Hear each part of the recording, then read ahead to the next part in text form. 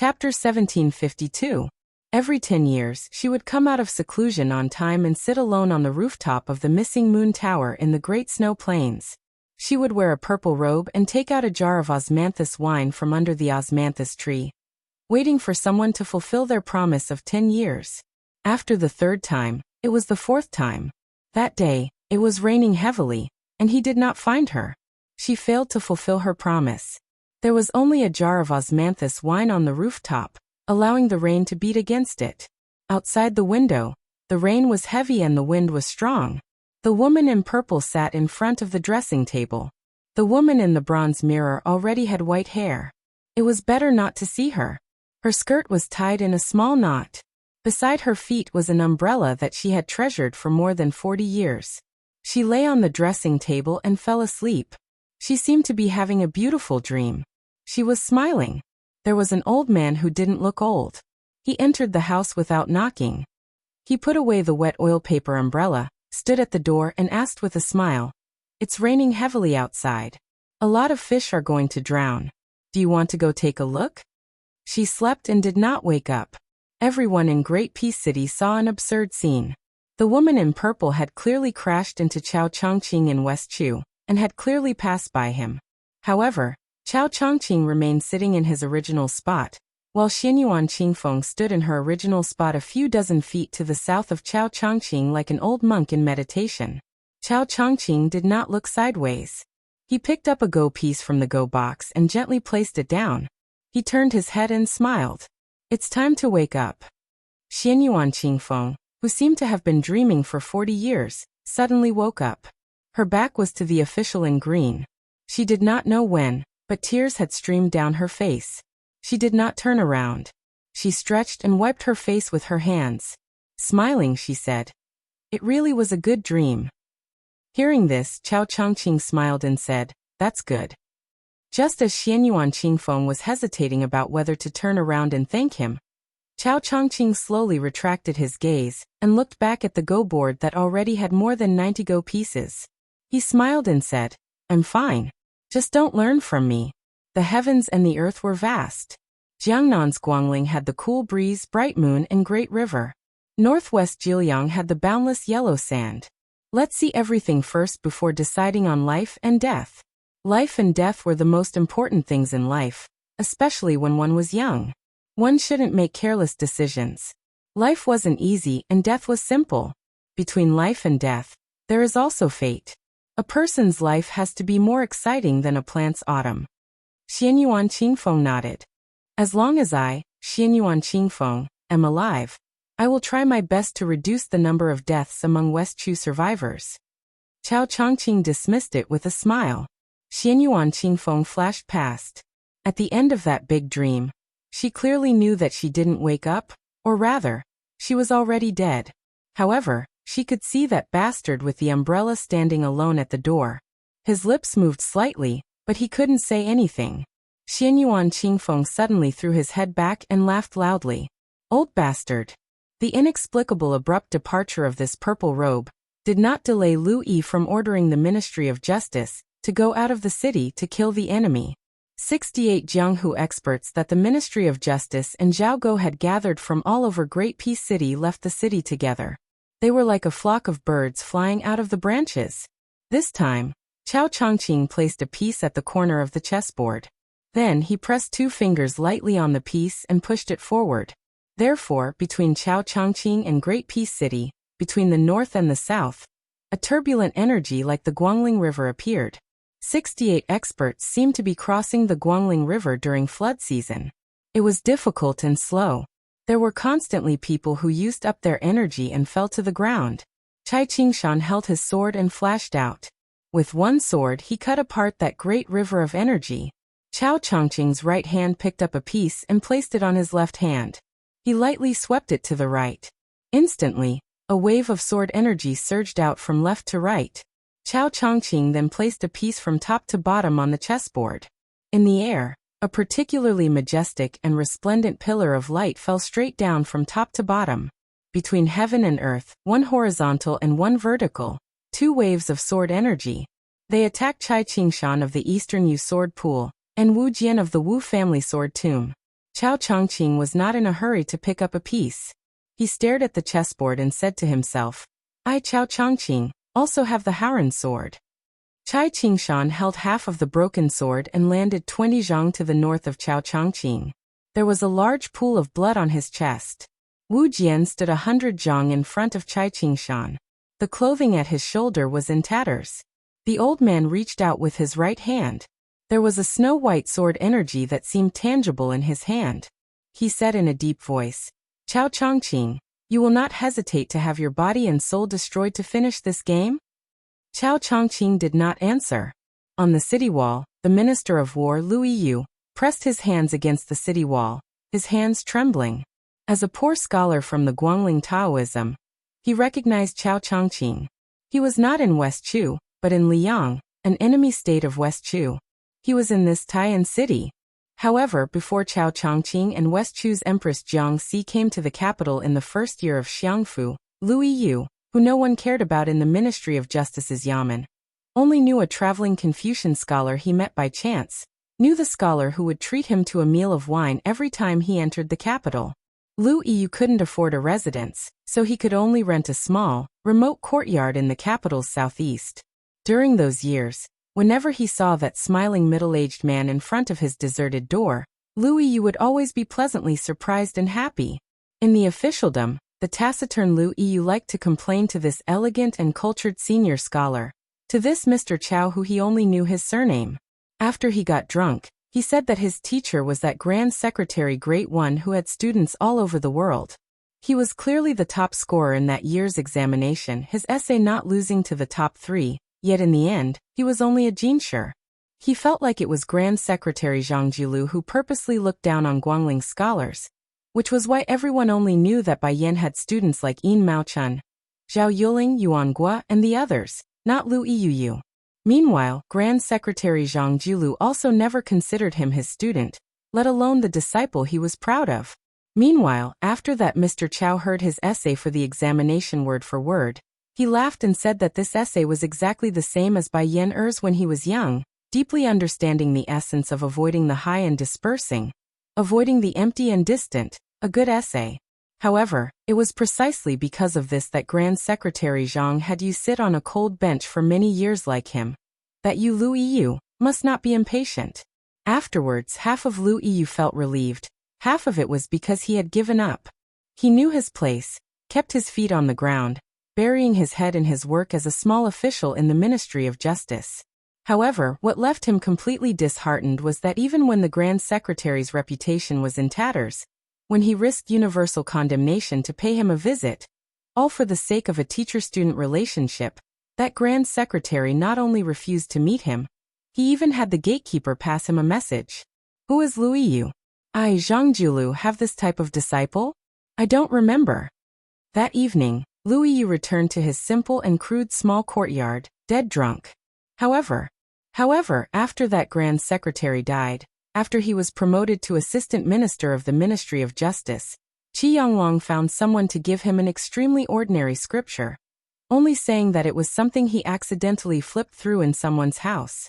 Lu Yiyu discovered that there were 2 old examination papers that were already turning yellow inside the book. It was no more than 1,000 words, but there were actually 16 comments totaling more than 500 words. At the end was that sentence. Good talent comes out of Guangling, can also become a pillar. I should carefully nurture him for the country. When I die, he will be of great use. Lu Yiyuyu's eyes were moist. He did his best to keep them open, standing on the city wall, staring fixedly at that green-clothed man. Mr. Chow, I was born in Dechu. I do not dare forget my roots. Therefore, in the future, I will seek peace in the imperial court for the sake of all the West Chu survivors. Mr. Chow, as Zhang Jiulu's student, I do not dare forget your kindness. Therefore, today, I have no choice but to stand here and take you as my enemy. Chao Chongqing suddenly turned his head to look at this Minister of Justice who was rapidly rising in Liang's officialdom. He revealed a faint smile, only gratification in his eyes. Nothing needed to be said. Rather than die heroically for one's country and one's surname, it was better to live dishonorably for the common people of the world. Lu Yiyu scholar, don't learn from me, Chao Chongqing. Chao Chongqing once again sat upright and still, facing the chessboard, unable to take his eyes off it. Silent and motionless. Heaven and earth resonated. Heaven and man forgot. Chapter 1753. In Taiyan City, Sun Yin, the arrogant scholar who had once again found an excuse to ask for leave and not go to the yamen for the roll call, galloped madly out the door. He first found the small bookcase of the imperial astronomer, then pulled the youth with him and rushed straight to the Hanlin Academy. After finding the only 10th dan of the Liang dynasty, Fan Zhongho, he asked for 2 boxes of chess pieces and picked a room near the window to store miscellaneous items. He pulled Fan Zhongho and the youth supervisor to squat on the floor and began to review Chao Chongqing's game. The supervisor was responsible for explaining where Chao Chongqing's pieces were placed. Fan Zhongho followed the order of placing the pieces, and at the same time explained the mystery behind them. However, the further they went, especially after 20 moves, whether it was Fan Zhongho or the youth supervisor, they all said that the person who played black first was mediocre. The first 10 moves could be considered passable, but it was also because they were familiar with the exquisite moves of the older generation of West-Chu players. According to this person's level, not to mention entering the Liang chessboard to await the imperial decree, even Sun Yin himself would be able to win. Ignoring Sun Yin, who was being mocked and ridiculed, he sank into deep thought. Fan Zhongho grabbed a handful of black and white chess pieces with one hand, and was ready to place them down at any time. His other hand held his chin, and his brows were tightly furrowed. Sun Yin muttered to himself, Chao Chongqing, as the #1 official in the world. Is this the last game of his life, just like this? Against such a mediocre player, he was able to tangle endlessly for 100 moves? Fan Zhongho didn't say anything. The youth supervisor sneered. What do you know? Can you see how many moves the black pieces have made? Chao Chongqing's opponent was clearly a crappy chess player, who only knew how to memorize. He was probably someone who frequently came into contact with West-Chu players. From Li Mi, who was known to make West-Chu players shout, heaven above, to Wang Qingxin, who was publicly known to only let Li Mi go first, and then to Gu, who lost a piece to Wang Qingxin. All along the way, it could be said that all of the proud moves of the West-Chu players had been forcefully used by the black player in this game. Coincidentally, with this hodgepodge of unreasonable moves, the black and white was actually a tie. Therefore, it could be said that Chao Chongqing, who was playing white, did this on purpose. Otherwise, who in the world would dare to play Chao Chongqing's first move? My grandpa Jianzheng can't. Huang Long sure can't. No one can. Even 1,000 years later, no one could. Sun Yin looked at Fan Zhongho. The latter nodded lightly. Sun Yin slapped his forehead speechless. Great Peace City was still trembling. After each earthquake, Fan Zhongho would accurately place a piece under the direction of the youth from the imperial astronomer. Fan Zhongho suddenly raised his head and asked, It's about to end. Are you not going to say hello? The youth pretended not to hear and muttered, The mysteries of heaven cannot be revealed. I still want to live a few more years, and leave this city to go out and see. Sun Yin's ears were sharp. Hearing this, he couldn't help but tease. You brat, not only do you have a foul mouth, you're also very slippery. The youth with the nickname Little Bookcase mocked. Little Cat, I don't even want to talk to you.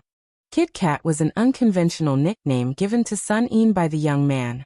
He tore down the Sun character and translated the Yin character. Fan Zhongho messed up the game and said with a smile, Let's not play this game.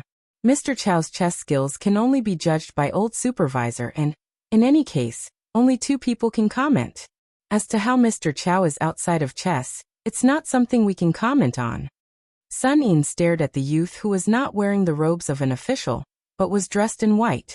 The latter hesitated and glanced outside the window. In the end he said, The Zhao family of Liang has lost much of their destiny. If not for this, I would have gone to complain to Sister Empress long ago.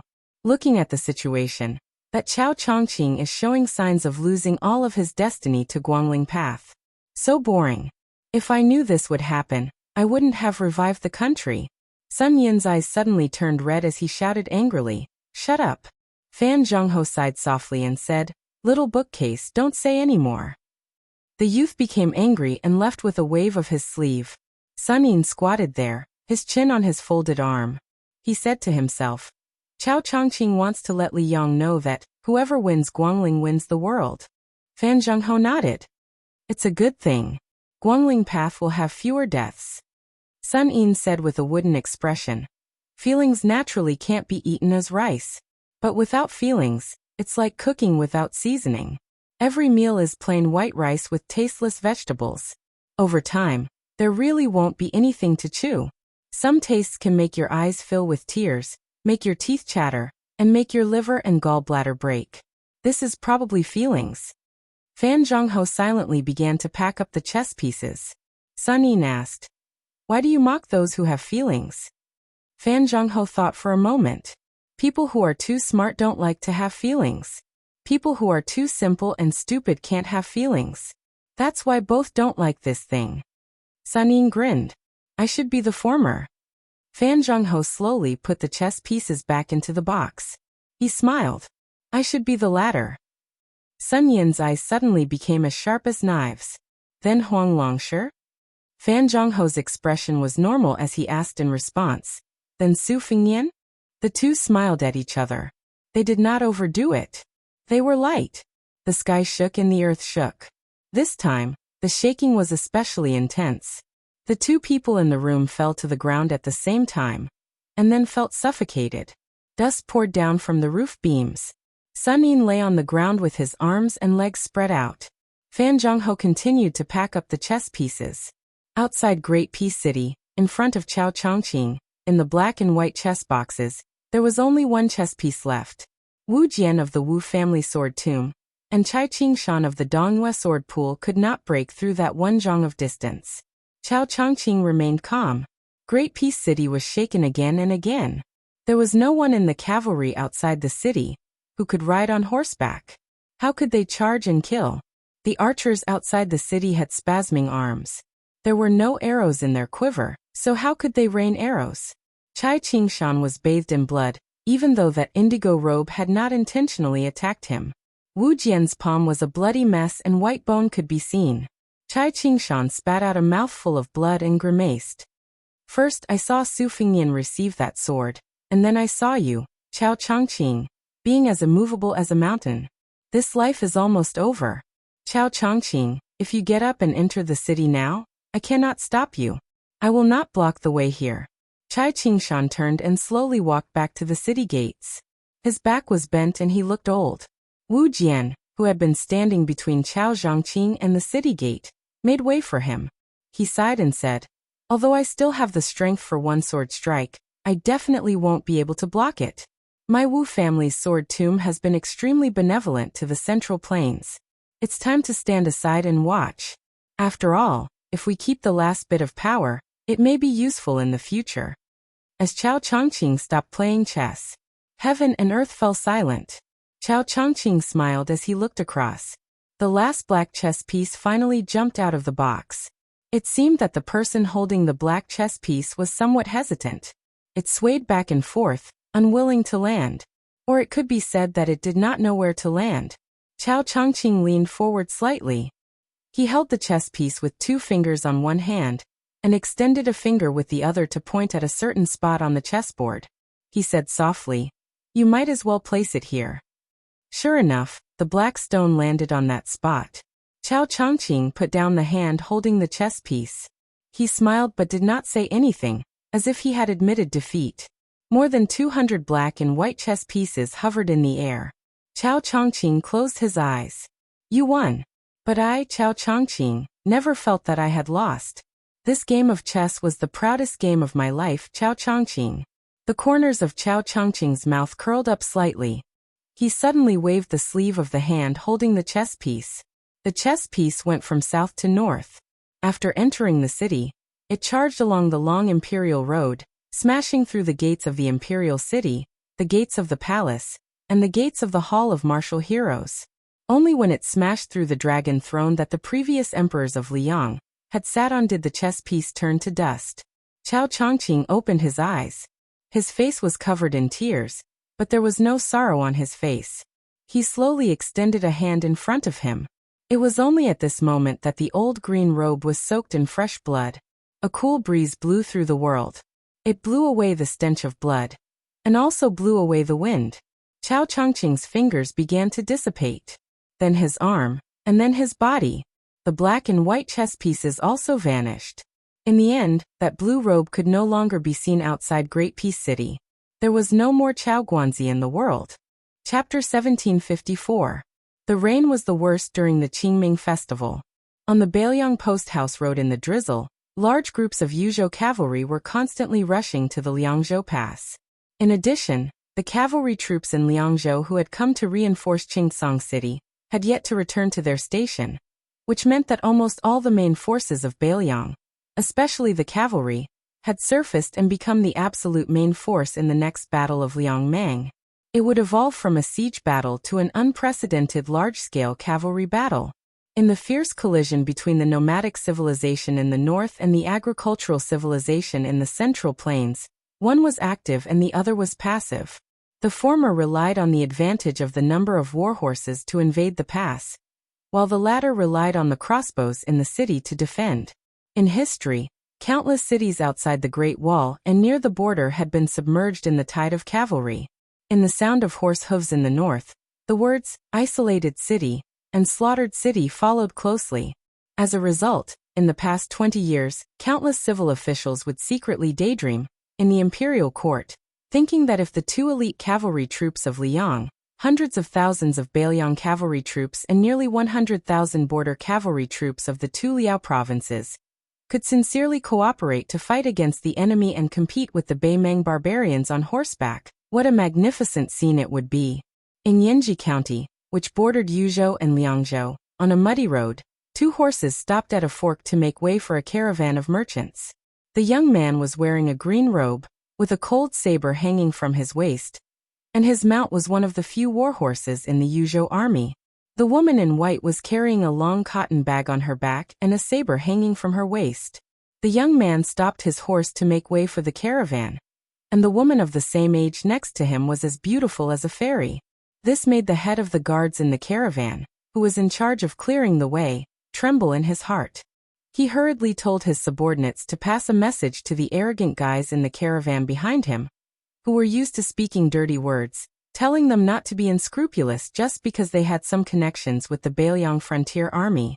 A young man who dared to openly hang a new cold saber on himself was definitely not someone that the second or third-rate members of the Fish Dragon gang could provoke. Perhaps it was because of the leader's warning that although the caravan guards' eyes were burning, none of them dared to flirt with the woman or whistled at her. The caravan slowly moved forward. Suddenly, a rider turned around and galloped over. The handsome young knight stopped his horse a dozen steps away from the man and woman. With a bright smile, he cupped his fists and said to the woman in white, "I'm Qin Jianzhai from the Fish Dragon gang. May I know your name, miss?" "Don't worry, miss. I don't have any evil intentions. It's just that I couldn't stand the instigation of my friends. They made a bet with me that I definitely wouldn't be able to find out Miss's name. If they lost, they would have to treat me to green ant wine for half a year." The handsome young man from the Fish Dragons grinned and said considerately, "Miss, if it's inconvenient for you to tell me your name, just name it." Unfortunately, even though Chun Jianzhai took a step back, the woman was still indifferent. She looked at him calmly, without the shyness of an ordinary girl from the Central Plains facing a lecher, or the anger of a Bailiang girl facing a foreign playboy.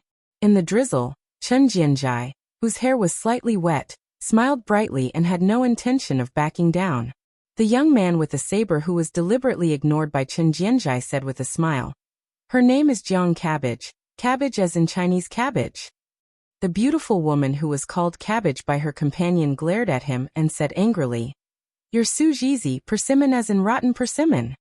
Chun Jianzhai, who was now a little famous in the Fish Dragon gang, was a little hurt. He thought to himself, "You two seem to be competing with each other, but in the eyes of a bachelor like me, it's more excessive than flirting." The young man who was called a rotten persimmon asked with a smile, "I heard that your gang's leader, Lu Narong, is going to give up her position to someone else?" Chun Jianzhai's face suddenly became a little dignified. He finally faced the guy who dared to hang a saber without permission. The Fish Dragon gang, the name was really far-sighted. It was more complicated than all the other 9 sects and gangs in Liang. It gathered nearly 20,000 people in the Jianghu, a behemoth in terms of numbers. Everyone in the Fish Dragon Gang was well aware of it. If the Fish Dragon Gang was not a puppet personally supported by a big shot in Beiliang, it would never have expanded to such an extent today. However, the elders of the Fish Dragon Gang who had followed the old leader to fight for the Jianghu had all retired, and the people in charge had changed. Therefore, there were all kinds of inside stories about the Fish Dragon Gang. Some said that the former Lingzhou provincial governor, Su Beiji, had promoted the originally unknown maid of the Fish Dragon Gang to be the empress of Beiliang's Wulin. Some said that the former local emperor of Lingzhou, the former Huaihua general Zhong Hongwu, had tried to collude with the forces of the Jianghu, but the leader of the Fish Dragon Gang, Lu Nerong, had turned against him. She had climbed up Mount Qingliang and used the old general's head as a sign of her allegiance. Nowadays, there were even rumors that Lu Nirong was actually a private pet of Wutong courtyard. The implication was that Lu Nirong did not have the qualifications to preside over the future of 20,000 men and horses. A large faction could flirt with the government, but she absolutely could not marry into a high family and become a concubine. Therefore, the undercurrent was surging. It was under these circumstances that the news of Lu Nirong's resignation as the gang leader spread. Chen Jianzhai, as a rising star of the 4th batch to join the Fish Dragon Gang, had complicated feelings about this matter. Deep down, he admired the way Lu Nerong treated people, but he also didn't want the Fish Dragon Gang to have too much to do with the government and the border army. The Jianghu was the Jianghu, and the people of the Jianghu would do what the Jianghu did. Otherwise, in the Second Battle of Liangmang, once the war outside the Great Pass was in an emergency, the more than 20,000 people of the Fish Dragon Gang would have to fight for their lives outside the Great Pass. Putting their lives on the line was something that small gangs would do when they had no territory and no money. Now the Fish Dragon Gang was deeply rooted in Beiliang, and vaguely had the momentum of a military town. Moreover, it was located in Lingzhou, which was far away from the border, and had a relatively weak garrison. Chen Jianzhai believed that there would be many people who were active in the Fish Dragon Gang. Chapter 1755. Chen Jianzhai's long silence made the man with the saber laugh. He no longer had the patience to continue waiting. He turned his head and told the woman to go. He squeezed the horse's belly, and the two of them rode past Chen Jianzhai. Chen Jianzhai did not stop them from leaving. He slowly turned his horse around and stared at the two figures who were heading into Liangzhou. They were Su Fingnian and Jiang Enai, who had just entered Yuzhou from outside Jibei Pass. Jiang Enai glanced at Su Fingnian without showing any expression. There were many versions of the Fish Dragon Gang's sudden appearance in the Jianghu of the Central Plains. She knew that when he went to Beimang, he seemed to have come out with a group of Fish Dragon Gang members. Su Fingnian, who had guessed her thoughts, smiled and said, "When I was young, I didn't have to worry about life and death. When I was younger, I often heard my mother telling me that the girls in the world were cute and pitiful, and that I should take care of them. So I always thought, why wouldn't I like such a good girl? If I could have her, why wouldn't I? In the past, I really liked to collect the ancient people's rare calligraphy. For example, I spent a lot of money to collect the Tenli Spring Breeze calligraphy, Heavy Rain Relieving the Summer Heat calligraphy, High Branch Autumn Cicada calligraphy, and Early Clear Snow calligraphy, this set of calligraphy of the 4 seasons. Even the Frost Descends calligraphy, this set of calligraphy of the 24 solar terms, was only 3 short. At that time, I only cared about liking the women I liked, and they had to like me. I hoped that they would be like those precious and exclusive copybooks, all in my Wutong courtyard. That way, the copybooks could be preserved well, without wind, rain and insects, and the women could live without worries, without being homeless." Jiang Enai clicked her tongue and said, "I think Gu Jiantang was secretly happy when he wanted to help you become the emperor. Once you become the emperor, you will be able to have 3 palaces and 6 courtyards. The officials will cry and beg for help in finding concubines, and then they will say that this is inappropriate and happily accept it. What 4 seasons and 20 solar terms posts? Even 100 posts are too few." It was rare that Su Fingnian did not argue with her. He raised his head and squinted his eyes, as if he was feeling the coolness of the hazy drizzle. He said to himself, Later, I found that all the women in the world who are worthy of my affection can live well without me. Perhaps they can even live better without me. No matter how chaotic the world outside Wutong Courtyard was, it was not necessarily worse than that small courtyard with no wind or rain and walls on all sides. How could the notes of those inanimate objects? How could he confine them to Wutong Courtyard or Qingliang Mountain like a pavilion? Tidehark is big, but Jianghu is even bigger. It was only later that I realized that if I could start over again, I would probably still like them in my heart, but I definitely wouldn't flirt with them anymore. For example, Xianyuan Qingfeng of the Great Snow Plains was living a carefree life. Yu Yue was also living a carefree life as teacher Jishang in Shangyin Academy. But there are some people I do not regret. For example, I brought Qinyu to Beiliang and saved Zhao Fingyao from Graydon City. I did not have any bad thoughts about them. I just wanted them to live for themselves. Jiang and I said angrily, "You are right. But I know that I can't outtalk you." Su Fingyan quickly changed the topic. He sighed. If your chessman waiting for the imperial edict could have held real power in Dechu's army earlier, instead of staying in a corner south of Guangling River, my father might not have been able to win the Battle of the Western Wall. At that time, both sides were fighting to see whose last breath was gone first. If Chao Chongqing took over Yi Baikui's position, Dechu's last breath would still be there. This time, my master, Chao Zhongqing, and you were the reason why I was able to come to an agreement with Wang Sui and finally connect the entire Liao, Northern Ji, Northern Liang, and Western regions together. The three of you have contributed greatly. Under this situation, Jiaodong Prince Zhao Sui, Huaijidushi Kainan, Administrator Han Lin, and Jizhou's Deputy General Han Fong will also become important figures. Of course, there are also Yuluan Dao, Ko Jianghuai, Xie Shibian Su Huang and other foreigners from Beiliang. As for the Fish Dragon Gang, maybe they will play a role in the future. But if the battle reaches the point where the Fish Dragon Gang needs to go to the battlefield after the young adults in Liuzhou, it means that both sides in Liangmang have suffered great losses. Jiang and I did not have time to mourn the death of his chessman waiting for the imperial edict. He said worriedly, "There are so many barbarians in Beimang." Su Fingyan laughed involuntarily. "Yes, there are many. But it's not like I don't have a backup plan in Beimang. Just you wait.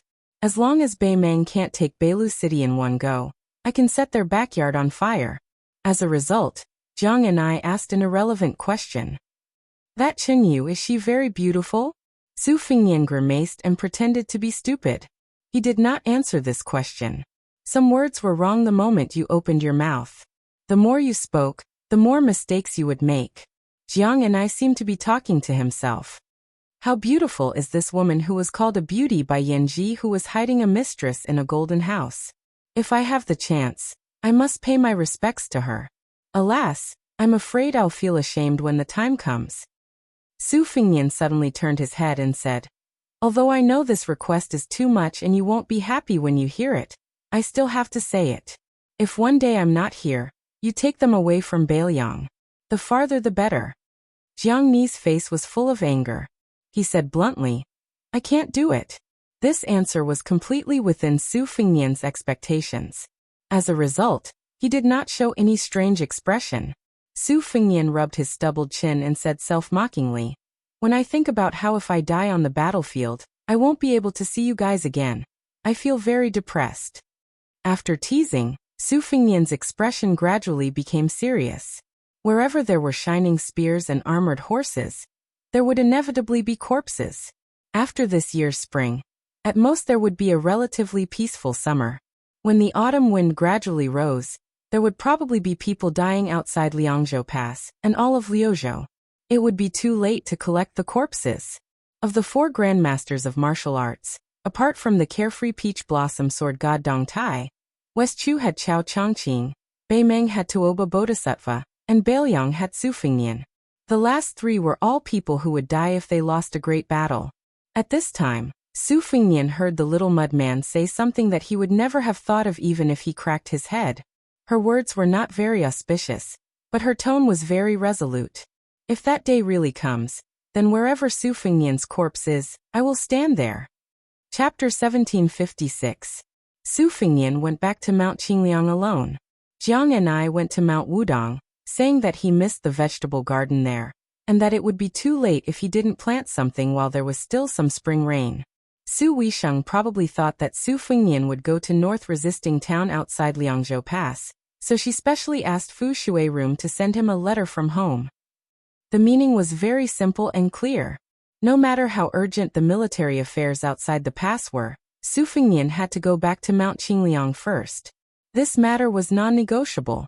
Su Fengnian didn't know whether to laugh or cry at this. Of course, he understood his second sister's good intentions. She was afraid that because he had mustered so many people to bring back the little clay figurine, he would have a guilty conscience and not dare to see Wutong Courtyard's Lu Qingyan, the official consort of Northern Liang Path. In fact, Su Fengnian didn't have the idea of hiding from debt. Some things would be a knot in his heart if he didn't talk about it. If he talked about it, there would be a scar in his heart. There was no distinction between good and bad. However, when Su Fengnian left Beiliang, he had already thought about how to face Lu Qingyan. He didn't say that Lu Qingyan would be Beiliang's princess consort in the future. When Su Fengnian walked out of the Wutong Courtyard with her, and arrived at the pavilion in the middle of Tidehark Lake, when she heard those 3 words, her smile was tranquil as she gently tossed a handful of bait into the lake. Then Su Fengnian, the young king who wasn't afraid of Wang Xianji, the king of Liang, the army of Beimang, and the fearless man who even dared to kill immortals, sat beside her a little uneasily. Lu Qingyan didn't say anything, and he didn't know what to say. The 2 young tiger Kuei desperately rubbed against him. Su Fengnian glared at them fiercely. The 2 poor little guys were immediately scared and ran out of the pavilion. However, they didn't want to leave, so they could only lie under the stairs and lazily bask in the sun, waiting for their master to change his mind. Fortunately, the steward of the prince's mansion, Song Yu, helped the king of Beiliang out by saying that the deputy administrator, Song Dongming, had something important to discuss with him. Su Fengnian felt relieved and took his leave. Lu Qingyan stood up to send him off. She softly said, "Your Highness, you should write another Spring Festival couplet and have someone send it to Mount Wudong. In the future, don't say sorry, it's really not necessary." Su Fengnian wanted to say something but stopped. Then he smiled. This was probably the taste of a family. He insisted on sending her back to Wutongan first. Along the way, he casually asked his father-in-law about Lu Dongjiang. Lu Qingyan seemed to have gotten over it. Towards the new provincial governor of Liangzhou, who had broken off their father-daughter relationship with her, there was neither deliberate alienation nor excessive closeness in her words. Su Fengnian didn't know how to explain it, mainly because he was afraid that he would paint a snake with legs and draw legs. It was difficult for an upright official to resolve family disputes because the scale of reason and affection were too difficult to grasp. Logically speaking, the Su family took care of the Lu family in all aspects. However, it was obvious that the Lu family still felt that the in-laws didn't do enough. They never thought that the family's unacclimatized situation in Beiliang was their own fault. Instead, they thought that the support from Mount Qingliang was not enough, and that Lu Qingyan didn't give him enough pillow talk. After sending Lu Qingyan back to Wutongan, Su Fengnian looked at the slender and weak back. He hesitated for a moment, and finally made up his mind. Then he followed Song Yu to Song Dongming's government office, which was located halfway up the mountain. Unexpectedly, Song Dongming stood at the door to greet them. After Su Fengnian and the deputy administrator of Beiliang took their seats in the government office, Song Dongming told them the reason without waiting for the officials to serve them tea. It turned out that after Lu Dongjiang was promoted to the governor of Liangzhou, he promoted more than a dozen children of the Lu family to the provincial governor's mansion. Moreover, some of the appointments were related to the 4th-grade official position. They should have been approved by the governor's mansion before they could take effect. However, it seemed that Governor Lu wanted to act first and report later. To be honest, Song Dongming did not nod or shake his head about the resignation of the former governor of Liangzhou, Tian Peifong, and the filling of the vacancy by Lu Dongjiang. If he were an ordinary official, he would have roughly figured out Deputy Administrator Song's bottom line. Su Fengnian was silent. In the final analysis, the crux of the problem was not the Liangzhou officialdom, which had just changed parents, or even Lu Qingyan and Lu Dongjiang. It was Su Fengnian himself. In the past 2 years, he did not have a good impression of the Liu family. However, when he did not make a clear statement on many things, no one in Bailiang could understand his thoughts. Therefore, they could only tolerate and compromise. Especially when they recruited the children of the Liu family to be officials with real power in Beicheng, the officialdom of Bailiang naturally did not dare to underestimate the Liu family. Especially when Liu Dongjiang was unexpectedly promoted, it undoubtedly fueled the arrogance of the Liu family. Song Dongming's expression was calm, but he could not help but feel a little depressed. Originally, he wanted to make friends with Liu Dongjiang. He did not expect that this famous scholar of Qingzhou, who was famous in the Central Plains, would be so insatiable that he might disrupt the situation in Liangzhou. Song Dongming knew that Bai Yu was against Liu Dongjiang's appointment as the provincial governor of Liangzhou. Therefore, Liu Dongjiang's action was tantamount to a silent slap to Song Dongming's face. Presumably, Bai Yu was watching the fire burn across the river. Su Fingyan sighed and did not say much to Song Dongming. He only said that the 3 appointments were temporarily put aside at the administrator's manor. He would personally go to the Liangzhou provincial governor's manor. Then Su Fingyan changed the topic. He said with a smile that Administrator Li Gongda had also submitted his resignation, only keeping the post of northern supervisor. Then, Li Gongda recommended Song Dongming to be the second administrator in Bailiang's history. Song Dongming did not agree. He only said that Bailiang still needed Li Gongda, an experienced and reputable local official, to be the administrator. Otherwise, now that the provincial governors of Liangling and Yulu had been replaced by foreigners, if Song Dongming were to be promoted to administrator, it would be one disaster after another. It was inevitable that the local scholars of Bailiang would resent him. Su Fingyan did not press the issue. He only said that Song Dongming should think it over. After leaving the yamen, Su Fingyan went to the Liangzhou provincial governor's manor with a light carriage and a simple entourage. Sitting in the carriage, Su Fingyan's fingers unconsciously stroked the jade pendant with a dragon's tail hanging from his waist. It was not strange that Song Dongming would give up the position of administrator.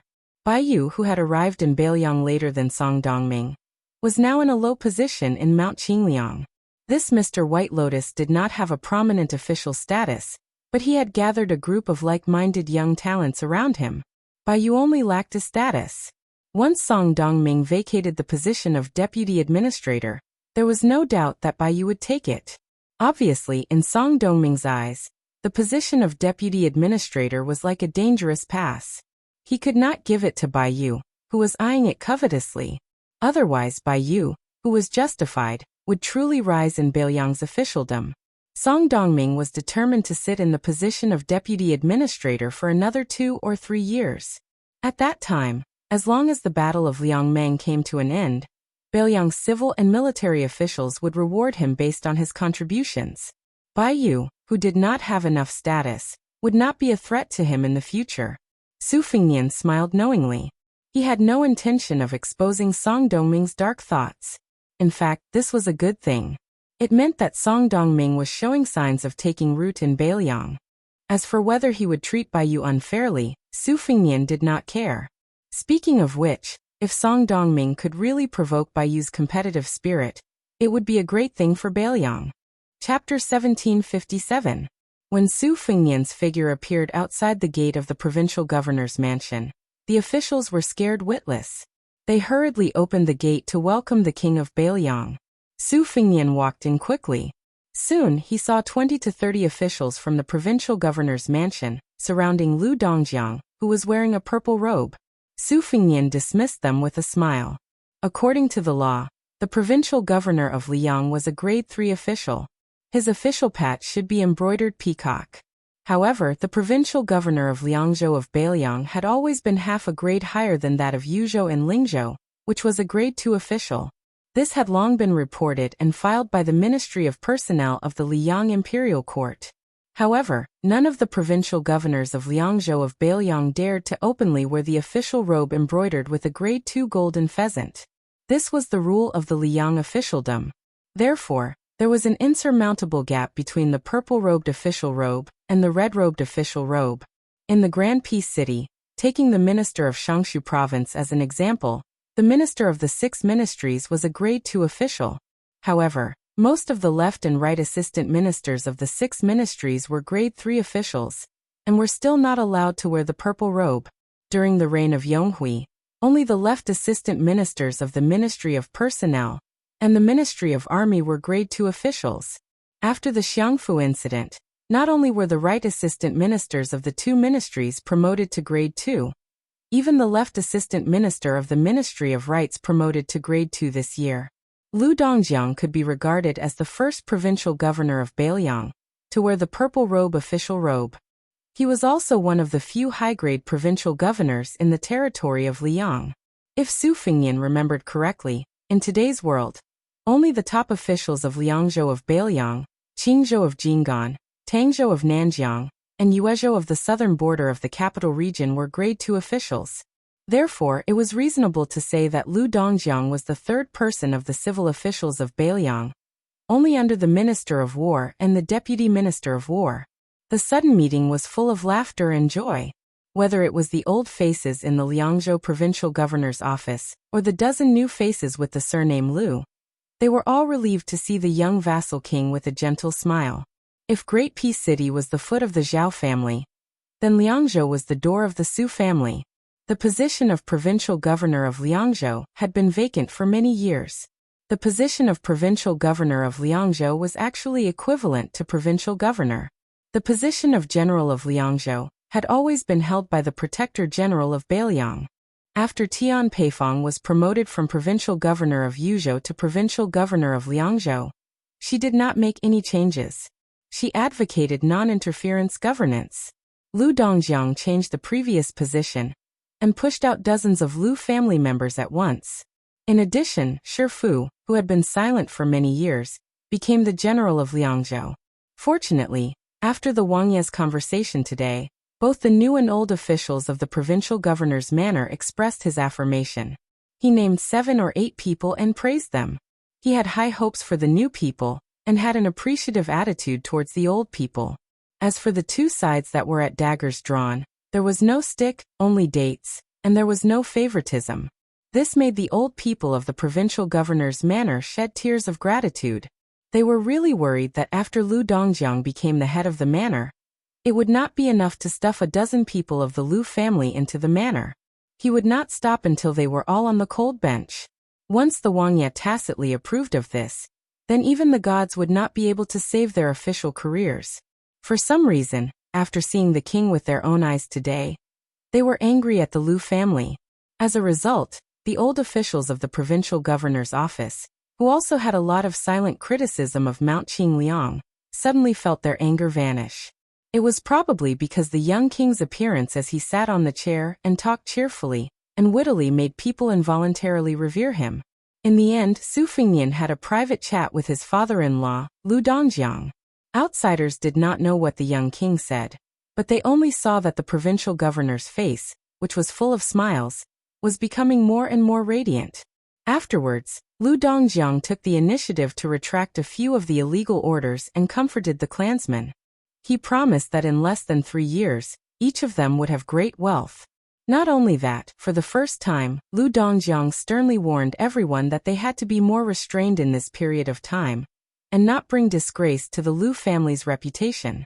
Other than giving the clan a reassurance, Lu Dongjiang also removed 3 members of the Lu family from the genealogy overnight. From that moment on, Lu Dongjiang finally had some of the air of the head of the Lu family. When Baiyu drunkenly walked out of a secluded mansion, he suddenly saw a carriage lift the curtain. He paused and then strode over. Getting on the carriage, he sat in the carriage. Facing the young man, Sir White Lotus was calm and composed. Su Fengnian, who had come to Beiliang's deputy provincial governor's mansion to pick him up, joked, "Sir White Lotus, are you not afraid of provoking public anger?" Because of his eyesight problem, Baiyu habitually squinted to look at people. He smiled and said, "I can't do anything to the hot stove, but Prince won't allow me to do anything to the cold stove?" Su Fengnian laughed involuntarily and changed the topic.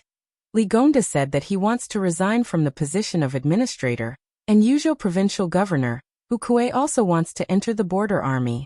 Does Sir White Lotus have any thoughts? If you do, you can say it directly. Bai Yu was not afraid and said directly, "Prince, tell me your thoughts first and of course, Deputy Administrator Song's thoughts." Su Fingyan also said bluntly, "My original intention was to let Sir Song be promoted to administrator, and you fill in the position of deputy administrator. But Sir Song said that there are already too many foreign provincial governors in Bailiang, so there should not be another administrator." Bai Yu leaned lazily against the wall of the carriage and sneered. "Oh, that's simple. After Administrator Li resigns, Sir Song will be his official administrator, and the new provincial governor of Liangzhou, Lu Dongjiang, will be the deputy administrator. Then Lingzhou Song Yan, who is from Bailiang, will be the provincial governor of Yuzhou. As for the provincial governor of Liangzhou..."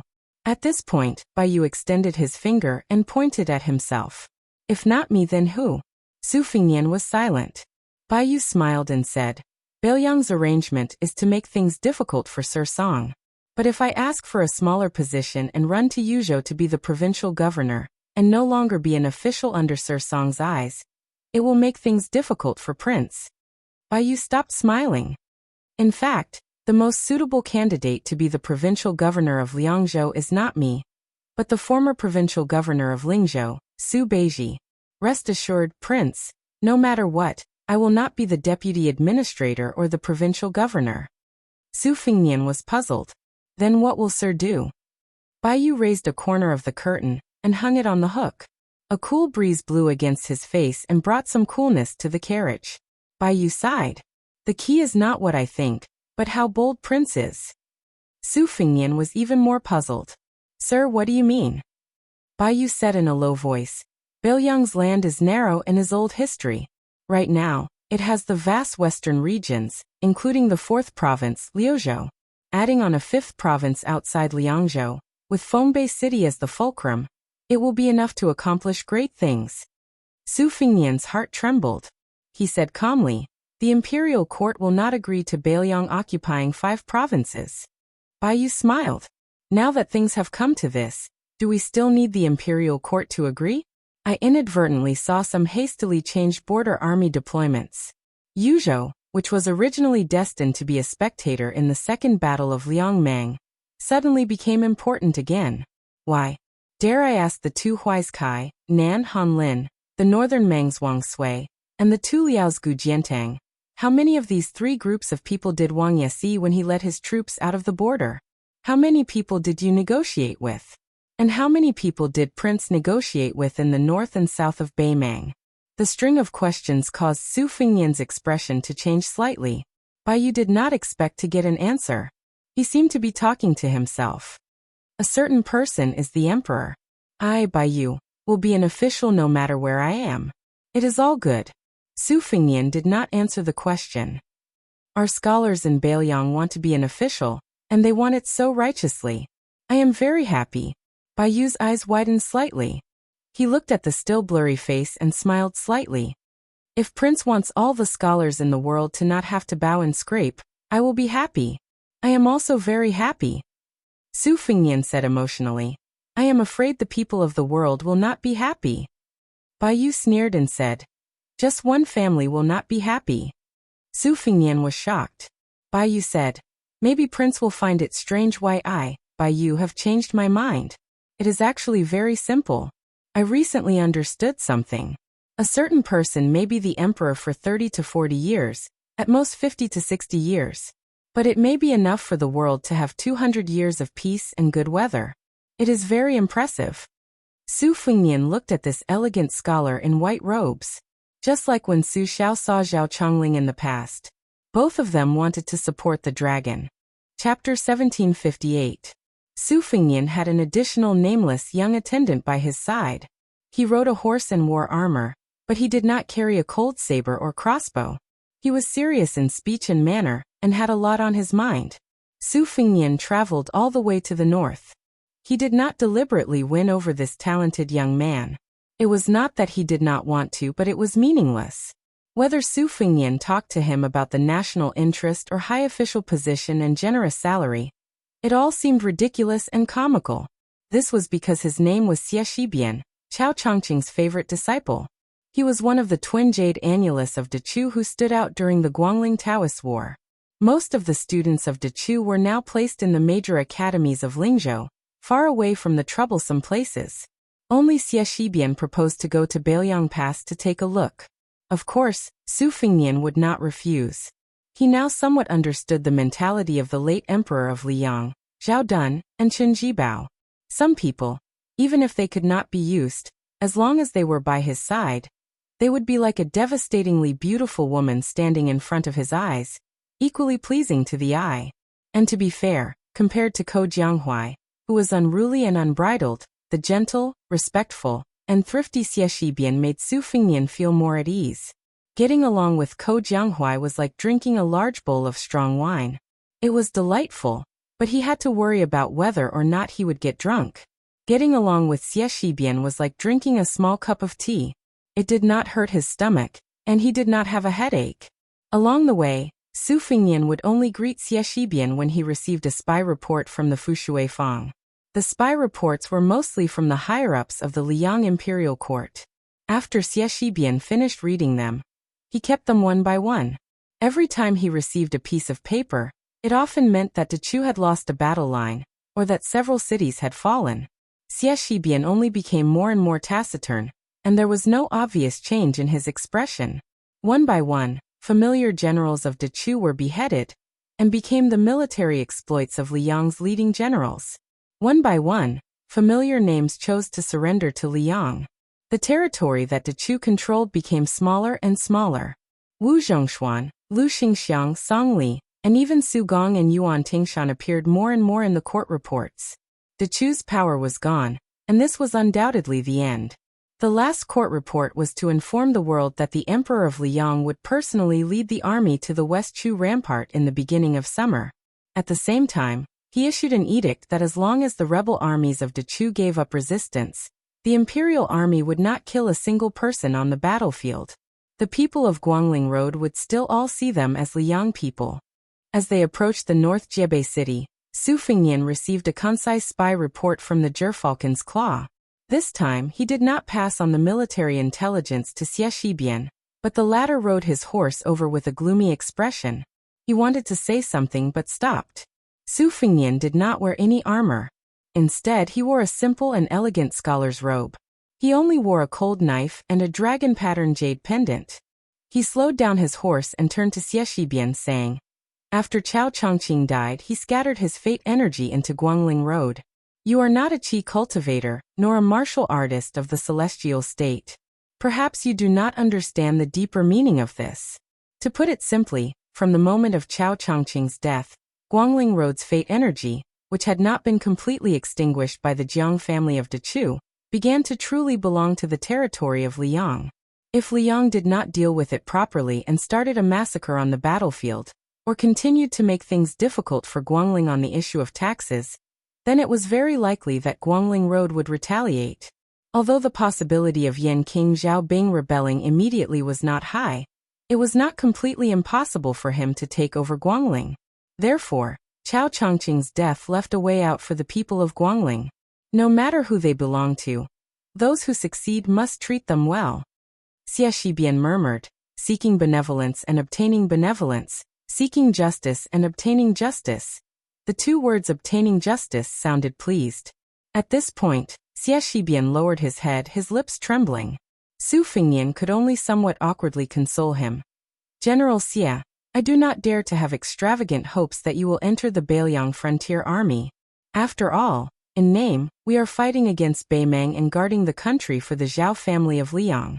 But regardless of the outcome of the war in Liangmang, I will guarantee the safety of your 500 people in West Chu. No matter how chaotic the world is, if I, Su Fingnian, want to keep your 500 people in peace, I can still do it. Xie Shibian turned a deaf ear to him, his face full of sorrow, muttering to himself, "When I was young and studying, every time I flipped through a book and read Taibai's poetry, I read that kind of grand and magnificent writing of a flourishing age. I always had an infinite yearning. Something like, I must drink 300 cups of wine in one go. Something like, the immortal waved his hand for me, as if listening to amaze 10,000 valleys pine trees. I really felt that if I stretched my neck and shouted it out loud, it still would not be enough to satisfy me. But at that time, The teacher always said that Tai Bai's poetry talent was too high, that the immortal's aura was too strong, that it was as if it was 30,000 feet above the earth, but it might not be the best poetry in the world. The older the scholar, the more experienced he was. Instead, he would be more open to old Du's simple poetry. I wonder how many souls I summon when I close my eyes. Deep in the battlefield at night, the bright moon shines on the white bones. It was really simple and straightforward. Where did the boundless talent come from? But reading it now, it's really. Xie Shibian was already choking with sobs. He raised his arm and wiped his cheeks with all his strength. This was perhaps the difference between Xie Shibian and Ko Jianghuai. The latter's experience of life and death was not as profound as the experience of honor and disgrace. Xie Shibian's will would be depressed, while Ko Jianghuai would be full of vigor. Su Fengnian looked toward the dusty Zbiqing and said, General Xie, from Zbiqing to Qinghe, and then to Huaiyang Pass, Liuya and Fuling, 2 towns, you can go anywhere. I will arrange for people to accompany you. If you want to see the 2 cavalry units outside Liangzhou Pass, it won't be a problem.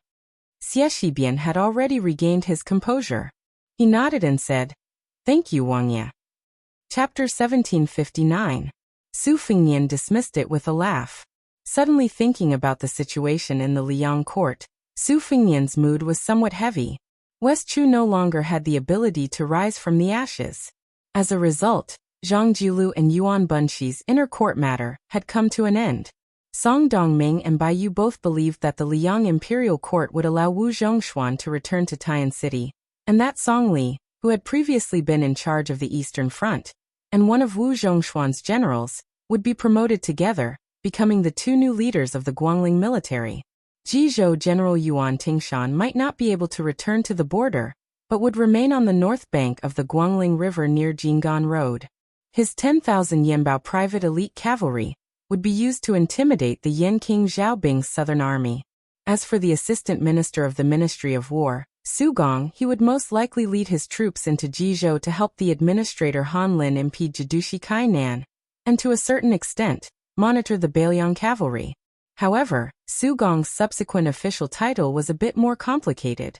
Would he continue to patrol the border as the assistant minister of the Ministry of War, or would he directly become the deputy Jidushi and Jizhou general? However, the movement that was truly worthy of Beiliang's attention was the departure or stay of the Southern Expedition commander Lu Xingxiang. Regarding this, Qing Liangshan and the Beiliang governor-general had different opinions. The former believed that Lu Xingxiang would remain in the Liang imperial court for a period of time, while the latter believed that Lu Xingxiang would control all of the court's current field battle forces and advance north, eventually stationing himself in the area between Jizhou and the 2 Liao provinces. His forces would reach 80,000 to 90,000, forming a 3-point line of defense with Kainan, Sugong, Gujiantang, and Zhao Sui. This would force Beimang to make the decision to fight the Second Great War of Liangmang. As long as this delicate situation was formed, with Su Gong and Lu Xingxiang, these 2 generals, stationing themselves in the northern border, not to mention Gu Jiantang's plan, the use of Jizhou's Deputy General Han Fang as a hidden chess piece would be greatly reduced. In the end, Liang had too many people, and even more soldiers that could be used. There were only 2 people who could influence or even change the situation in the Central Plains: the Prince of Shuchen Jibao and the Prince of Yanqi Xiaobing. Now it all depended on whether or not these 2 were willing to obediently return to the territory of the Prince of Yan, or how quickly they left Guangling Road. As long as one of them dilly-dallied, then Lu Xingxiang would not be able to withdraw from Guangling Road. After all, a general under Wu Zhongshuan and Song Li was already very difficult to stabilize Guangling after the war. Furthermore, it was impossible for there to be no conflict of interest between the 2 sides. Without Lu Xingxiang, a high-ranking general from the spring and autumn period, once the situation changed, the court would not be at ease. If these were the long-term considerations of Beiliang, then Beiliang's immediate concern was the stability of the Beimang imperial court. Dong Zhuo had actually kept his position as the king of the South Courtyard. Although Su Fengnian had essentially killed off any signs of Dong Zhuo controlling the sky with one hand in Beimang, this was tantamount to letting go of Dong Zhuo, who had nowhere else to go. In the next battle, Dong Zhuo would not hesitate to take desperate measures. If it was said that in the first battle, then in the next battle, it was very likely that Dong Zhuo would throw caution to the wind. If necessary, even his private army of the Dong Zhuo would be wiped out. Xie Shibian had already gone far away. Su Fengnian did not enter the city to patrol. Even the white horse Yizong did not accompany him. He walked alone by the gradually rising river. His boots stepped on the lush green and soft grass, making a small sound. Su Fengnian sat on the shore and looked at the river, lost in thought. Outside the Liangzhou Pass, there was Chu Lushan's Beiliang Protectorate. Li Gongda led a large group of civil officials to supervise the construction of the new city. Everyone knew what to do, and they all did a good job. This made Su Fengnian, the nominal leader of the Beiliang cavalry, a burden. This was especially so before the war began. In fact, Su Fengnian's existence was more like a flag, standing tall on the northwest border, announcing to the Liang imperial court and the Beimeng army that the 4 provinces of Beiliang were not to be trifled with. Su Fengnian subconsciously pulled up a strand of wild grass beside him, brushed off the soil, and put it in his mouth to chew. After the earthy smell, there were wisps of sweetness. After Huang Longsher died silently somewhere in the southeast, Miss Hehe returned to Beiliang and said a lot of strange things she heard from the top 3 grades of spring and autumn. Su Fengnian only understood half of some of it, and he was confused about some of it. Some of it made him yearn for it, and some of it made him disappointed. Miss Hehe said that in the future, in the Central Plains, the merchants and entertainers would be more eye-catching in the eyes of the common people than the officials in the imperial court. She said that in the future, no one would be able to see the status of the emperor. This year, it was my turn. As long as the world was not peaceful, as long as I had military power in my hands, I could proclaim myself a king. I might even be able to become the founding emperor. She also said that in the future, scholars would value profits more than fame, so it would be very difficult for there to be a true imperial tutor. Su Fengnian could not imagine that world. He remembered that his master, Li Yishan, used only 3 words to persuade Su Xiao not to rebel and not to divide the river with Liang. Fame, words, and deeds. The meaning was very simple. If the name was not right, the words would not be right. If the words were not right, the deed would not be done. In the late spring and autumn period where Su Xiao lived, the most important thing was a person's foundation. Did the emperor, the king, the general, and the minister have the guts? The answer was of course yes. But what was interesting was that before the Great Qin, in the era where hundreds of schools of thought contended and nomads roamed freely, the answer was no. No matter if it was saints, generals, or ministers, it did not matter one's birth. In that brilliant era, when there were generations of sages, it was as if everyone was a dragon. When nomads became gentry, and then grew into powerful families, especially after the Great Feng dynasty chose only Confucianism, the rules of the world were set firmly. The sons and grandsons of the nobility all wore yellow and purple, and the peasants spent their entire lives crawling and fighting in the fields. All of this only changed after Zhang Jilu took control of the Liang court. The imperial examinations were greatly promoted, and the poor scholars who had fought for hundreds of years for the sake of rules finally took the opportunity to rise. Many scholars from poor families were like carps that jumped over the dragon gate.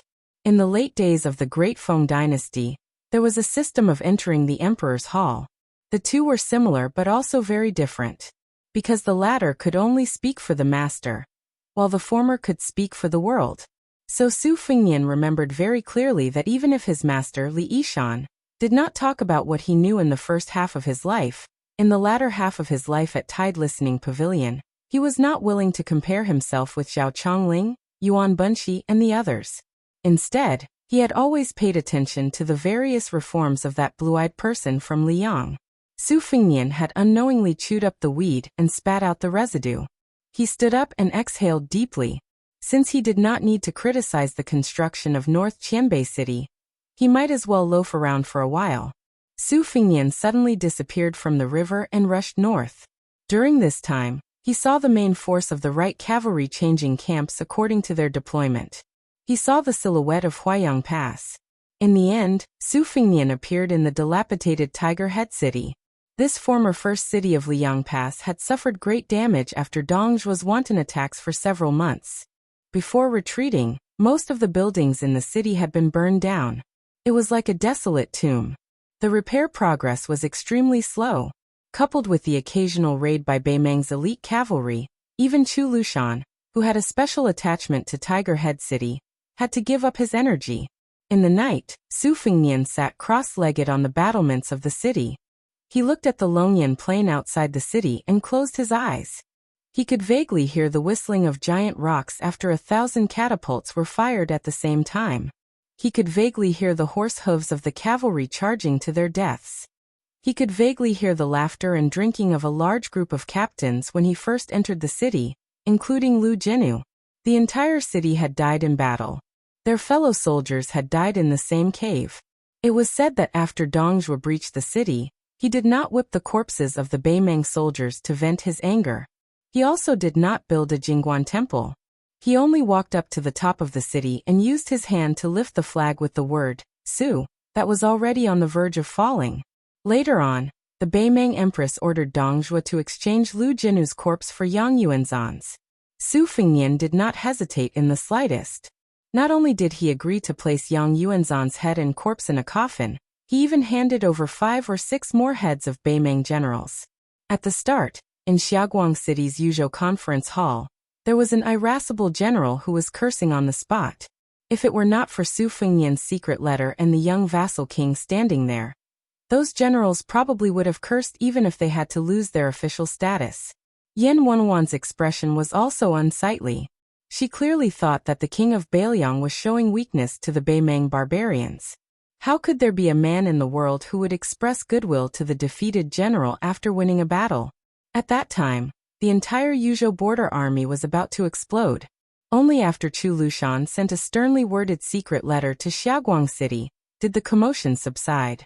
Su Fengnian opened his eyes and said softly, Lu Jinu Majili Chu Hanqing, everyone in Huda City, I'm sorry. I forgot to bring wine this time. However, I think the blood of the 300,000 Beimang soldiers is the best wine. Su Fengnian clenched his fists and placed them on his knees.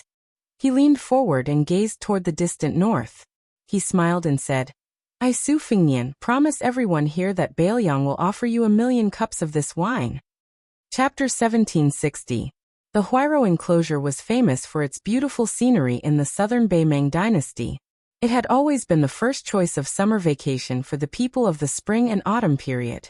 The A and B families all had a grassland here as a demonstration of their family's heritage. For example, the Wang family of the southern dynasty, which originally did not have the right to occupy a place here, obtained a vassal land here at the beginning of spring this year. Regardless of whether it was the marriage with the A family, or the great-grandson of the century-old man becoming the winter abbot, the Wang family, which was once known as the Han Academy in the Central Plains for 10 generations, finally showed signs of prosperity. As summer entered, more and more large horses and embroidered clothes appeared in Huairou enclosure. That was why when a group of 30 riders appeared at the edge of the enclosure, it didn't stir up too much of a commotion. Some of the southern court's disciples who were brandishing their whips and urging their horses on gave each other a look. The carriage escorted by the riders left behind 2 long wheel tracks on the grassy ground. The carriage that was originally spacious with 3 people inside now seemed a bit cramped. This was all thanks to that young and robust fatty. He sat there like a small mountain, currently resting with his eyes closed, a northern Mang border army standard war blade resting on his knees. The other man and woman's appearances were a bit similar, likely brother and sister. Compared to the coarse young man, the woman had a bit more of a graceful and luxurious aura. Her looks couldn't be considered all that outstanding, but her figure was extremely good. As she sat there, her curves were exquisite, just like a blooming plump peony. Right now, the woman was currently reprimanding the younger brother who avoided her many times. The latter was cowering in fear, from time to time sending a pleading look towards the robust fatty. The woman couldn't stand her younger brother's cowardly appearance the most, so the anger within her surged even more, her heavy chest continuously trembling. She actually directly slapped her younger brother's face, the sound loud and clear. The younger brother, who was now already a high-ranking officer in Northern Mang Army, still didn't dare show the slightest sign of retorting, his head drooping, feeling wronged and nervous. When he heard that slap, the fatty finally couldn't help but say, "Eldest wife, that's enough.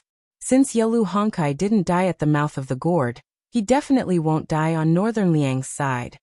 It was fine if the fatty was quietly cultivating the vow of silence, but the moment he said that, the woman immediately vented her anger.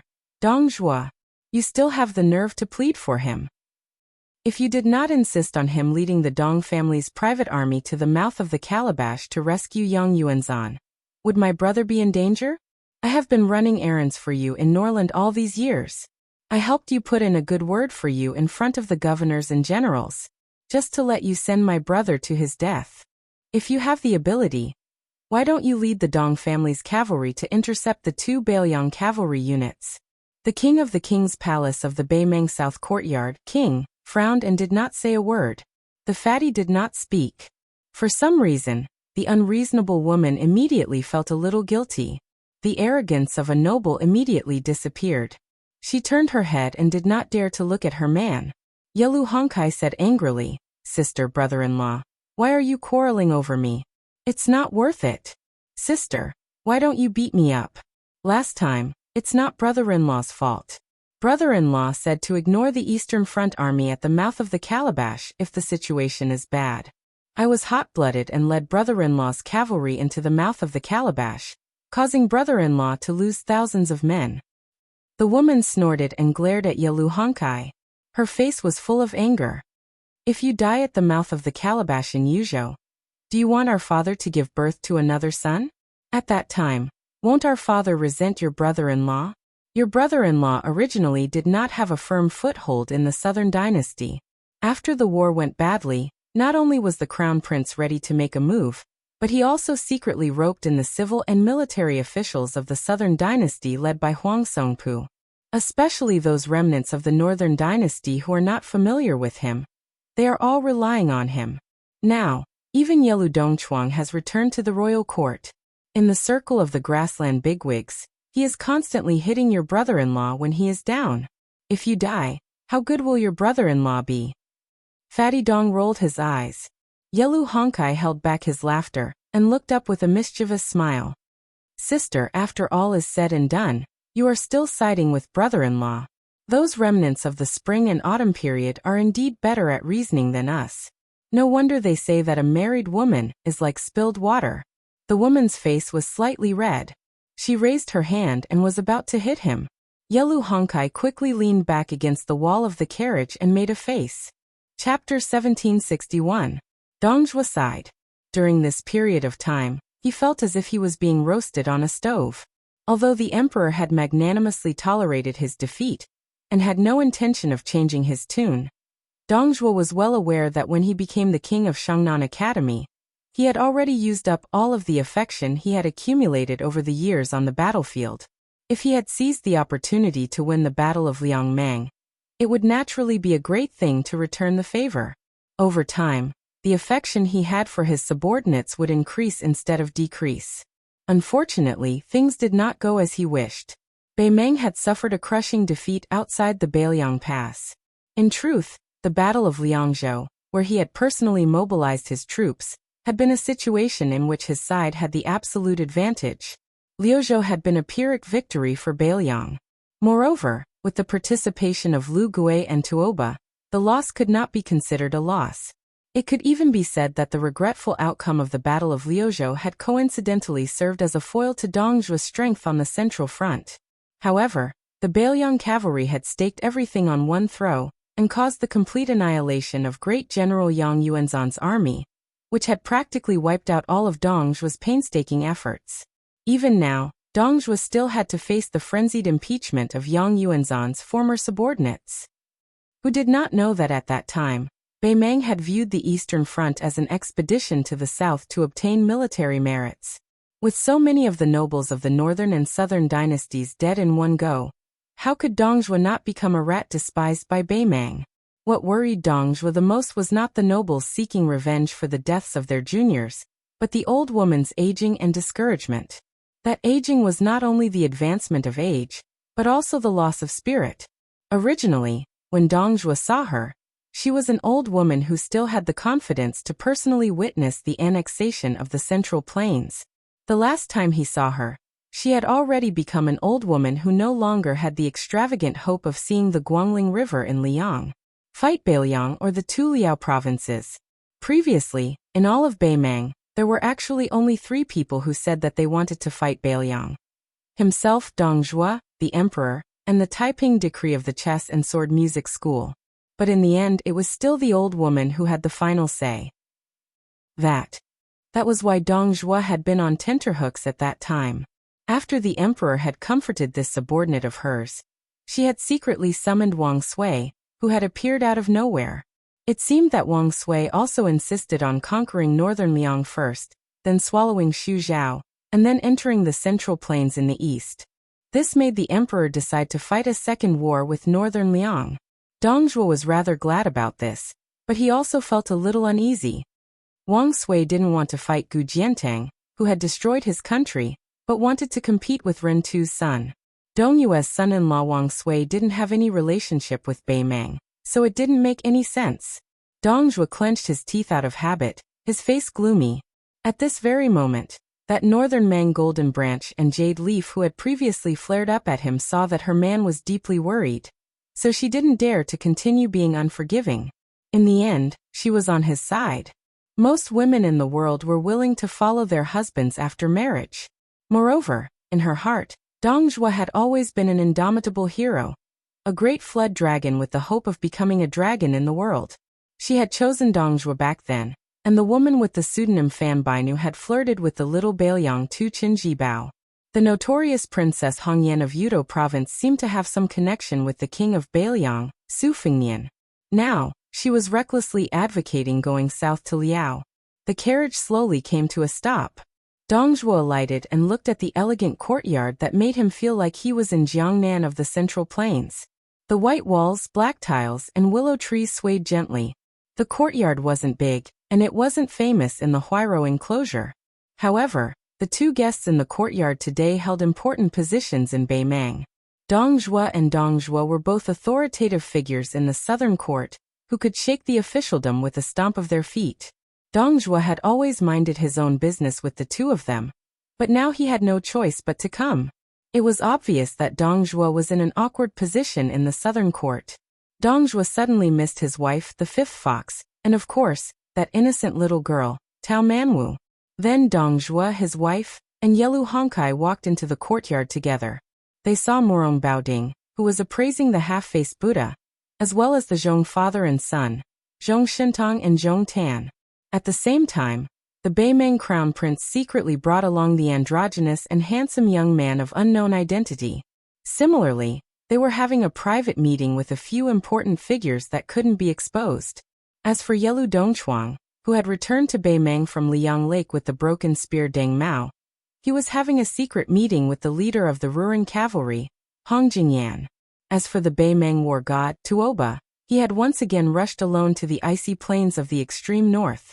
He used an iceberg that never melted as a ferry to continue his journey north. There were fish in the northern underworld. In the Beimang imperial palace, an old woman was walking aimlessly. The eunuchs and palace maids only dared to follow her from a distance. She browsed through them one by one, and seemed to remember many things from the past. Finally, she arrived at the square outside the main hall. The head of the peace of Beimang had been waiting there for a long time. Before the old woman approached the head of the peace, she gave a young palace maid a strange order. The palace maid was at a loss at first, then she quickly left. The 2 of them walked up the stairs together. She actually knew many things that many people thought she didn't know. She didn't say it, but that didn't mean she tacitly agreed. The first thing she said was unexpected. Our Beimang seems to have a lot of Yelu Hongkai and Yelu Hongkai. It's the same among the important figures. They always give their names so casually. Teacher, if we conquer the Central Plains and read more books, will we not be so careless? The head of the peace smiled and nodded. After the old woman reached the top of the stairs, she turned and looked towards the south. She extended a palm, and then bent her fingers one by one. That crown prince of ours who became ambitious overnight. That pair of grandfather and grandson who share the same surname as the late emperor. And the head of the peace who shares the same clan as me. These 3 parties have already divided up half of my Beimang. The old woman bent her last 2 fingers. With the 2 of us, Bei Mang is gone. The head of the piece was silent. She laughed self-deprecatingly. That fatty dong is capable, but his fate is not very good. If he had helped me conquer Bei Mang, nothing would have happened. As a result, I ended up in my current situation. But it can be seen that my fate is not very good. The head of the piece said treacherously, Your Majesty's fate is not very good. Otherwise, if that woman in Dunhuang City gave birth to a boy, Your Majesty would be able to rest easy. The old woman's face was full of regret, and her eyes gradually turned cold. The old woman who had half the world under her pomegranate skirt said in a low voice, Give the order to Huang Songpu.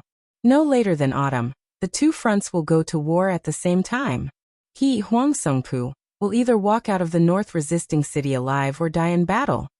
The head of the piece was stunned, but he still nodded without questioning. After the head of the piece left, the old woman waited for a long time. Finally, the young palace maid came back. She carefully held an unknown small wild flower in her hands. After the old woman asked everyone to leave her sight, she gently pinned the wild flower into her hair bun. She looked towards the south and thought of an old friend. Suddenly, her face became ferocious. She stretched out her finger and reprimanded. Su Xiao, you make my life difficult, so I will not let you die in peace. Then she withdrew her hand. Her face suddenly calmed down, and her eyes were gentle. No one heard her whisper. Chapter 1762. Su Fengnian followed Huta City to the east, turning into the mouth of the gourd. He then heard the wind pass through Crouching Bao City, weeping and complaining.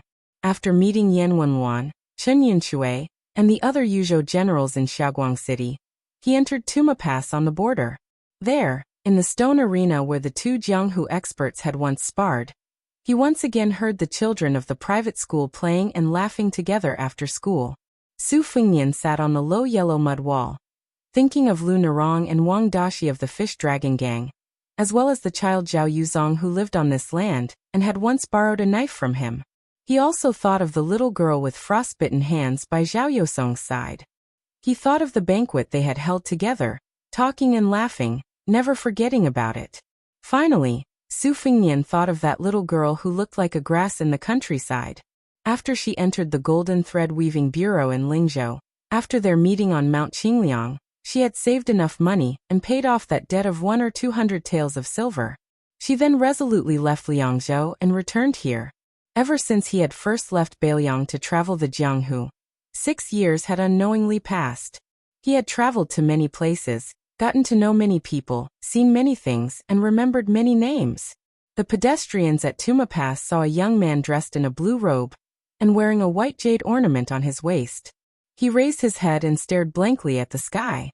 Yelu Dongchuang had said that as long as they formed an alliance with him and helped him become the emperor of Bei Mang, half of the southern court would be his tea money. Before long, Gu Jiantang had eaten the most expensive bowl of dumplings in the world. And regardless of whether the words were true or false, they were all gambling with the country, all shocking and heroic words. Su Fengnian lowered his head to look at the weeds and flowers growing quietly between the cracks of the mud wall. One by one, they were completely unremarkable and not spectacular at all. Su Fengnian raised his head to look at the distant bustling marketplace. A white robe appeared beside him. When the white robe descended from the sky, there was not a single speck of dust on the wall. If everything had its vanquisher, then there were only a handful of people in the world who could pose a fatal threat to Su Fengnian, a great grandmaster instead of the king of Beiliang. After the death of Chao Chongqing, even Tuoba could not be counted as a threat if he could not make rapid progress in martial arts. Only the peach blossom sword god Dong Tai could be counted as half a threat.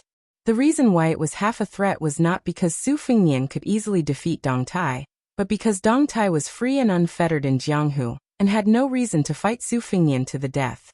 Then the only one left was the person beside him, the only surviving grandmaster of qi training in the world, Tantai Pingjing, the head of the Guanyin sect, who had unwittingly gathered great luck.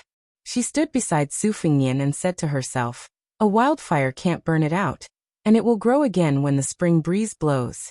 But these are plants. Humans were not plants. Moreover, perhaps after some people died, some people would live a life worse than death. No matter how inconspicuous these people were in the midst of the surging waves of war, no matter how insignificant they were in the midst of the drums of war, no matter how insignificant they were in the midst of the war. I once followed my master to the north and south of the Yangtze River. I'm used to seeing life and death, but it doesn't mean that I can treat life and death lightly. Su Fengnian was silent. He hung one leg on the wall and bent the other leg. Su Fengnian's chin rested on that arm. The breeze blew on his face. He narrowed his eyes and appeared to be at ease. Tan Taipingjing's eyes were cold. Su Fengnian, I believe you should also understand that the current situation in the world is already against the rules. If Huang Longshi is taking advantage of the situation, then you are the culprit. Of course, there is also Wudong Liufu. If you stop now, it's still not too late. Maybe you can have a good ending. Su Fengnian smiled and said, according to Huang Longshi, I, Su Fengnian, will die in Bailiang and be infamed in history for 100 years or 1,000 years. Is this your so-called good ending? Tan Taipingjing said indifferently, now they have made concessions. If you continue to push your luck, even if you are invincible in the world, so what? Don't forget that invincible in the world is only invincible in the world. Su Fengnian was non-committal. If I remember correctly, you should be grateful to me for your current state of cultivation. Tan Taipingjing's eyes were strange and completely snow-white, like 2 cups full of mercury and 2 snowy worlds. She gently stamped her feet. In a trance, the 2 of them were above the clouds. She stood in the air with the wind and Su Fengnian continued to maintain the same posture. The clouds gathered and dispersed beneath their feet. As they dispersed, they could see ribbons of varying sizes resembling streams and rivers. They were of varying thicknesses, and they flowed slowly on the ground. Su Fengnian glanced at it, and knew that it was the real world in the eyes of chi trainers. One would not live long because of good people, and one would not die early because of evil people. One person's life and death, and a country's prosperity and decline. Su Fengnian raised his hand and twirled a weed between his fingers. He said softly, Huang Sanja once said, reincarnating into this world, even if there are many benefits, it is also a golden millet pillow. Cultivate to immortal, live 1,000 years, and still need a few cups of green wine. How long can a golden millet pillow be? How much wine can a few cups hold? Plus the grass in front of me, they are all very small things. No matter what, I don't want to listen to any great principles now. The greater the principles, the less I want to listen. Chapter 1763. Tan Taipingjing, who had reached the celestial being realm, sneered. Do you really think Gu Jiantang will help you become the emperor? Tan Taipingjing put her hands behind her back and looked down at the world and the mountains and rivers. She answered her own question. Yes, it's true.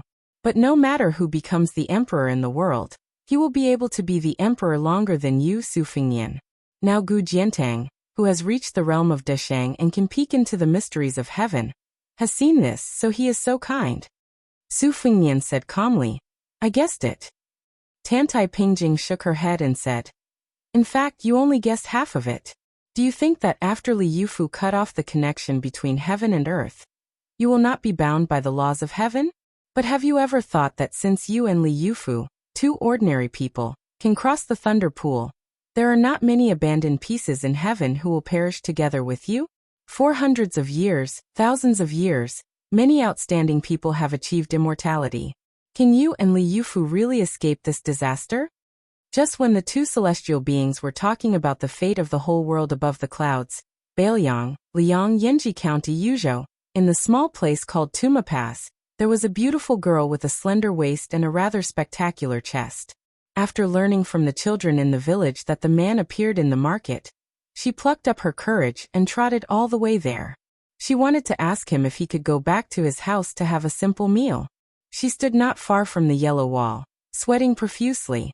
She had to put her hands on her hips and bend down to gasp for breath. She did not see the figure that she did not even dare to miss. She missed him so much. Once she thought of him, she could not forget him. She knew that she and he were from 2 different worlds. Before she saw him in the Bailiang Palace on Mount Qingliang, she had already accepted her fate. After that, she was even more so. After learning that he appeared in Tuma Pass, she was about to cook for Yusong. She could have asked Yu Song to invite him, but she did not. She asked Yu Song to wash the rice and choose the vegetables, and then she ran to the Tuma Pass market. Because in this way he would have to wait for her to cook when he arrived at her house. He could not eat until she finished the meal. She thought that no matter how busy he was, he might agree. He promised to stay not far away from her for a while. That was enough for her. He would not give her more than that, and she would not accept it. The woman named Su Qing stood in place. She straightened her back and wiped the sweat from her forehead. She smiled in satisfaction, as if she had already seen him. But after she turned and walked away for a few steps, she could not help but look back. She blushed. Tantai Pingjing found that Su Fingyan's gaze was wandering, and her pair of silver eyes were also moving with uncertainty. Su Fingyan retracted his gaze. The world was so big. How could he find him? Although he had used the spies of the Whispering Chamber to find him after he left Jianghu, Bailiang focused on the spies in the capital, Guangling Road, and Jinggan Road. The Whispering Chamber did not have a deep foundation in the southeast. Moreover, there were many mountains in the southeast. It was famous for different sounds and customs. News was blocked.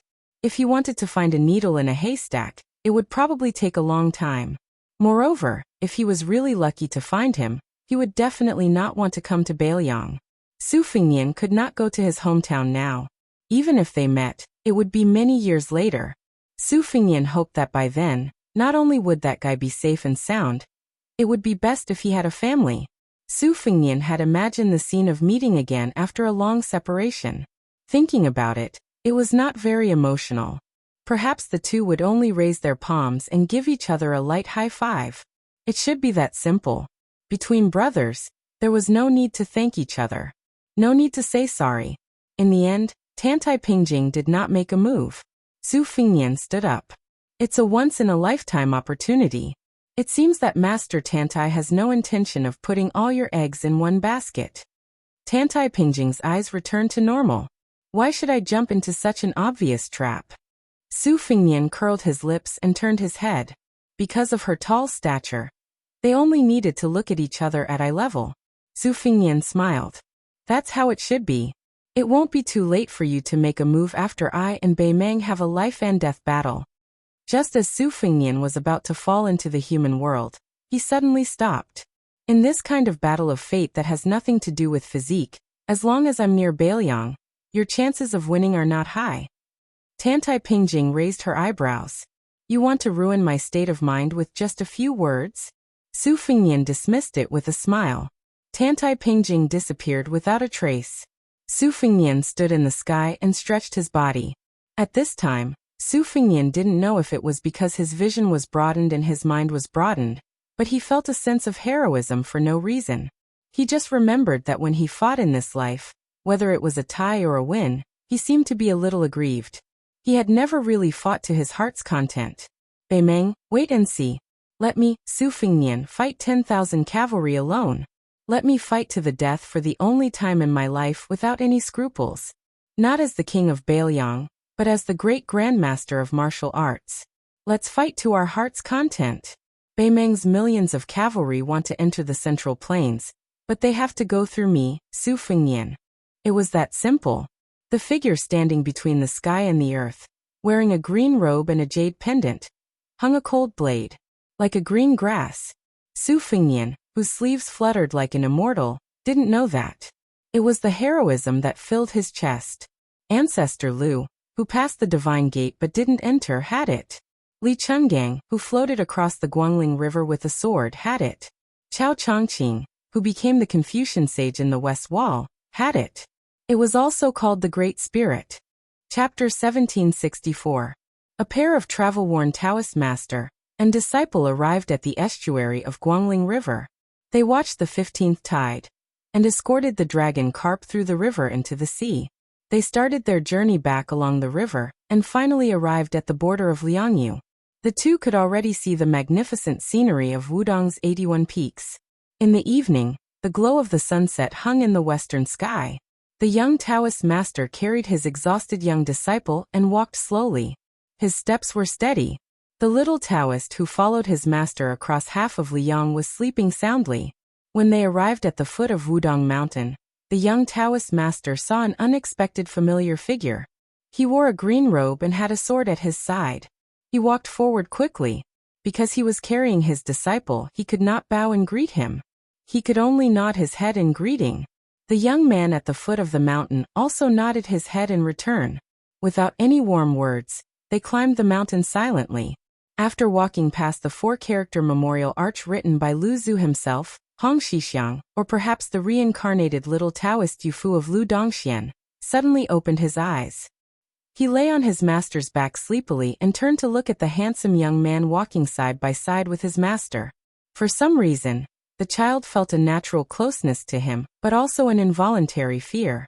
At this moment, the drums of Wudong's peaks sounded at the same time. The melodious sound reverberated between the mountains. Su Fengnian, who was in a trance, came back to his senses at the sound of the drums. He turned his head and looked at the little Taoist. Speaking of which, Li Yufu was able to find this Jiangnan village child named Yufu because of Su Fengnian's help. It was during that battle against Wang Xianji that Su Fengnian had no choice but to go on an out-of-body journey. After that, he vaguely discovered signs of the child's enlightenment. Following the clues, Li Yufu successfully brought the child back to Wudong Mountain. Su Fengnian looked at the young and tender face. Apart from the child's clear eyes, which were just like the elephant washing pond on Wudong Mountain, and the demeanor of the ox-riding martial granduncle, there seemed to be no other similarities. Su Fengnian looked at the ignorant little Taoist child. And for a moment, all sorts of feelings welled up in his heart. Su Fengnian did not have much impression of the immortal Lu Zhu and the immortal Qi Xuanjin, but how could he forget that lotus flower peaked Taoist priest called Hong Shixiang? Su Fengnian could not help but reach out his hand and pinch the little Taoist boy's slightly tanned face. Probably because he used too much strength, the child grimaced and did not dare to refuse. He was just a little angry. Su deliberately said fiercely, "Before you grow up, if you dare to fall in love with someone else, I'll beat you to death." "You," the little Taoist boy said angrily. "Cultivators are devoted to Taoism and do not talk about love. What are you talking about?" Su Fengnian snorted. "Is it your master who taught you this, or the old immortal Chen Yao who taught you this *T principle?" The little Taoist boy almost blurted out. He secretly pulled the collar of his master's Taoist robe. Li Yufu said softly, "This is our king of Bailiang. I can't afford to offend him, and neither can your martial granduncle Chen." The little Taoist boy quickly said seriously, "It's the principle that I figured out. It has absolutely nothing to do with martial granduncle Chen." Su Fengnian and Li Yufu looked at each other and smiled. Then they glanced at the little Taoist boy who was carrying a small bamboo box that was crudely woven. "What's in the bamboo box?" The little Taoist hesitated for a moment, but he still answered honestly, "This little Taoist and master have traveled thousands of kilometers to the east. Along the way, master often treated patients. Many of the medicinal herbs were picked by me from the mountains, and the medicine was also brewed by me. There were some patients who insisted on paying master for his treatment, so master had no choice but to accept them.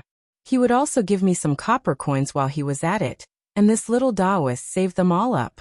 On the way back, I bought some gifts for Grandmaster Yu and Grandmaster Chen." The little Taoist boy's charcoal-like face made his eyes brighter. Yu Fu was in a good mood because he would soon be able to see the senior Taoist priests on the mountain. He was especially happy when he thought of martial granduncle Yu and the others after receiving his gifts. But the guy in front of him, whose name could be heard even in the southeast coast, made the child's mood fall to the bottom with just one sentence.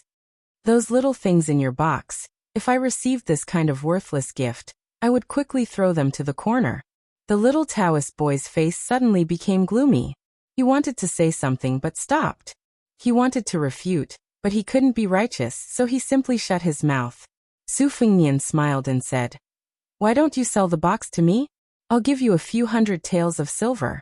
You can go to Escape Summer Town and pick a few valuable things. How about it?" Yu Fu didn't immediately refuse or agree. Instead, he whispered to his master, "Master, what do martial granduncle Yu and martial granduncle Chen, martial uncle Han and martial brother Qing Xian like?" Li Yufu didn't help the young king to do evil.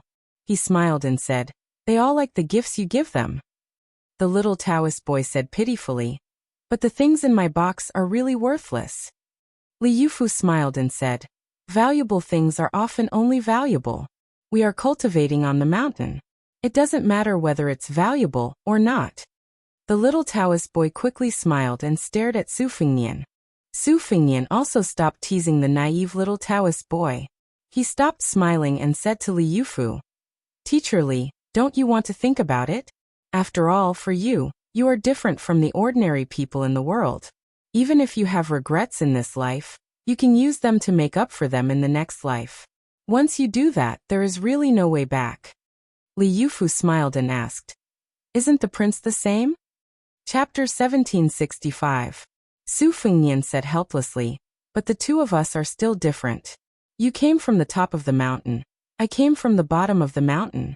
In order to achieve my wish, I faced many obstacles, from Wangxianji to Xieguaning to Tantai Pingjing. And in the end, I acted out of selfishness. You didn't have to do this. You could achieve immortality peacefully and become a celestial. Moreover, Wudong Mountain has always been an anomaly. As long as you are willing to ascend and accept the enlistment, I believe that the top will give you a big reward. Taking a step back, even if sect leader Li chooses to stay in the world like the Wudong ancestors, there will be a day in the future when a Wudong Taoist priest will take you as a disciple, just like how sect leader Li carried Yufu on his back. He will bring you up the mountain to cultivate again and continue to accumulate merit."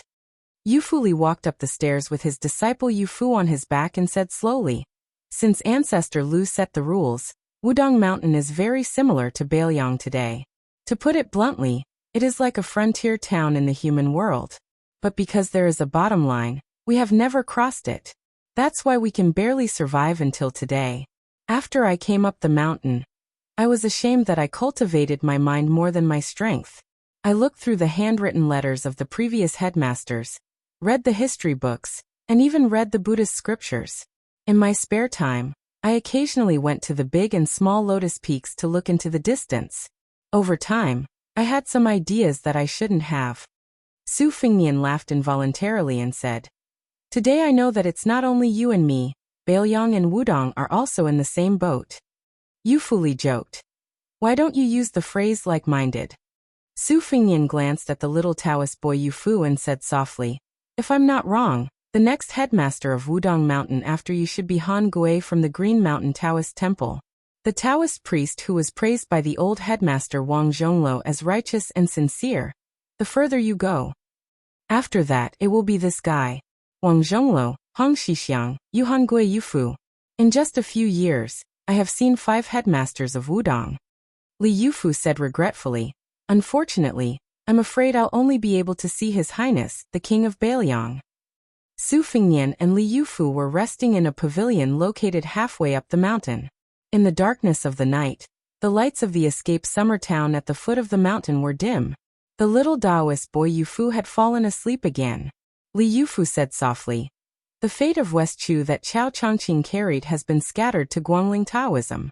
However, the fate of Chao Chongqing as the Confucian sage, I can't figure it out." Su Fengnian nodded and said, "It was split into 2. One was given to Zhao Zhu, the crown prince of Yanqi. The other was originally given to Chen Jibao, but the latter refused for some reason. Thus, it was absorbed by Tantai Pingjing of the Guanyin sect." Li Yufu asked curiously, "Compared to Chen Jibao, Chao Chongqing should be closer to you." Su Fengnian smiled and said, "Li Chenggang lost to Wang Xianji, and Wang Xianji lost to me. Chao Chongqing chose Chen Jibao. At first, outsiders were puzzled. The truth may take a long time to be revealed." Li Yufu looked into the distance and said, "The size of Jianghu depends on the fate. Huang Longsher made Jianghu enter an unprecedented year in the past 20 years. Masters came out in large numbers. If it was in the era of Gao Shulu or Lu Songtao, a Jianghu could accommodate 3 or 4 terrestrial immortals at most. In bad years there may only be 1 or 2. There were only a dozen martial artists who reached the first grade. I believe that the predecessors couldn't imagine the prosperity of Jianghu in these years. Originally, after the death of Chao Chongqing, either someone could quickly become an terrestrial immortal, or many first-grade masters would emerge. I didn't expect that in the end, it was the Qi trainer grandmaster who became a celestial being. Su Fengnian smiled and said, "It has always been the modern people who are ashamed to face the ancient people. Now it is the ancient people who are ashamed to see the modern people. It is very interesting." Li Yufu suddenly said, "Your Highness, from then on, Mount Wudong will need your care." Su Fengnian said with a sad face, "Then won't there be another burden on my shoulders?" Li Yufu laughed and said, "When I went down the mountain to travel, I heard an interesting saying. The lice on the rich are double eyelids. The more I think about it, the more reasonable it is. Your Highness has a big family and business, so don't refuse." Su Fengnian smiled. Then, he felt a bit of sadness in his heart as he looked at this young Taoist who was destined to one day disappear from this life. Su Fengnian and Li Yufu both knew that the way of heaven was selfless. The so-called good will be rewarded with good and evil will be punished with evil. This was only the beautiful pursuit of the world that was almost wishful thinking. In fact, as long as there were immortals and gods in the clouds, the world could not escape the fate of being a puppet. Su Fengnian wanted to cut off the karma for himself. Li Yufu wanted to cut off the karma imposed on the world by the celestial being. The battle between the celestial being and the celestial being that the two fought side by side may have been quiet from beginning to end, but it determined the grand pattern of the world for the next 1,000 years. Su Fengnian still did not know what Li Yufu was really thinking and what he wanted. However, when Su Fengnian looked at this young Taoist in a plain and clean Taoist robe, his heart was filled with respect. Li Yufu carried his disciple Yufu on his back, and the little Taoist boy carried the small bamboo box. The young leader of Wudong exhaled and said softly, "I want to say something for the world." Su Fengnian was puzzled. The young Taoist looked at the peaceful night in the distance and said with a smile, "I hope that in the world after my death, the gentleman will strive for self-improvement and the gentleman will be virtuous. I hope that thousands of years later, whether there is Jianghu or not, there will be chivalrous people who will act righteously." Su Fengnian could not help but interrupt. "Is that 2 sentences?" Li Yufu nodded and said with a smile, "Then I will say one more sentence." Su Fengnian was silent for a moment. "This can be." The two stood side by side on the mountainside of Wudong. It seemed that 1,000 years had passed. Chapter 1766. In Jianghu it was a dark and windy night to kill. On the battlefield, it was autumn when the horses were fighting. Fortunately, it was not autumn yet and it was summer. In the temple of the Southern Dynasty in Beimang, there were many basins of ice and it was chilly. An old woman wearing an old yellow dragon robe made in the style of the Southern Tang Dynasty was sitting leisurely on the steps in front of the dragon throne instead of sitting high up on the dragon throne. There were more than 40 people standing in the spacious hall, but it was not crowded. The hall was not divided by civil and military officials. On the right side of the hall were people wearing yellow and purple official robes, no different from the officials who attended the court meeting in Liang. On the left side, most of them were wearing casual clothes, but almost all of them had xianbei jade belts on their waists. Among them, there was the first person of the old Southern Dynasty, Huang Songpu, who had returned to command military power, Dong Zhuo, who still held the title of King of the Southern Courtyard, Helian Wuwei, who was in charge of the Heshi province, Wang Yong, who was in charge of the Aquarius province, Murong Baoding, who was in charge of the Tangerine province, General Zhong Shintong, Lu Gui, who had lost in the Battle of Lu province in Beiliang, Wang Yong, who was in charge of the Aquarius province, and Wanyan Jinliang, who was in charge of the Longguan aristocracy. Not only were these Beimang generals and heroes gathered, but there was also Beimang's only surviving minister for 3 dynasties, Yelu Hongkai, the leader of the Ruran cavalry, Hong Jingyan, and Crown Prince Yelu Hongkai. In addition, the younger generation had Tuoba Qiyun, who rose to fame in the first battle of Liangmang, Zhong Tan, who was in charge of the Beimang Bo Erhui, King Jingchong, Yelu Dongchuang, and Princess Yelu Meiyu, who was once known as Fan Bainu and had the reputation of being the best player of the Beimang horse drum, and Yelu Yuhu, who had missed the title of Xia Zhibo, and so on. These people were undoubtedly the most prominent figures in the northern court and the southern court. At this time, everyone was quietly looking at the old woman who rarely appeared in the southern court. It was said that the dragon robe was made by the old southern Tang weaving family of the remnants of the spring and autumn period. Back then, His Majesty liked its graceful and luxurious appearance, so he specially chose this robe from the 6 patterns of dragon robes, and it had never been changed. Today, after the old woman had gathered everyone in this splendid hall, she was not in a hurry to start the discussion. She just sat on the comfortable steps covered in a beautiful lichen with 9 golden dragons. Next to the old woman's feet was a thin crystal-clear porcelain basin with a delicate dagger in the ice. The old woman picked up the dagger and casually fiddled with the ice. She said without reason, "I heard that Li Gongda, the Taoist administrator of Bailiang, has a son who has made great military achievements.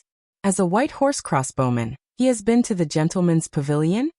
Li Mibi, who had single-handedly created the Baimang spider web, said in a deep voice, "Your Majesty, there is indeed such a person. His name is Li Hanlin. After he entered the Bailiang frontier army, he participated in more than 20 battles, big and small. In every battle he always took the lead. Now he has become a crossbowman lieutenant." The old woman laughed and said, "In only 3 years he has become a Bailiang crossbowman lieutenant? Isn't it said that in the world, the Bailiang frontier army is the most difficult to be promoted, and the white horse crossbowman is even more difficult to be promoted? Either this young man's father is really powerful, or our Baimang frontier army is too easy to chop off."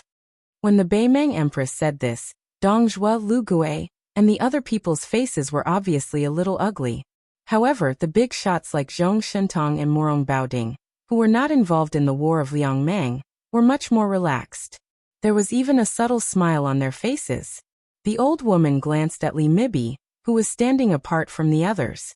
She seemed to have thought of something and said with a smile, "Among the 5 great sects of the northern Mang, not to mention the one-man sect Huyan Grand Temple, Tao Virtue Sect, Chess Sword and Music House, Bubang Mountain, and Princess's Tomb, the 4 great sects can be said to be powerful in numbers. Their sword chi is close to yellow and green. The Bronze Man Ancestor, Thirsty, and Small Thoughts are all top masters. Even I have heard of them. In the end, they all died in northern Liang. I also heard in Norland that the Liang Jianghu has always looked down on our northern Mang's Jianghu. They said that each of them would choose 10 masters to fight in pairs. Even the martial arts masters of Liang Jianghu are not worthy of carrying shoes for them."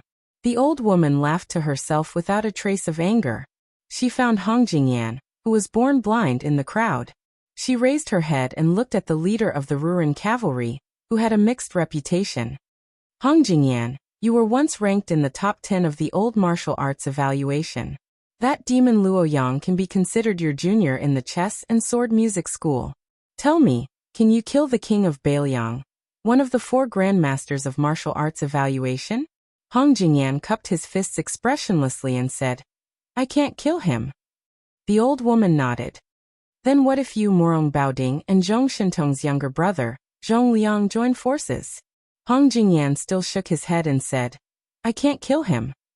The old woman said, "If that's the case, at that young vassal's level, only Tuoba can fight him. What a pity. If not for that little girl from West Chu with the surname Jiang, Li Mibi would have succeeded in the western regions." Hong Jingyan remained silent.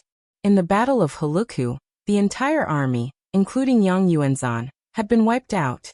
Only his Ruran cavalry had been lucky enough to avoid 2 of Bailiang's heavy cavalry and break out of the encirclement. Although they had suffered heavy casualties, they had managed to preserve the structure of the Ruran cavalry.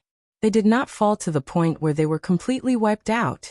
However, Hong Jingyan's reputation in Baimang had been greatly damaged because of this. If not for a group of nobles from Bailiang pleading for leniency, the Ruran cavalry would not have continued to bear the surname Hong. Afterwards, Dong Zhuo hated Hong Jingyan for avoiding battle to protect himself. He blamed the failure of the Battle of Liangmang on the Ruran cavalry's desertion of their post. If Hong Jingyan had been willing to delay the Liangzhou cavalry and wait for the Dong cavalry under his command to reinforce Heluku, even if Yang Yuanzan's army was unable to escape, they would not have all died at Heluku. The old woman smiled. "That lame Su has only been a master all his life, but he has a very promising son. No wonder he told us many years ago that when his father was drunk, He would always say that Su Xiao should not be too ambitious after growing up. In the future, his grandson will be twice as big as you, Su Xiao. Huang Songpu, Lu Gui, and the other old generals who had made outstanding contributions and were loyal and devoted had a strange and embarrassed look on their faces. Meanwhile, the young generals like Tuoba Chiyun and Zhongtan also had an eye-opening look on their faces. After all, some of the palace rumors that had been circulating in Beimang for many years could not be taken seriously as long as the person involved did not agree to it. The old woman joked. Chao Chongqing died outside Taiyan City, but other than Su Fengnian, there was also the peach blossom sword god Dong Tai. If the two of them called for 2 or 3 helpers of similar cultivation levels, such as Sui Xie and Gu, then wouldn't my head be the same as Su Huainan, the king of the old North Court by the Ruoshui years ago? That kid Su Fengnian took my head away just like that? I don't mind telling you that not only did the qi cultivators of the imperial astronomer of Liang die, our Beimang is not much better. Now those flying land immortals' movements are not easy to grasp. If Su Fengnian suddenly appeared outside the main hall today, how would you stop him? The main hall was silent. No one could answer this tricky and heart-wrenching question. The old woman held a dagger and gently broke a piece of ice. She did not make things difficult for these high-ranking Beimang officials. She sighed softly. It is said that a martial artist in Jianghu is no match for 100 people, but a general on the battlefield is a match for 10,000 people. It is also said that a county magistrate can destroy a county governor. It seems that as long as one is an official, whether civil or military, it is more impressive than practicing martial arts. Therefore, I don't understand why Su Fengnian left His Royal Highness to wander around Jianghu, and then went to Wudong Mountain to practice martial arts. I am even more curious why Lame Su tolerated his eldest son's unscrupulous behavior. At that time, I only thought that Su Fengnian had no choice. He wanted to compete with Chen Zhibao for the military power of the Bailiang cavalry. His military achievements and reputation would definitely be hard to match. He could only think of a way out for himself. Since he could no longer stay in the imperial court, he might as well go to Jianghu and show off while he still had some family background. Looking back, if Su Fengnian did not become a martial arts grandmaster because of him, Chen Zhibao would not have left Chuliang and entered Shu. At this point, the old woman fell into a long silence. Dong Zhuo quietly sighed. Then, this fat man calmly sized up a young woman out of the corner of his eye. Princess Yeluyuhu. Back then, if Su Fengnian naturally could not bear this great responsibility, and Chen Zhibao ultimately replaced him in Bailiang, then perhaps the Great War of Liangmang would never have happened. Beimang would most likely have chosen Liaodong or Jizhou to invade from the south. The reason was very simple. On one hand, they feared the white-clothed war Saint Chen Zhibao's godly ability to command troops. More importantly, Chen Zhibao, through Yeluyuhu, had secretly conveyed a certain attitude to Beimang. That was, if Beimang started a war outside of Bailiang, whether it was going south from Jizhou to the Central Plains or engaging in a decisive battle with Gu Jiantong's 2 Liaoning border armies, the Bailiang frontier army would only watch from the sidelines. However, Chen Zhibao only promised that he would watch from the sidelines before Beimang captured Great City. He did not make any promises about his future plans. This tacit understanding naturally could not be kept on paper, but Dong Zhuo believed that Chen Zhibao truly did have such plans back then.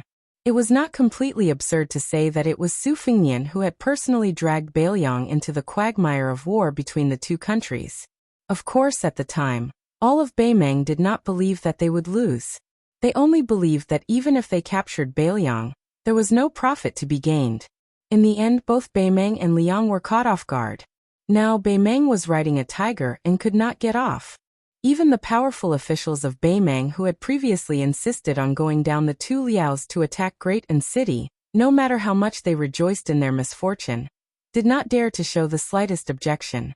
This was because, despite the gentle appearance of the emperor sitting before them, everyone knew that if anyone dared to expose her shortcomings at this time, only death would await them. Chapter 1767. The old woman put away her thoughts and slowly said, "The order of peace will arrive soon." Then right now, in this large room, pretty much all of Northern Mang's influential figures have gathered. We hope that everyone can speak freely. However, before we discuss the country's affairs, We have a small matter for you all to do." Everyone immediately acted as if they were facing a great enemy. They all put on a respectful posture and listened attentively. The old woman raised the dagger that was stained with some ice shards and pointed at Dong Zhuo and Lu Gui. Bailiang scouts wander freely in the Longyan Plains near Huta City and the northern border of Liuzhou. People say that the white horse crossbowmen are the best scouts in the world. I don't want to believe that. Dong Zhuo, your crow pen, and Lu Gui, your black fox pen, are the most elite horse pens in Beimang. I hope that before autumn, no matter how many of you die in battle, I don't want to see even a single Bailiang crossbowman. Dong Zhuo's face was full of pain. Lu Gui wanted to say something but stopped. The old woman didn't put away the dagger. She sneered and said, 300,000 of our men died outside Bailiang. What's the big deal about 1,000 more deaths? Throw out all the fences of crows and black foxes. The old woman's face became colder and colder. She said sternly, "Let's not talk about the imperial bulletin of the provincial governors of Liang Imperial Court. We can even get the imperial bulletin of the Jidushi and the administrator. However, the war with Bailiang is imminent, and we can't even get a single useful spy report on the specific deployment of the Bailiang Frontier Army. Not a single one. What a joke." Lu Gui bowed and said in a deep voice, "My black fox pen was willing to die before the war." Dong Zhuo had no choice but to agree. Crow's nest is the same. At this moment, the imperial decree of peace walked into the main hall with a scroll in his hands. Under the instructions of the Empress of Beimang, a huge map of the Liangmang confrontation was spread out at the bottom of the stairs. It was more than 10 feet long and wide. It included Huta City, Huaiyang Pass, Liuyafuling Grave, and the 3 military towns, as well as Beiju City, which was being rapidly built. The map had a panoramic view of the entire Liangzhou Pass. As for the passes of the 4 prefectures, it was even more detailed and accurate, down to the county level. Apart from the geography, Bailiang's Great Snow Dragon Cavalry, the left and right cavalry, the Longxiang Army, the 2 heavy cavalry armies, and all the other main forces in the field were also marked in the vicinity of a certain encampment. From the leading general to the approximate number of soldiers and horses, everything was written in red ink. The old woman stood up and casually threw the dagger into the porcelain basin mixed with ice water. She walked down the stairs and lowered her head to look at the huge map. "Ever since I ascended the throne, other than appointing the leading generals, I have never made any decisions regarding military affairs. This time, I will make an exception." After she finished speaking, she concentrated on looking down at the map. The imperial decree of peace stood by her side and said calmly, "The second southern expedition will be held at the beginning of autumn. There will be no commander. In order to avoid certain situations, Tuoba has already stepped down from his position as the king of the northern courtyard. He will only lead a personal army." The imperial decree of peace looked calmly at the king of the southern courtyard, Dong Zhuo. The fat man's face was impeccably blank. Beimang's elder Yilu Hongkai sneered, "Fatty Dong, playing dumb won't work this time." Dong Zhuo remained blank for a long time under everyone's gazes. In the end, he could not resist the imperial decree of peace's gaze. He first looked with a tearful face at the emperor, and found that the old woman remained unmoved. Dong Zhuo quickly returned to his carefree state and said with a smile, "Since our military god is no longer the king of the northern courtyard, I, Dong Zhuo, have no virtue or ability to lead a group of officials alone. I will also not be the king of the southern courtyard." Only after Dong Zhuo had relented did the imperial decree of peace continue. The first line consists of 4 armies: Dong Zhuo, Huang Songpu, Morong Baoding, and Lu Gui. Each of them will have a deputy. They are Hong Jingyan, Zhong Tan, Yeludong Chuang, and Tuoba Chiyun.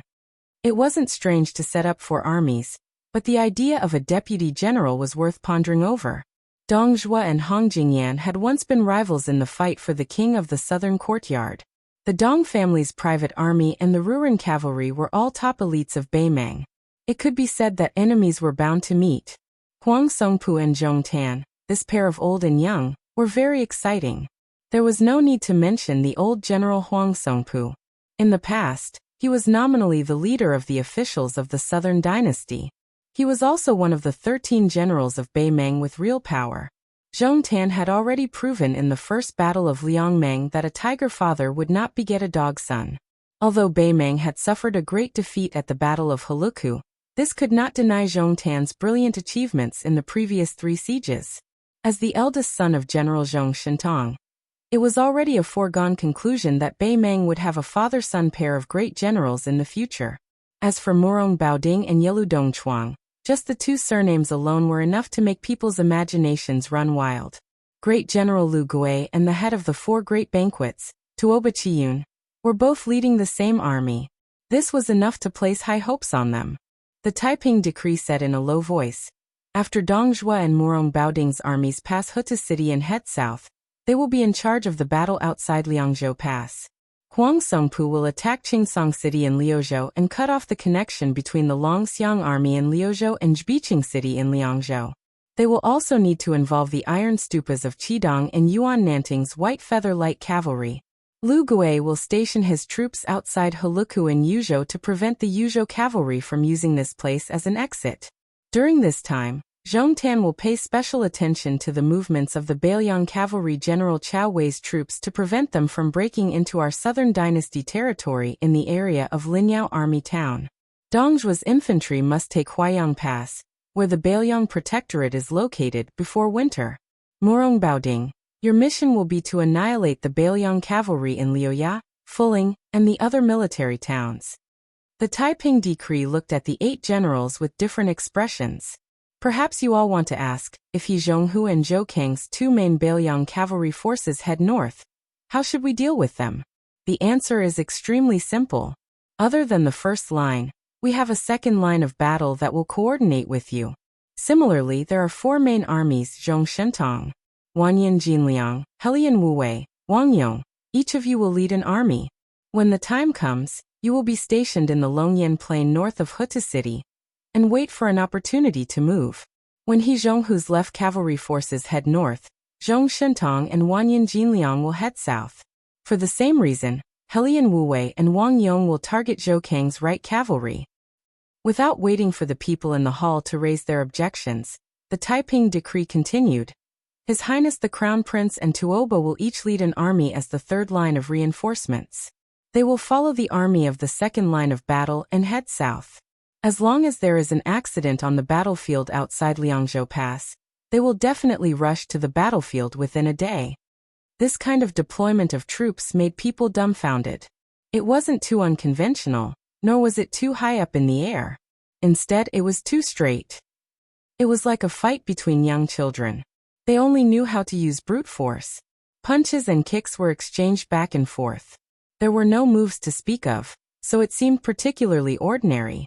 This did not seem like a big move that Bei Meng's imperial preceptor should have made after racking his brains. Almost any ordinary commander from Bei Meng's army would be able to make such a deployment. The most important thing was that this kind of deployment revealed an obvious cold-blooded cruelty. It was obvious that they wanted to force the 4 armies on the front line, especially the 2 in the middle, to fight to the death with Beiliang. There was no fancy, no room for maneuver. They were just going all out to exchange troops with the Beiliang Frontier Army. They would either win a Pyrrhic victory or die. In short, there would be no good ending. Dong Zhuo's eyes were gloomy, and Morong Baoding's face was filled with anger. Deputy General Yelu Dongdao, who had unknowingly become a grasshopper on a string with Morong Baoding, did not look any better. He turned to look at his grandfather, Yelu Honkai, but the old man only shook his head, indicating for him to calm down. Chapter 1768. Helian Wuwei, Heshi Prefecture's disciplinary magistrate, and Wang Yong, Aquarius Prefecture's disciplinary magistrate. Although they were not the main force on the front line, most of them had heavy hearts. Zhong Tan's face was expressionless, while Tuoba Chi-Yun felt relieved, and then smiled knowingly. Bei Meng's crown prince, Yelu Honkai, who rarely showed his face in the imperial court, gave people a feeling of being completely uninvolved. The Taiping magistrate turned a blind eye to the solemn atmosphere in the imperial court. He lowered his head and shifted his line of sight to Liangyi Prefecture, Jizhou, and the other northern regions. This battle is not only fought north of Beiliang's Bibu city, but also outside of Beiliang. I have a few questions.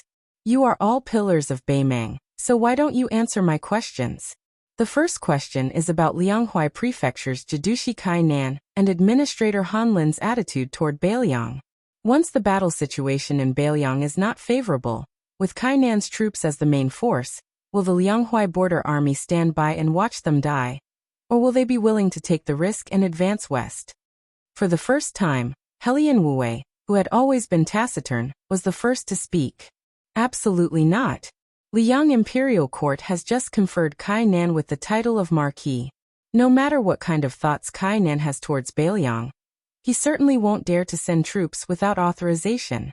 Moreover, Kai-nan is an old general under Gu Jiantang.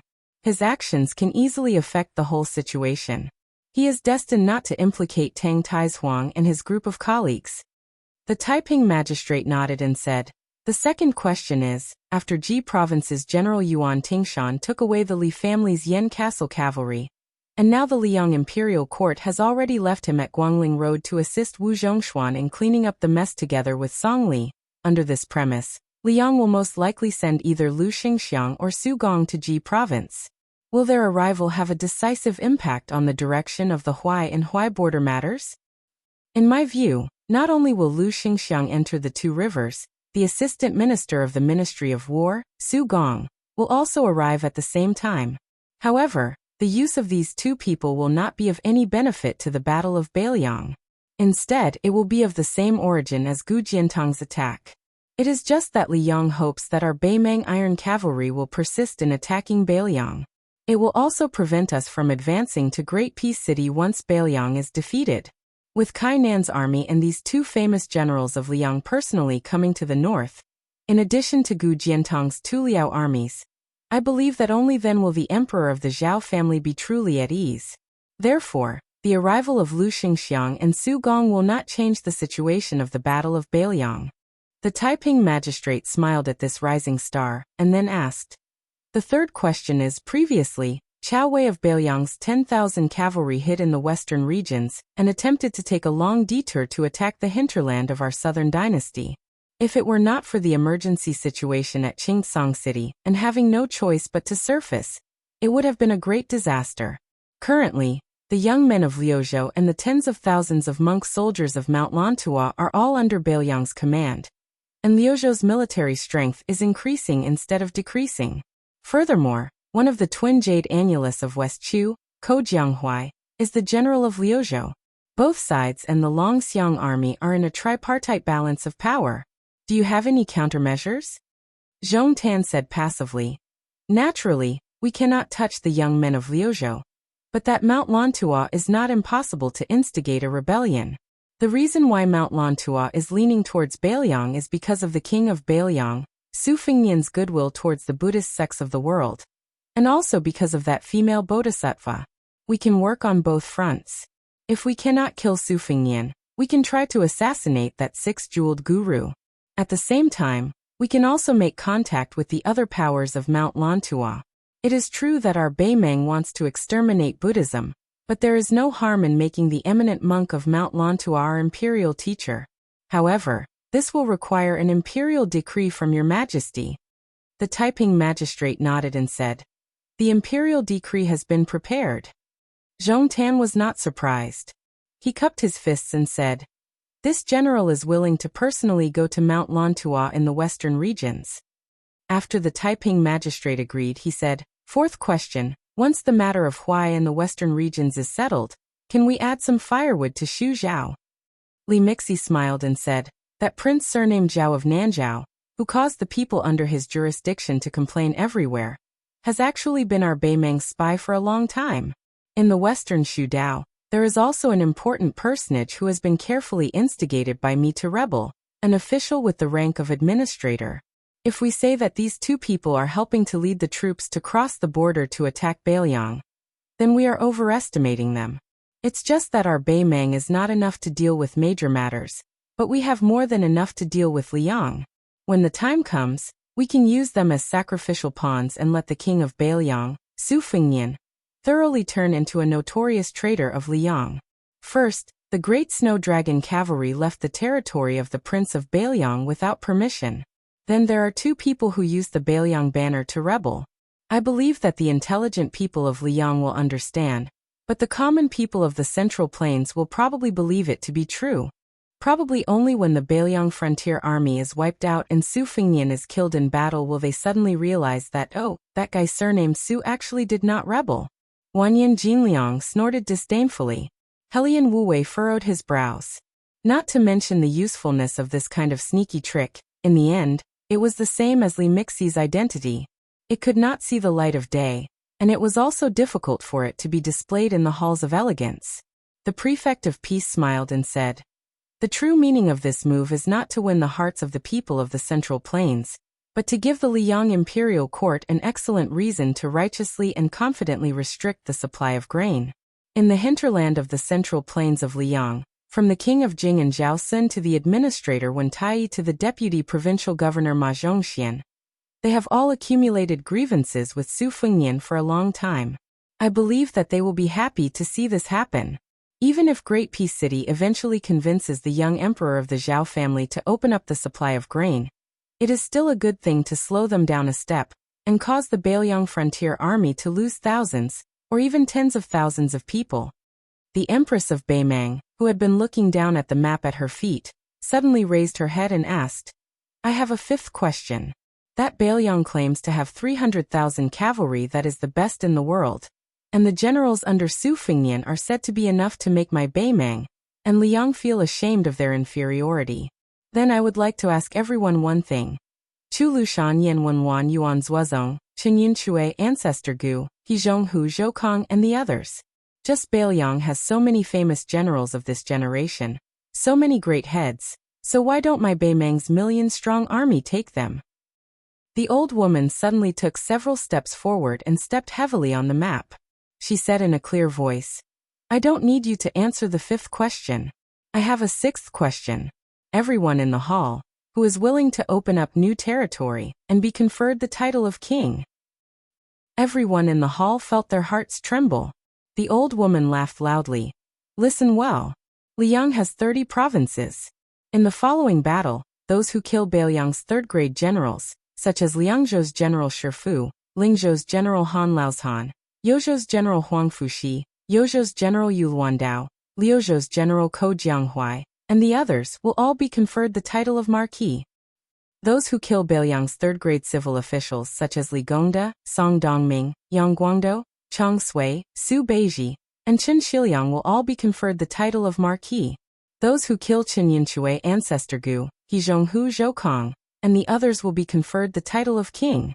In the future, after annexing Liang, you will have a province in the Central Plains.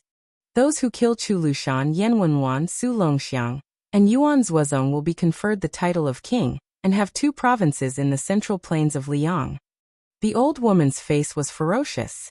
In the end, she said, "Those who kill the king of Bailiang, Su Fengnian, they will be conferred the title of king. They will be the king of the South Courtyard, whose territory includes the entire Central Plains. They will be conferred the title of Prince Liang. Other than the 4 provinces in Bailiang, they can also take any province in the Central Plains." The hall was silent. There was no sound. Dong Zhuo laughed loudly. His eyes were burning. He cupped his fists and said loudly, "Your Majesty, I Dong Zhuo will gladly accept Chu Lushan's head." Murong Baoding glanced at the map and said with narrowed eyes, "Then I will accept the heads of Jean Partridge, Zhou Kong, and the others." Huang Songpu laughed loudly and said, "Fortunately there are still the heads of Su Longxiang, Ko Jianghuai, Yang Guangdou, and Chen Shiliang and Liuzhou. They are still valuable." The old woman slowly walked forward. Step by step, she entered Bailiang's territory on the map and finally stepped on Mount Qingliang. "Before it snows this year, I will let every inch of Bailiang be covered in blood." Chapter 1769. Mount Wudong was flourishing. Many pilgrims spared no effort and traveled thousands of li to Mount Wudong to burn incense. Pilgrims from other places were especially numerous in the capital and Jinggan Road. Many of Mount Wudong's Taoist temples, big and small, provided lodging. Even Shaozhu Peak, which had just been opened not too long ago, had an endless stream of pilgrims. Wudong's main peak, Zishu Temple and Elephant Cleansing Pond, Little Lotus Peak's Persimmon Forest and Tortoise Carrying Tablet, and Yuzhu Peak's huge auspicious murals. These scenic spots were undoubtedly fascinating and unique. However, the Wudong Taoist priest's amiability made the pilgrims feel as if they were bathing in the spring breeze. Even those with high seniority like Chen Zhao and Yu Xingrui, as well as the Honorable Chief Li Yufu, would always follow the rules set by Ancestor Lu, my mountain Taoist priest, every 10 years, and explain the signs to the pilgrims free of charge. However, the prosperity of Mount Wudong's incense could only be attributed to one person, Su Fengnian, who had once cultivated on the mountain. The elephant cleansing pond, which was not far from his cottage, had now become a place of pilgrimage for the people of Jianghu. It had also attracted countless female pilgrims to Mount Wudong because of its reputation. Burning incense was true, as was their admiration for the northern Su. That young man was really too legendary. As a vassal with a different surname, he was an extremely high official, and in his hands he controlled Beiliang's 300,000-strong cavalry. As a martial artist, he was ranked among the 4 great grandmasters of Wushu. Moreover, it was said that he was handsome. Word of mouth spread that he was even known as a banished immortal. His style was not inferior to that of Westchu's Chao Chongqing. As a result, an extremely interesting scene appeared on Mount Wudong. Unlike other temples and Taoist temples, Mount Wudong had more and more female pilgrims, and most of them were young women who came with their companions. When Su Fengnian, Li Yufu and Yufu parted ways in the twilight, the master and disciple continued to climb the mountain towards Mount Wudong, while Su Fengnian went to the thatched cottage. Unexpectedly, he was met with a closed door. Looking from a distance, there was clearly a faint light in the house, but when he approached, the light suddenly went out, and then he knocked on the door. Su Fengnian was somewhat baffled, and only thought that she was embarrassed and did not have the face to live in the same room with him. This made Su Fengnian laugh involuntarily. In fact, when she carried the books up the mountain, the two of them lived together, but it had nothing to do with sharing a bed. He slept on the small bed, and she could only pitifully sleep on the floor in the corner of the room. At that time, His Royal Highness did not have protective feelings for the fairer sex, and the little clay figurine absolutely would not accept his kindness. If Su Fengnian really suggested that she sleep on the floor, she would not be able to sleep soundly, and would only think that His Royal Highness had bad intentions. From this, it could be seen that at that time, the little clay figurine of Mount Qingliang was really badly bullied by His Royal Highness. 2 thin wooden doors, just like that, blocked the young lord who had even forced his way into the imperial astronomer's house. Su Fengnian turned around and saw a small bamboo chair that she had probably forgotten to take back into the house. Su Fengnian sat on the chair he had woven himself when he was riding a bull, his hands tucked into his sleeves as he looked up at the bright starry sky. The night sky was as cold as water, but unfortunately, there was no Qing Luo to chase away the fireflies with her little fan. Su Fengnian sat alone for a while, but he was really bored, so under the starlight he went to the vegetable garden adjacent to the hut. It was full of lush greenery that had been taken care of by the little mud men. Many wooden shelves had been set up, covered with vines of cucumbers and loofahs, and many small yellow flowers. Su Fengnian counted some green peppers, and there were even some round watermelons hidden in the greenery. Su Fengnian counted about 5 or 6 of them, all of different sizes. He didn't know if it was because he loved the house and its crow, but Su Fengnian always felt that they were very cute. He thought that when they grew up, he would pick them and ice them in the elephant washing pond. They would definitely be delicious, but perhaps he would be reluctant to eat them. Su Fengnian returned to the small bamboo chair and sat down, closing his eyes, but not thinking about anything. With a creak, the hut's door gently opened, only opening a small gap. Jiang and I secretly looked at the back of that figure, feeling a little uneasy. Since she started climbing the mountain alone, she was used to sleeping on the floor. Later, she gathered her courage and spread the bamboo mat on the small bed. These days she had a good sleep.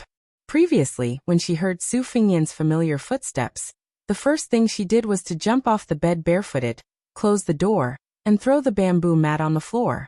She lay on the mat and pretended to sleep, covering her ears and pretending to be dead. This series of actions was done in one breath, very much like a master's style. After waiting for a long time, when he got up and left, she returned to sit down, and then there was nothing else. Instead, Jiang and I began to feel apprehensive, not because of her conscience, but because she was afraid that the person who liked to hold grudges the most would come to settle the score. She was in a dilemma for a long time before she gathered her courage and opened the door. In the end, she saw that person sitting quietly outside, without any intention to argue with her. Suddenly, a clear voice sounded, and Jiang and I was like a cat whose tail was stepped on. She instantly flew into a rage, feeling distressed and resentful. Su Fengnian, you stole my things. Su Fengnian, who was chewing on a cucumber, turned his head with an expression that deserved a beating. What's yours is mine? What's yours is mine. How can you say that I stole your things? Jiang and I stretched out her hand with a straight face, and resolutely said, Pay up. Su Fengnian seemed to have expected this. I don't have any money on me, so I'll owe you first.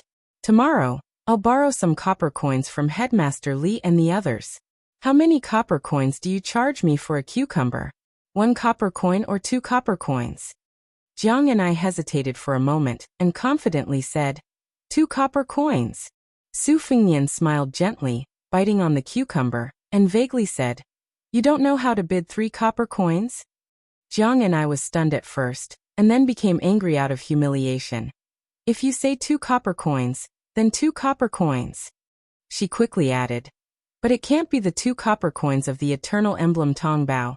It must be the 2 copper coins of the auspicious talisman Tongbao. Su Fengnian joked, Oh, you've collected Hongjia and the eternal emblem 16 big and small springs. Today, you're planning to collect the auspicious talisman money. Little mudman, your ambition isn't small, huh? Jiang and I angrily said, Why do you care? Su Fengnian turned his head and remained silent. Jiang and I came to his side, and warned Su Fengnian as if guarding against a thief. The watermelon is still small, you can't steal it. Su Fengnian grunted. He didn't know why, but he thought of Wutongin on Mount Qingliang. The second classmates had cucumber, green ant, white wine, and so on. The first classmates had sweet potato and bluebird. Some were still there, and some were no longer there. Jiang and I went back to the house and moved a small chair to sit slightly away from him. She used the corner of her eyes to watch him slowly eat the cucumber, as if he was eating her copper coins. 2 copper coins. Chapter 1770. Su Fengnian stopped chewing. Holding the remaining half of the cucumber, he said softly, Xie Shibian and the others are doing well. You don't have to worry. The Song family has become the leader of the local officials of the new Guangling Dao. The emperor of the Zhao family has specially summoned Song Maolin to the capital to become a scholar of the Hanlin Academy. The former Guangling Dao administrator Wang Xiongui has been able to return to the capital. The new Guangling Dao administrator Wang Xiongui is one of the favorite students of the old Gangnam-do, Yu Jiankong.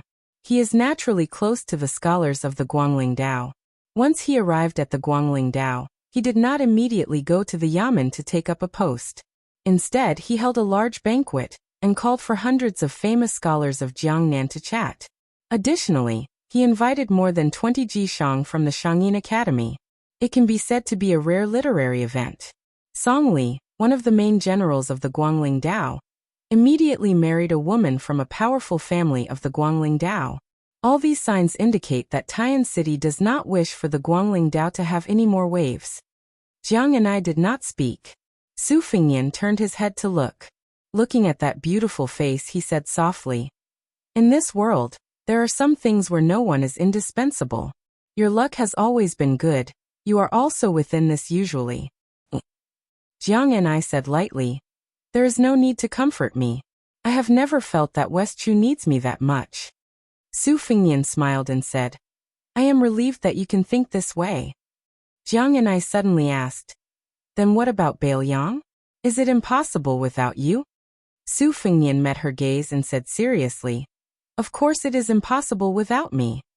Jiang and I rolled her eyes. Su Fengnian smiled and started eating the cucumber again. If Su Xiao did not die, if my master Li Yishan was still alive, if Chen Jibao was willing to assist me in becoming the king of Beimang, if the court did not restrict the northwest border, if the Murong and Yelu families of Beimang had internal strife, if the Bailiang frontier army was not 300,000 but 500,000. It is a pity that there are not so many ifs in the world, so I appear very important. Jiang and I tilted her head.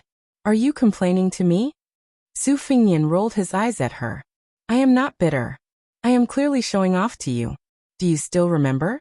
Back then, when I told you that I was such a talented martial arts genius, I only needed 2 or 3 years of practice to become invincible under the heavens.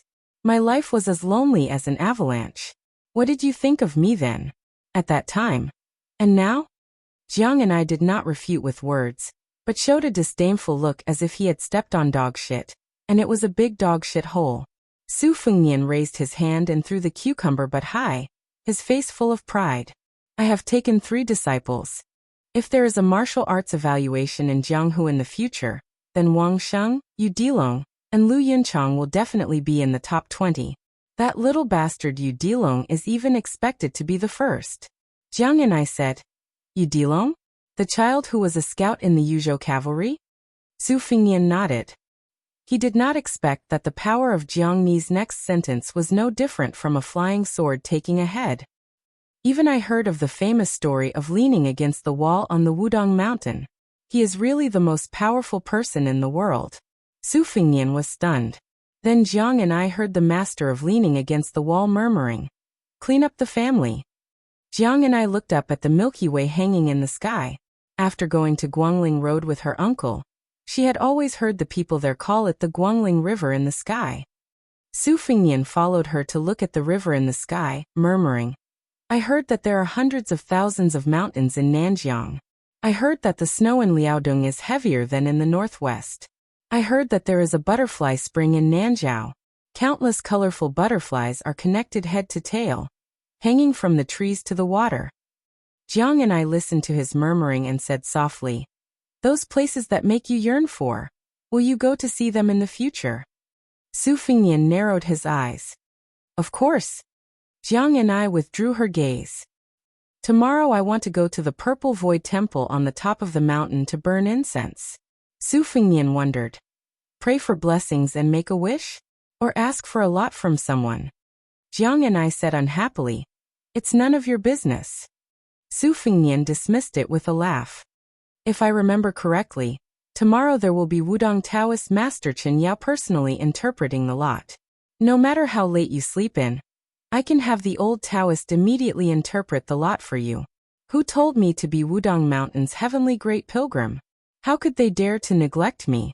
Jiang and I was about to mock him when Su Fengnian spoke first.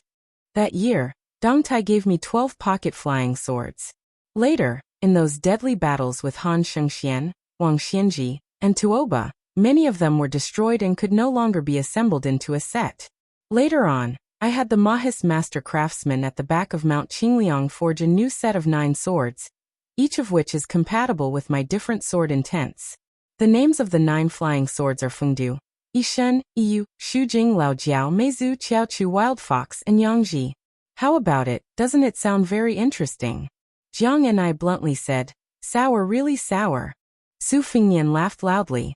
After he restrained his smile, he reminded him softly, That's right. When you burn incense tomorrow, there are some trivial matters that I have to tell you first, so that you won't be a headless fly running around randomly. You don't need a lot of incense. You can't just buy a bunch to show your sincerity. 3 sticks of incense are enough. Moreover, the copper coins for the incense must be paid by the person making the wish, and cannot be borrowed. In Wudong, there is a difference between burning incense in the temple and burning incense in the altar. The former pays particular attention to the fact that the incense does not exceed an inch, and the latter is best with sandalwood incense. Real pilgrims bring their own incense, unlike you who are cramming at the last minute. Oh, wrong. Cramming at the feet of Zhenwu the great emperor. That seems even more wrong. After entering the Taoist temple, men on the left and women on the right, no matter if it is the stairs or the threshold, do not walk in the middle. When you make a wish, do not casually promise to provide for them in the future. This is the same principle in Taoist temples and temples. Whether it is a bodhisattva or a true immortal, they do not lack your incense. Also, burning incense in Wudong is said to be the most effective way to pray for peace and prosperity. Remember not to make a wish that is too big. In the future, if your wish comes true, don't forget to fulfill it. Listening to Su Fengnian's tireless nagging, Jiang Ni's state of mind was peaceful, and there was even some warmth in his heart that made people feel warm. However, Su Fengnian did not let Jiang Yanai down. His last sentence revealed his true colors of a fox. The most important thing is that it is also possible to make a wish on Wudong Mountain, to give birth to a child early. Jiang Yanai took a deep breath.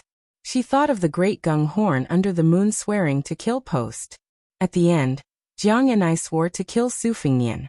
Su Fengnian looked at the scenery of her chest trembling when she breathed and said with a smile, "Little clay figurine. A scholar who has been away for 3 days must be looked at with new eyes." Jiang Yanai sneered. She was no longer the little clay figurine who always lost in bickering in the past. Now she had a bit of the style of His Majesty the Emperor of West Chu. The next day, the sky was slightly bright. When the melodious morning bell of Wudong Mountain sounded at the same time, on the square outside of Wudong Mountain's main peak, Big Lotus Peak, stood hundreds of Wudong Taoist priests of various generations. Not only that, there were hundreds of pilgrims who either stayed here last night or climbed the mountain in the dark. Together, they practiced the fist technique that was said to be found by the previous chief Hong Shixiang from ancient books. It was round and smooth, fair and peaceful. There were 3 people leading the fist technique. The current chief of Wudong, Li Yufu, and his disciple Yufu. There was also the king of Bailiang, Su Fengnian, who wore a green robe and a jade pendant. A cool breeze blew gently. It was natural. The mountain was full of fog, immortal air, chivalrous air, and spiritual air. Jiang Yanai, who had originally vowed to burn incense alone, secretly stood at the back of the square. She stood on her tiptoes and looked at the slender figure. Hearing the shameless whispers of many female pilgrims, she smiled and 2 dimples appeared on both sides of her cheeks. After Jiang Yanai finished practicing with Su Fengnian, she openly walked through the crowd. Under the eyes of everyone, especially those women, she blushed slightly and took his hand. He said last night that his martial arts practice began at Wudong Mountain. Then his Jianghu should also end at Wudong Mountain. Between the beginning and the end, and even after the beginning, there would be her. Chapter 1771. In the battle between the 2 countries, the spies died first. In the battle between the 2 countries, the scouts died first. In the battle of Liangmeng, the spies and scouts all died. In the 2nd year of Liang Xiangfu, in the heat of the summer, the battle had not yet officially begun, but outside the Northwest Pass there was already an atmosphere of impending mountain rain. Unlike the spies on both sides of the border who were wandering around and watching each other, after the furious Empress of Beimeng issued an order, groups of Bailiang crossbowmen and Beimeng cavalry began to exchange lives with each other, almost fighting to the death when they saw each other. In a short period of 20 days, more than 40 battles, big and small, the Bailiang's white horse crossbowmen had already suffered more than 800 casualties. Dongzhua's Black Crow cavalry and Lu Gui's Black Fox cavalry were the main force of Beimeng's scouts, and they had lost more than 1,000 cavalry. As for the mixed cavalry from the southern dynasty's Longguan border army, they were even more numerous. In the world, probably only on this battlefield where yellow sand was flying could there be such extravagant large-scale battles between the enemy and their own side. It should be known that in the history of the Central Plains, there was no lack of records of a few hundred roving bandits being able to plunder several provinces, so much so that the capital was shaken. From this, it could be seen that whether it was the scouts at the front line, the light cavalry in the field, or the heavy cavalry used to make the final decision, Liangmeng had reached the peak of cavalry battle strength that would make later generations gasp in amazement.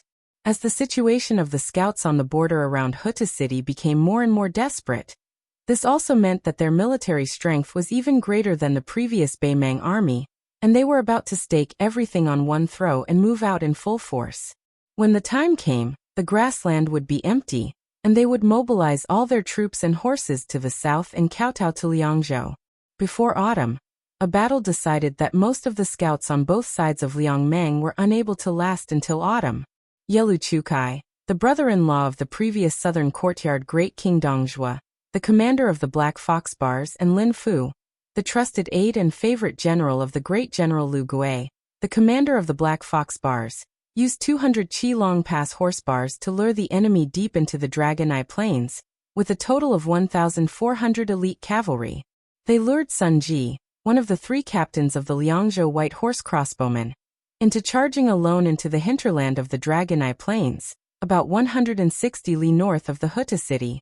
Captain Sun Ji died on the spot, while the other 3 captains died on the way to the rear. Only 120 crossbowmen managed to break out of the siege and retreated to the southern end of the Dragon Eye Plains. All of them were wounded, but they were still cut off by Lin Fu's 200 Black Fox bars. At this time, the cavalry under Lin Fu's command was between more than 100 Bailiang crossbowmen and Huta city. Behind him, the silhouette of the former most majestic city at the border of the Liang dynasty could be faintly seen. After Dongzhuo broke into the city, he had climbed up the city wall and personally broken a flag with the word Su. Lin Fu was wearing light armor and riding an extraordinarily handsome rouge horse. He was a remnant of the spring and autumn period who had personally experienced Lu Gui's journey to the north. Originally, Lu Gui had used his military exploits to become the main force of Lu Gui's army. Logically speaking, he didn't need to personally lead the army and participate in this scout battle. However, the Black Fox bars were old generals' blood, sweat, and tears. Furthermore, Lin Fu, whose ancestors were from a prominent family in the central plains of Qing province, also had an old score to settle with the Su family. Thus, he wanted to collect some interest first. Moreover, although there weren't many scouts on either side, it was obvious that the emperor and a large group of generals were all staring at the battle reports that were sent to the imperial court. Even his benefactor, Lu Gui, who had never had any unique experience as an official, had told him in private that Lin Fu had to perform well this time. Whether or not Lin Fu could advance further in the future, and whether or not he could turn from Lu Gui's trusted aide to an important official of the Southern Dynasty, depended on this battle. Previously, Lin Fu, who had chased after the stray dogs of Bailiang all the way to the south and didn't engage in close combat, had been very leisurely. He hadn't drawn his bow or drawn his saber. Therefore, the 200 Black Fox bars beside him, who had been conserving their strength, were naturally more powerful than the wounded crossbowmen in front of him. In the end, they suddenly sped up and circled to the front of the Bailiang cavalry, looking very relaxed. The Bailiang cavalry was the best in the world, and the White Horse crossbowmen were crowned the Liang cavalry. Sitting high on his horse, Lin Fu couldn't help but snort. It wasn't that he underestimated the strength of the Bailiang crossbowmen responsible for the direction of Huta city, but as a generals, Lin Fu didn't think it was worth it to die in such a cowardly manner when the enemy had such a large disparity in numbers. At the same time, Lin Fu also felt that it wasn't enough to fight to his heart's content. There were 3 groups of cavalry outside of Liangzhou's pass. The veteran Captain Sun Ji was in the middle.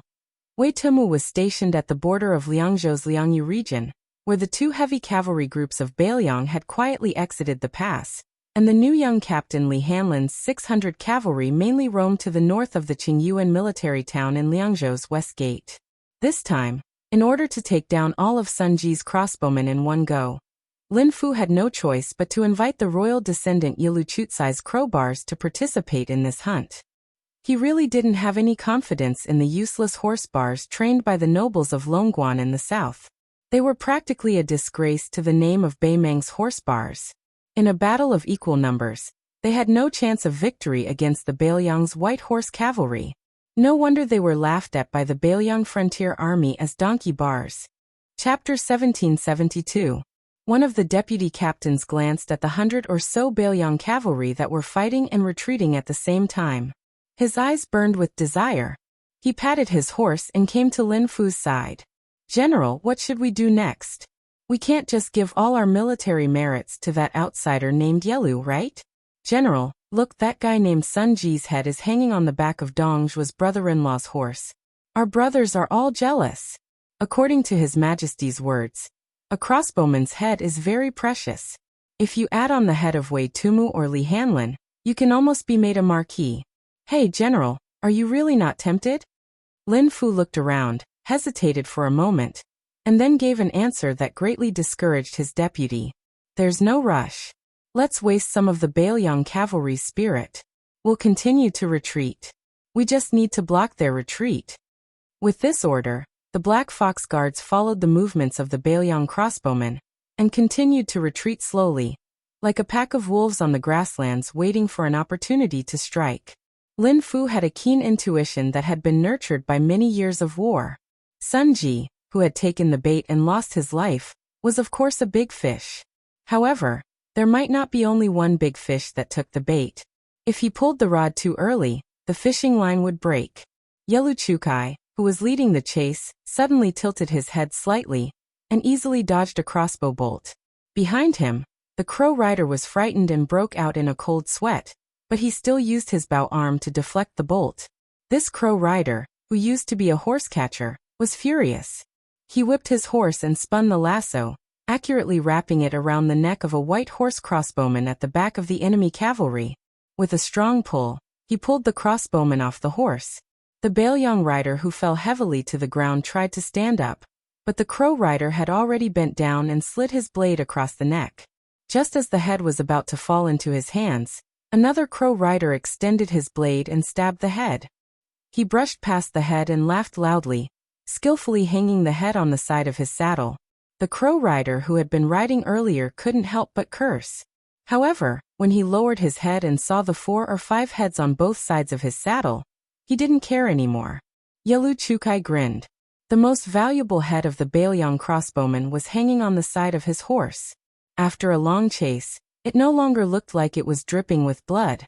The blood where the head had been severed had dried up. With a distance of about 50 paces, the arrows from both sides flew back and forth. Crow riders and Baelyang crossbowmen constantly fell off their horses after being shot. Most of them died from being shot in the face. However, after dying in battle, all of the Baelyang cavalry had their heads chopped off.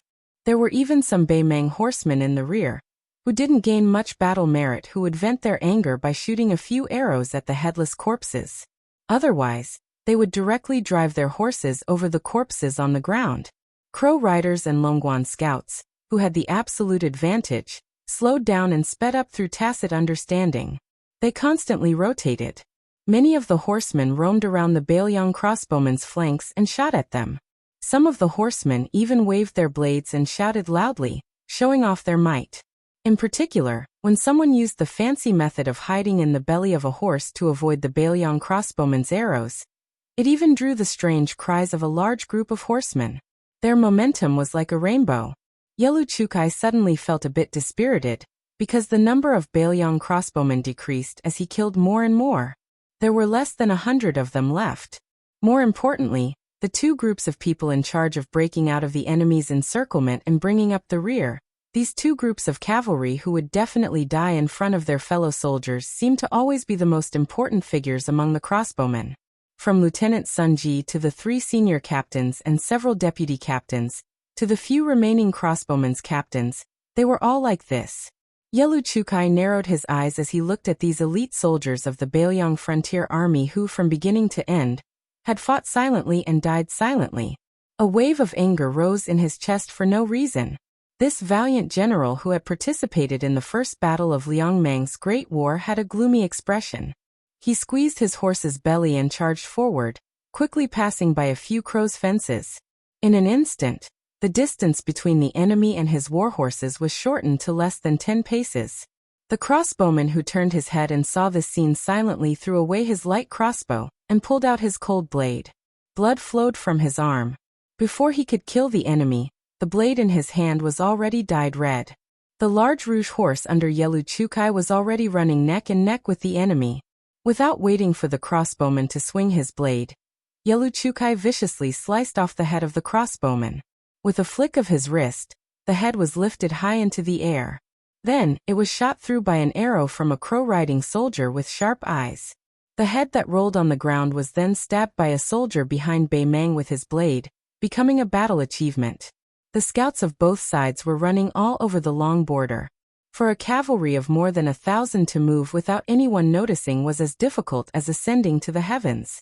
Only the elite cavalry under Dongzhu's command, like the crow-riding soldiers, could move hundreds of cavalry without making a sound. More accurately speaking, they had enough strength to clear out all the nearby spies. Not only did they win the battle of contact, they also had to completely cut off the small groups of crossbowmen's transmission of military intelligence, causing them to be paralyzed on the battlefield. If one looked down from the sky at the southern end of the Longyan Plains, the two cavalry forces were like a moving carpet. It was just that on the carpet, there was blood constantly sputtering. Chapter 1773. Sun Ji's white horse crossbowmen, who had been invincible outside the pass for more than 10 years, were now left with only 60 or so riders. Blocking the path ahead were 200 black fox bars under Lin Fu's command. For some reason, there were also 200 black fox bars further away that had yet to show their faces. They were merely moving about in a concealed manner. Chasing behind them were 300 Crow Lanzi and 400 Longguan Horse Lanzi. This was actually all the Beimang border Horse Lanzi had. Of course, if the second and third-rate Beimang Horse Lanzi were included, the overall strength could be doubled. 20 years ago, Northern Liang Border Army's crossbowmen numbered more than 2,600 cavalry. After this battle, if Sun Ji's troops were completely wiped out, then only Li Hanlin and Wei Tumu, these two officers, would be left with just over 1,000 cavalry troops. Suddenly, just as Lin Fu's Black Fox Lanzi had unknowingly arrived at the edge of the Longyan Plains, the 60 or so white horse crossbowmen all turned their horses around. They did not continue to try to break out of the encirclement, but turned their backs to Huda City, to Liangzhou, and to Bailiang. When the Bailiang crossbowmen collectively made this inconceivable movement, Yelu Chukai, although realizing that something was wrong, did not stop his attack at all. He took the lead and charged over. In his view, even if something unexpected happened, as long as he could swallow up these remnants, there was nothing wrong with it. Brother-in-law Dong Zhuo had a catchphrase, saying that the good things in the world were only truly good things when they were in one's pocket.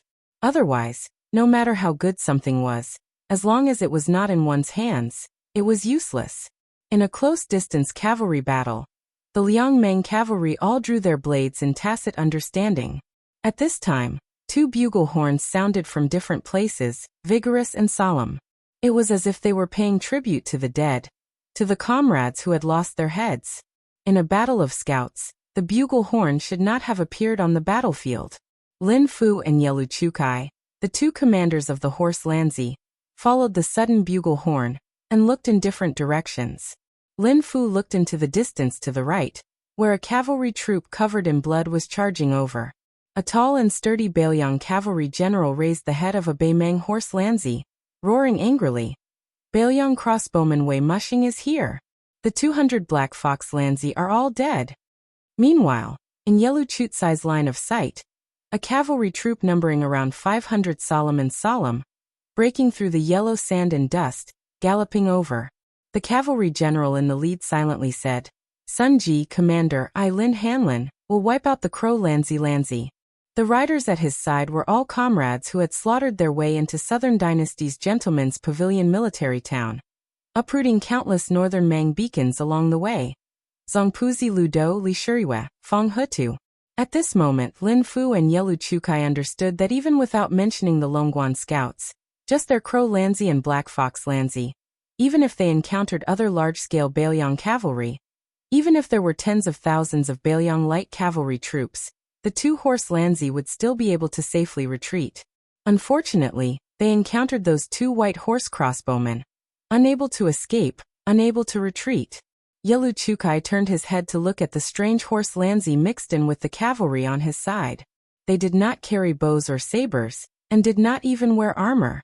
During the pursuit of Sun Ji's crossbowmen, they did not make a move at all. It was because they were martial artists from one of the 5 great sects of Beimang, Ti Bingshan's son-in-law, his brother-in-law, Dong Zhuo his personal retainers. This group of hidden Jianghu experts was also the reason he dared to lead his troops near Huta City. Yelu Chukai originally did not want these Jianghu people to participate in the battle, but now it seemed that if they did not participate, his brother-in-law's Crow Lanzi would definitely suffer a great loss. Without needing to communicate, Lin Fu led the 200 Black Fox Lanzi to meet Wei Mushing's white horse crossbowmen, while Yelu Chukai led his troops to meet Li Hanlin's 500 cavalry crossbowmen. The 400 Long Pass scouts were responsible for taking care of the remaining 60 cavalry of Sun Ji's troops, and then reinforcing the Black Fox Lanzi, who were temporarily at a disadvantage. Once one of the main forces of Liangzhou arrived and entered the battlefield, Beimang's 3-horse Lanzi would of course risk great losses to quickly retreat. But right now, in this type of close battle, even if they knew that the 3 white horse crossbowmen had created a dangerous situation, Lin Fu and Yelu Chukai were still unwilling to retreat. Lin Fu led the 200 Black Fox Lanzi to meet Wei Muxing's crossbowmen head-on. While glancing back at Huta City, Lin Fu was waiting to see. The mantis stalks the cicada, unaware of the oriole behind, unaware of the slingshot below. Now it was time to see who would have the last laugh. If nothing unexpected happened, today's battle, one side of the border scouts would definitely die at the border. Chapter 1774.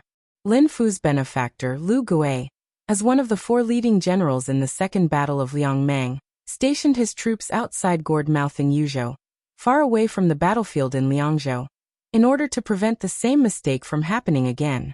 Therefore, he could not solve the thirst outside Liangzhou Pass.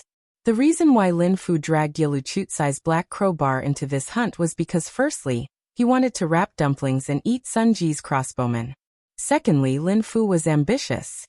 He purposely gave the military merit to Yelu Chukai in order to make friends with Dong Zhuo, who had just resigned as the king of the southern courtyard.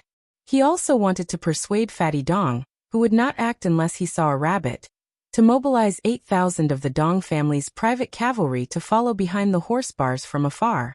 This was to deal with the field light cavalry outside Liangzhou Pass that might quickly enter the Longyan Plains, such as Luya and Fuling's cavalry troops behind Huta City, so that they could report back to the king before the battle began. This was why Lin Fu had no choice but to hand over the head of Beiliang's Sun Ji, with both hands in the previous battle. His black crowbar was like a spectator from the beginning to the end. Dong Zhuo once laughed and asked Lin Fu if he was not afraid that all his efforts would be in vain. After all his efforts would go to his brother-in-law's military merit in the end. Lin Fu did not mince his words. Since both sides of Liangmang wanted to wipe out the enemy's scouts in one fell swoop, completely blinding the enemy, Lin Fu believed in his own intuition. He believed that the Liangzhou border army, whose resources were not as deep as his own, would definitely not allow several hundred crossbowmen to die in front of their eyes. Once the main force of Beiliang's cavalry entered the battlefield, the military merit would be enormous. However, Lin Fu felt that it was a pity. Only Dong Zhuo was willing to accompany him to the gambling table. But when he went to see Commandant Morong Baoding and the commander of the Ruran cavalry, Hong Jingyan, in an attempt to persuade them to join him in this grand hunt, that had a high chance of triggering the Great Battle of Liangmang, to his surprise, Morong Baoding, who was in charge of attacking Liangzhou's defensive line alongside Dong Zhuo, actually scoffed. Hong Jingyan, on the other hand, was hesitant. In the end, the Ruran cavalry was temporarily under Morong Baoding's command. Without a military order, the Ruran cavalry could not be mobilized on their own accord. As the Black Fox Guards and the White Horse crossbowmen drew closer and closer, Lin Fu suddenly saw a comical sight. Beside Lieutenant Wei Muxing's horse was a child who could barely be called a youth. Riding on a large horse, he looked like a large horse carrying a small piece of charcoal. The child was not wearing the Beiliang standard light armor of the crossbowmen. Instead of a sword, he carried a cold saber on his back. It looked very absurd. Of course, Lin Fu did not believe that the Beiliang cavalry was lacking in soldiers to such an extent.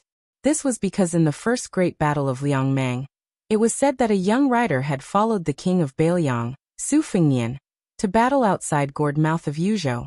He killed people like scything wheat, using his 2 fists to kill 100 people.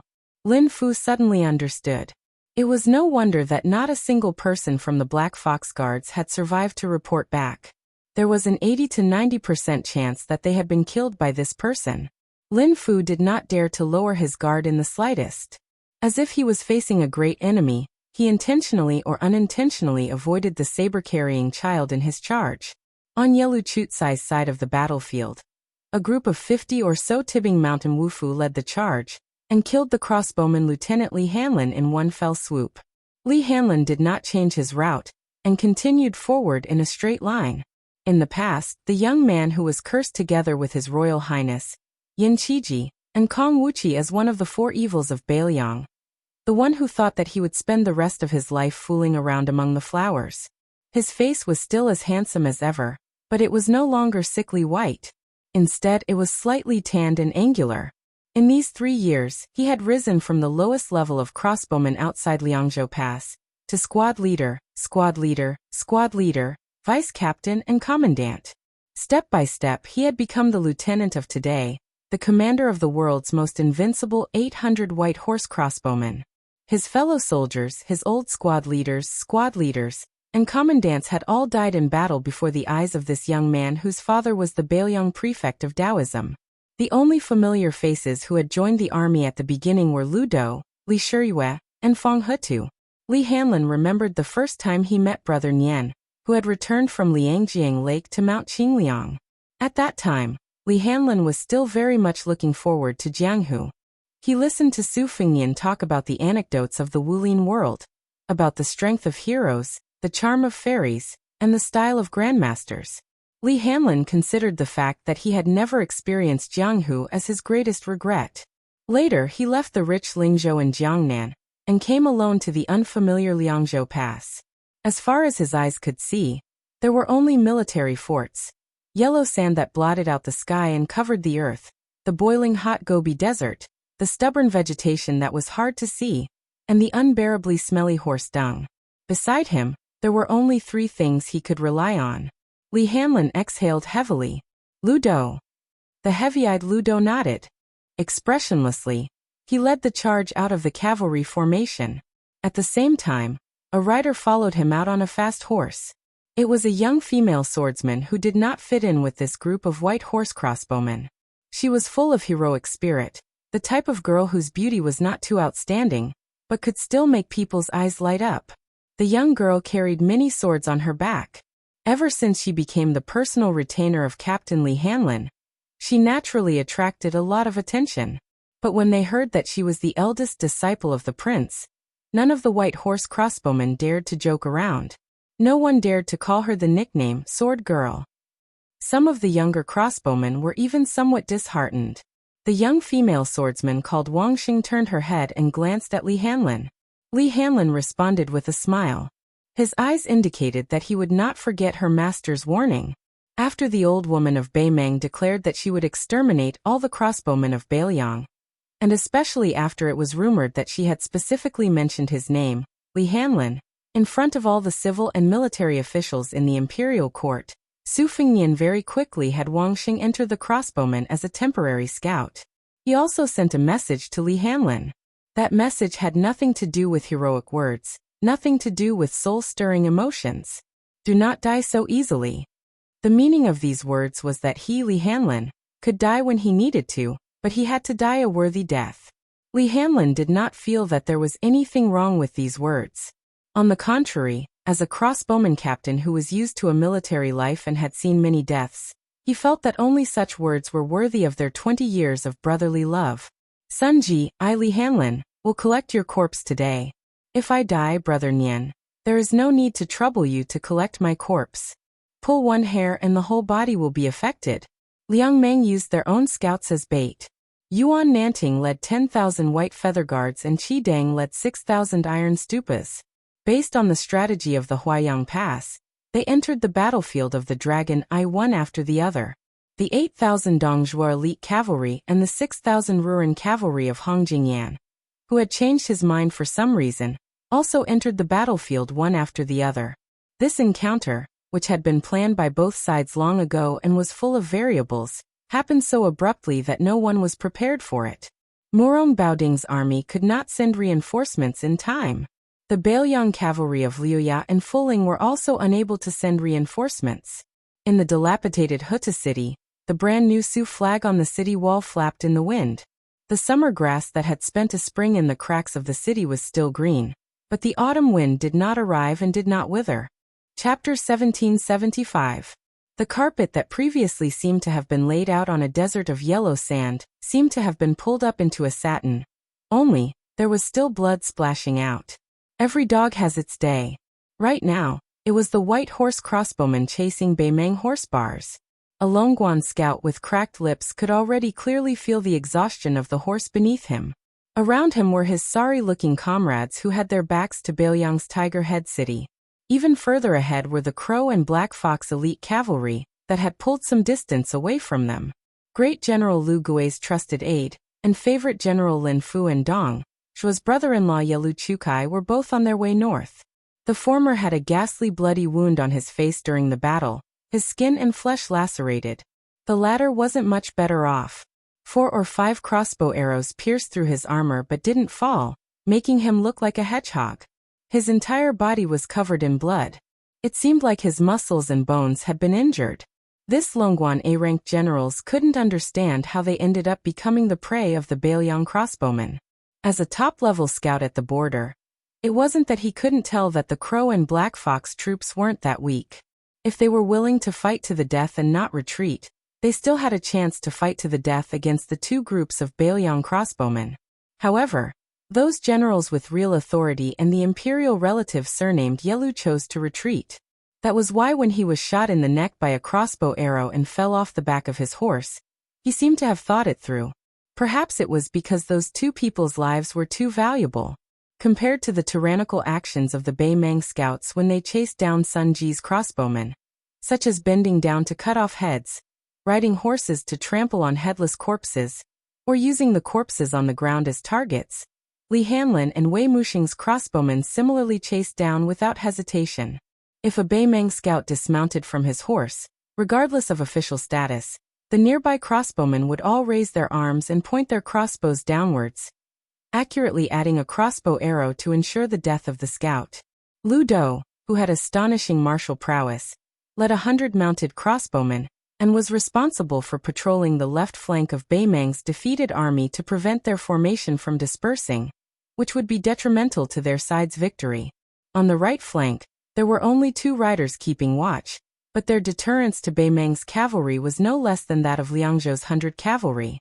These 2 riders were the female swordsman Wang Sheng and the scout sergeant Yu Dilong, who had previously followed Yu Luandao to Liangzhou's pass. Not only did Wang Sheng carry as many as 6 swords on her back, she also used a rope to tie up 4 famous swords that her master had helped her take from the city wall of Wuwu City. She had a strange habit towards Jianghu masters who did not use swords, such as Yu Dilong and Lu Yunzhang, the Saber Dao champion, as well as Go Yufang, who was known to be invincible along with Yu Dilong. Wang Sheng was never willing to exchange pointers with them.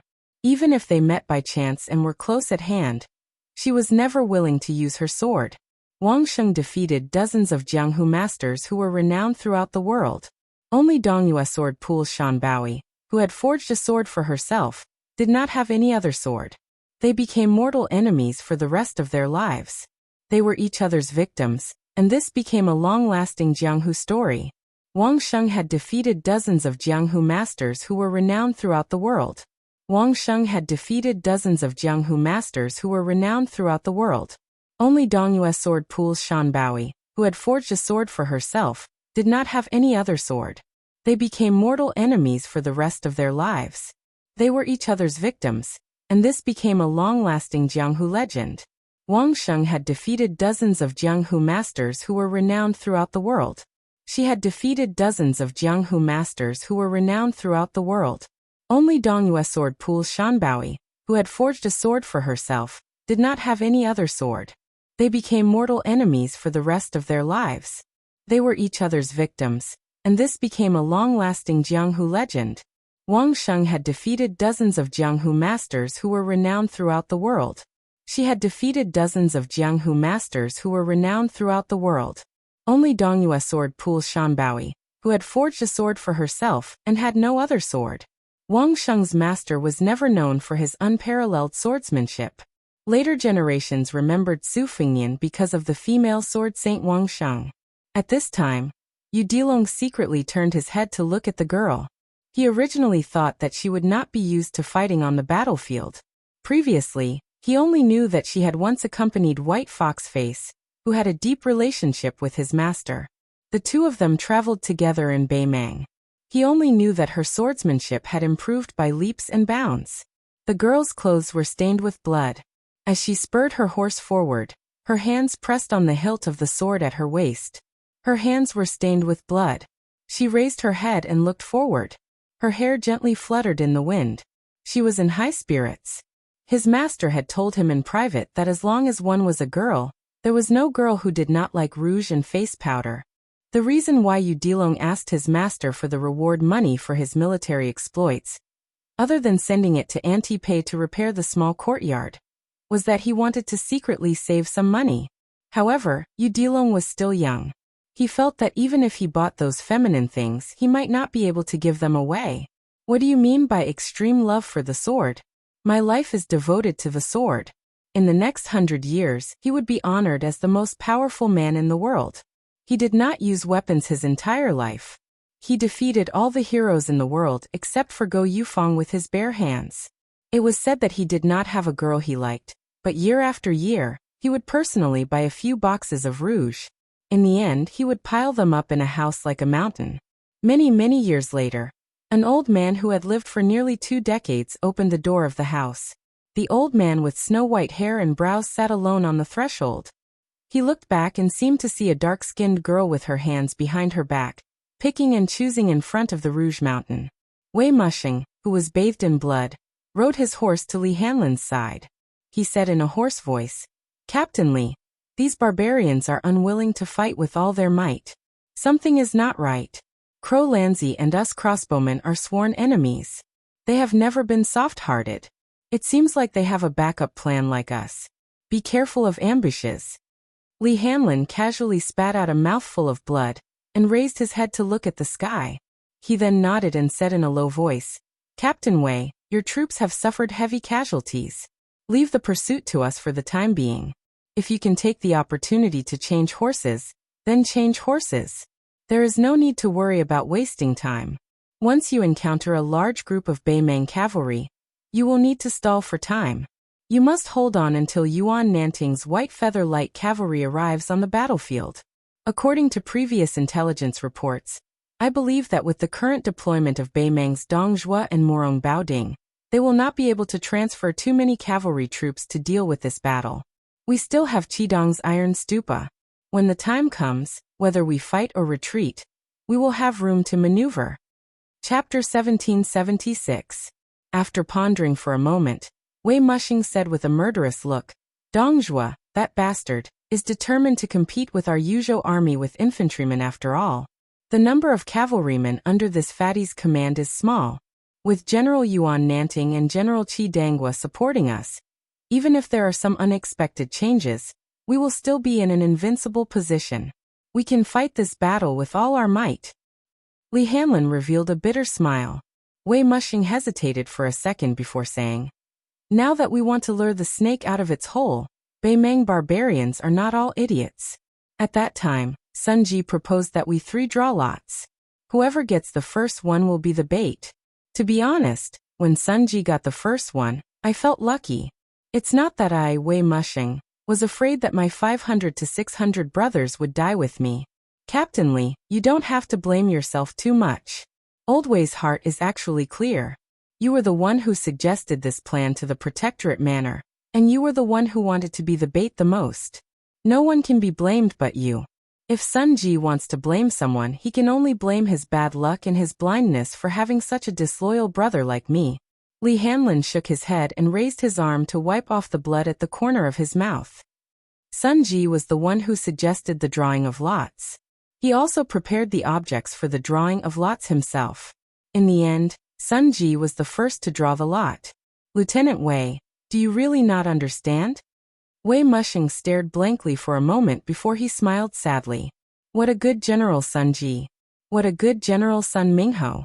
He fought countless fierce battles in his life, but he didn't even get injured that many times. So in the end, he just returned his good fortune to the heavens." Li Hanlin wanted to say something but stopped on second thought. In the end, he didn't say it out. Sun Ji and Wei Mushing were from the same hometown of Yinji Prefecture in Yuzhou. When they were young, they looked down on the local Yuzhou infantry and joined the Liangzhou border army together.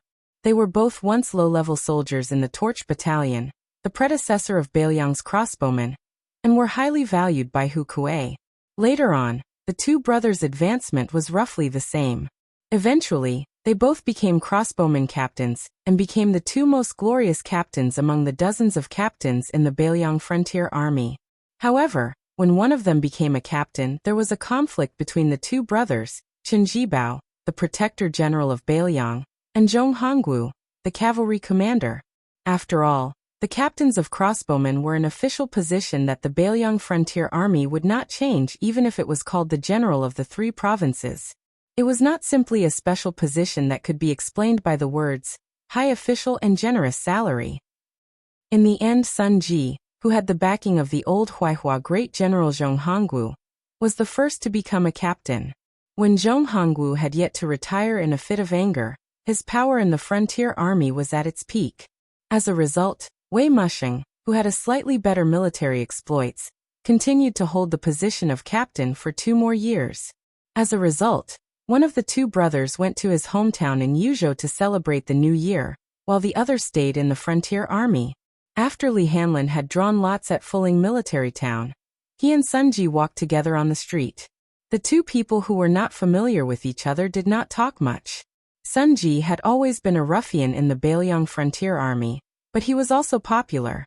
He dared to throw a tantrum at General Su Xiao and ask for horses and money, and also dared to joke around with veteran generals like Yan Wenwan and He Zhonghu. Even Lu Jinu of Huta City was willing to call Sun Ji his brother.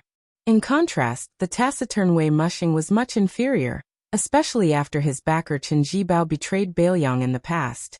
As for Li Hanlin, the son of Administrator Li Gongda, his meteoric rise to become a crossbowman captain, many of the generals of the frontier army speculated that ultimately, it was because the new Liang prince was not at ease with the white horse crossbowmen in Bailiang.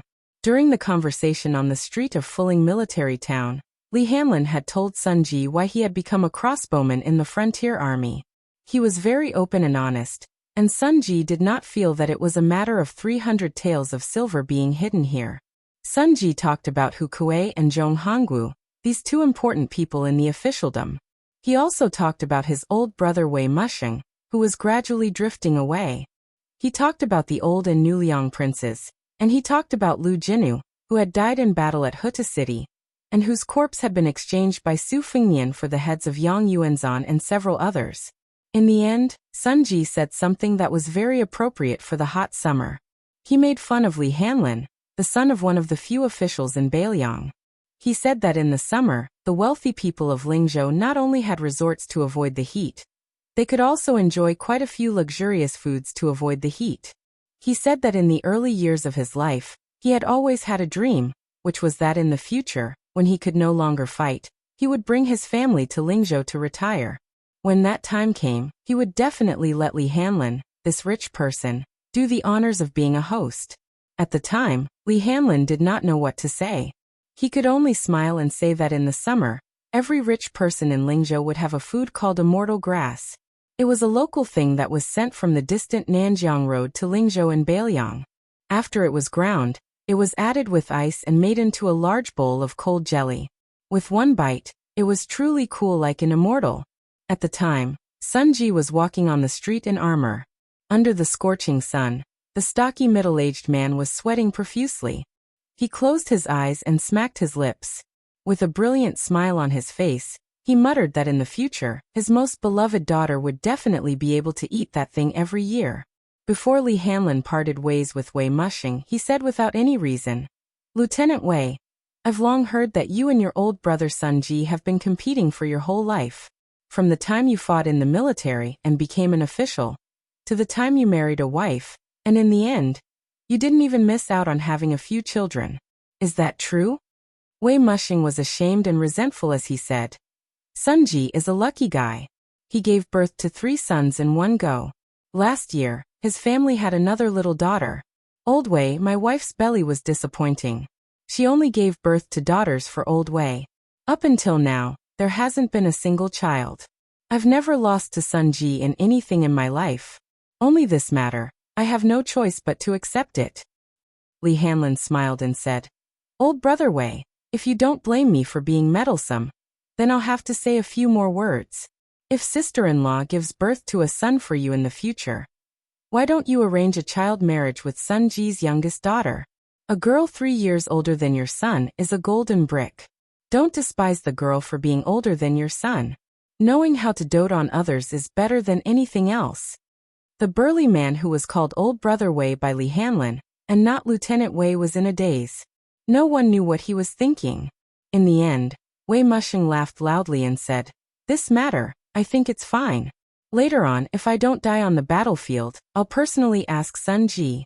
If that old fellow doesn't say anything, then I'll take it that he agrees to this child marriage." He was already dead.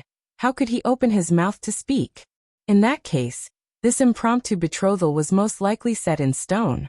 In the second year of Xiangfu, the Great Summer, Beiliang's white horse crossbowman Lieutenant Sun Ji and Wei Mushing successively died in battle on the Longyan Plains outside the border.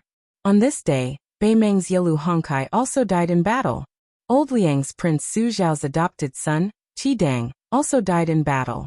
And that seemingly inconspicuous child marriage on the battlefield of the border where iron hooves were like thunder did not happen in the end. Chapter 1777. Bei Meng's various horse bars that belonged to different factions had already been routed to the previously set-up ambush. Ballista Colonel Sun Ji had died in battle here.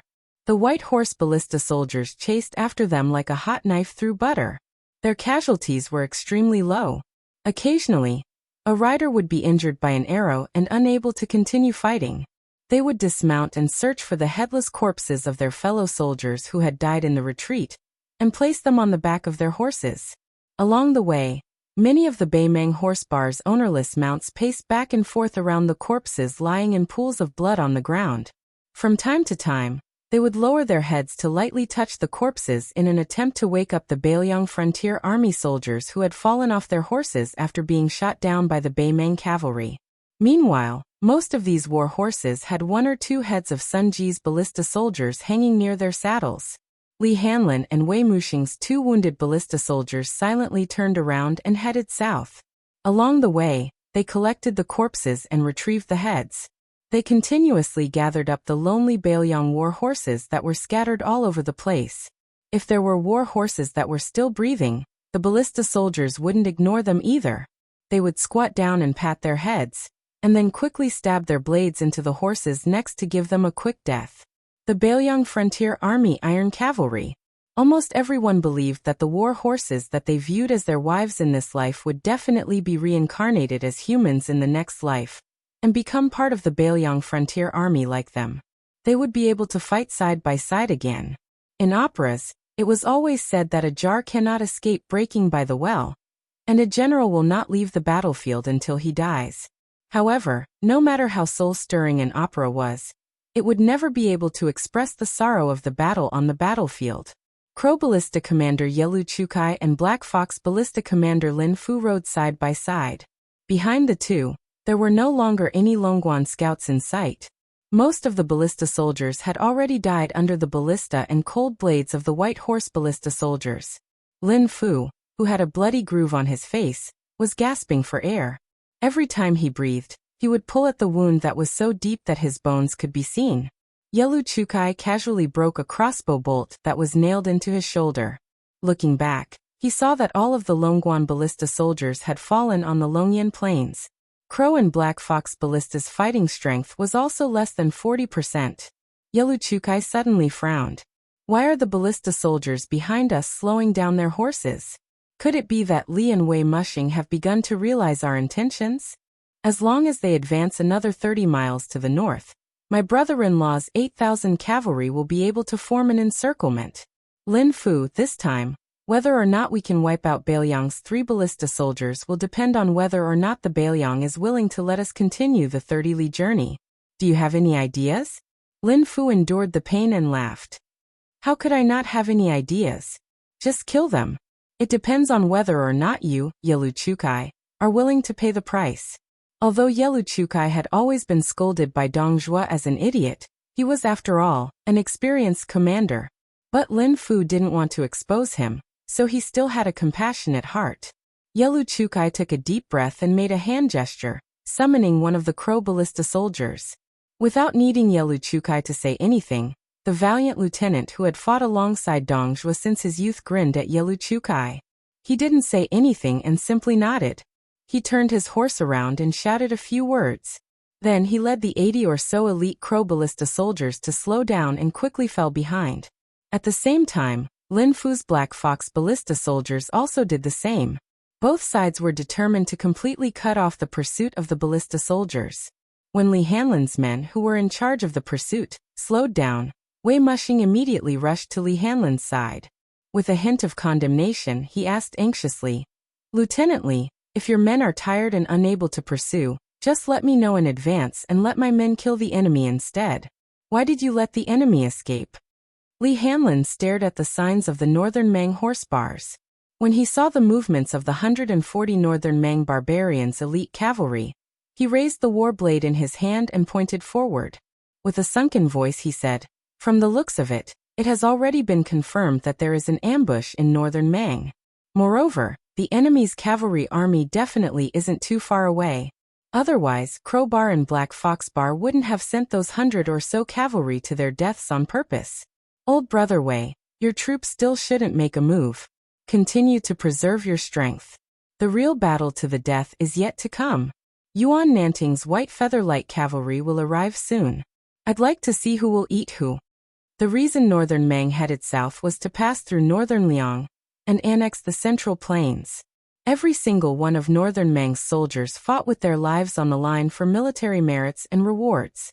Our Bailiang, on the other hand, was fighting for fewer deaths. It was different.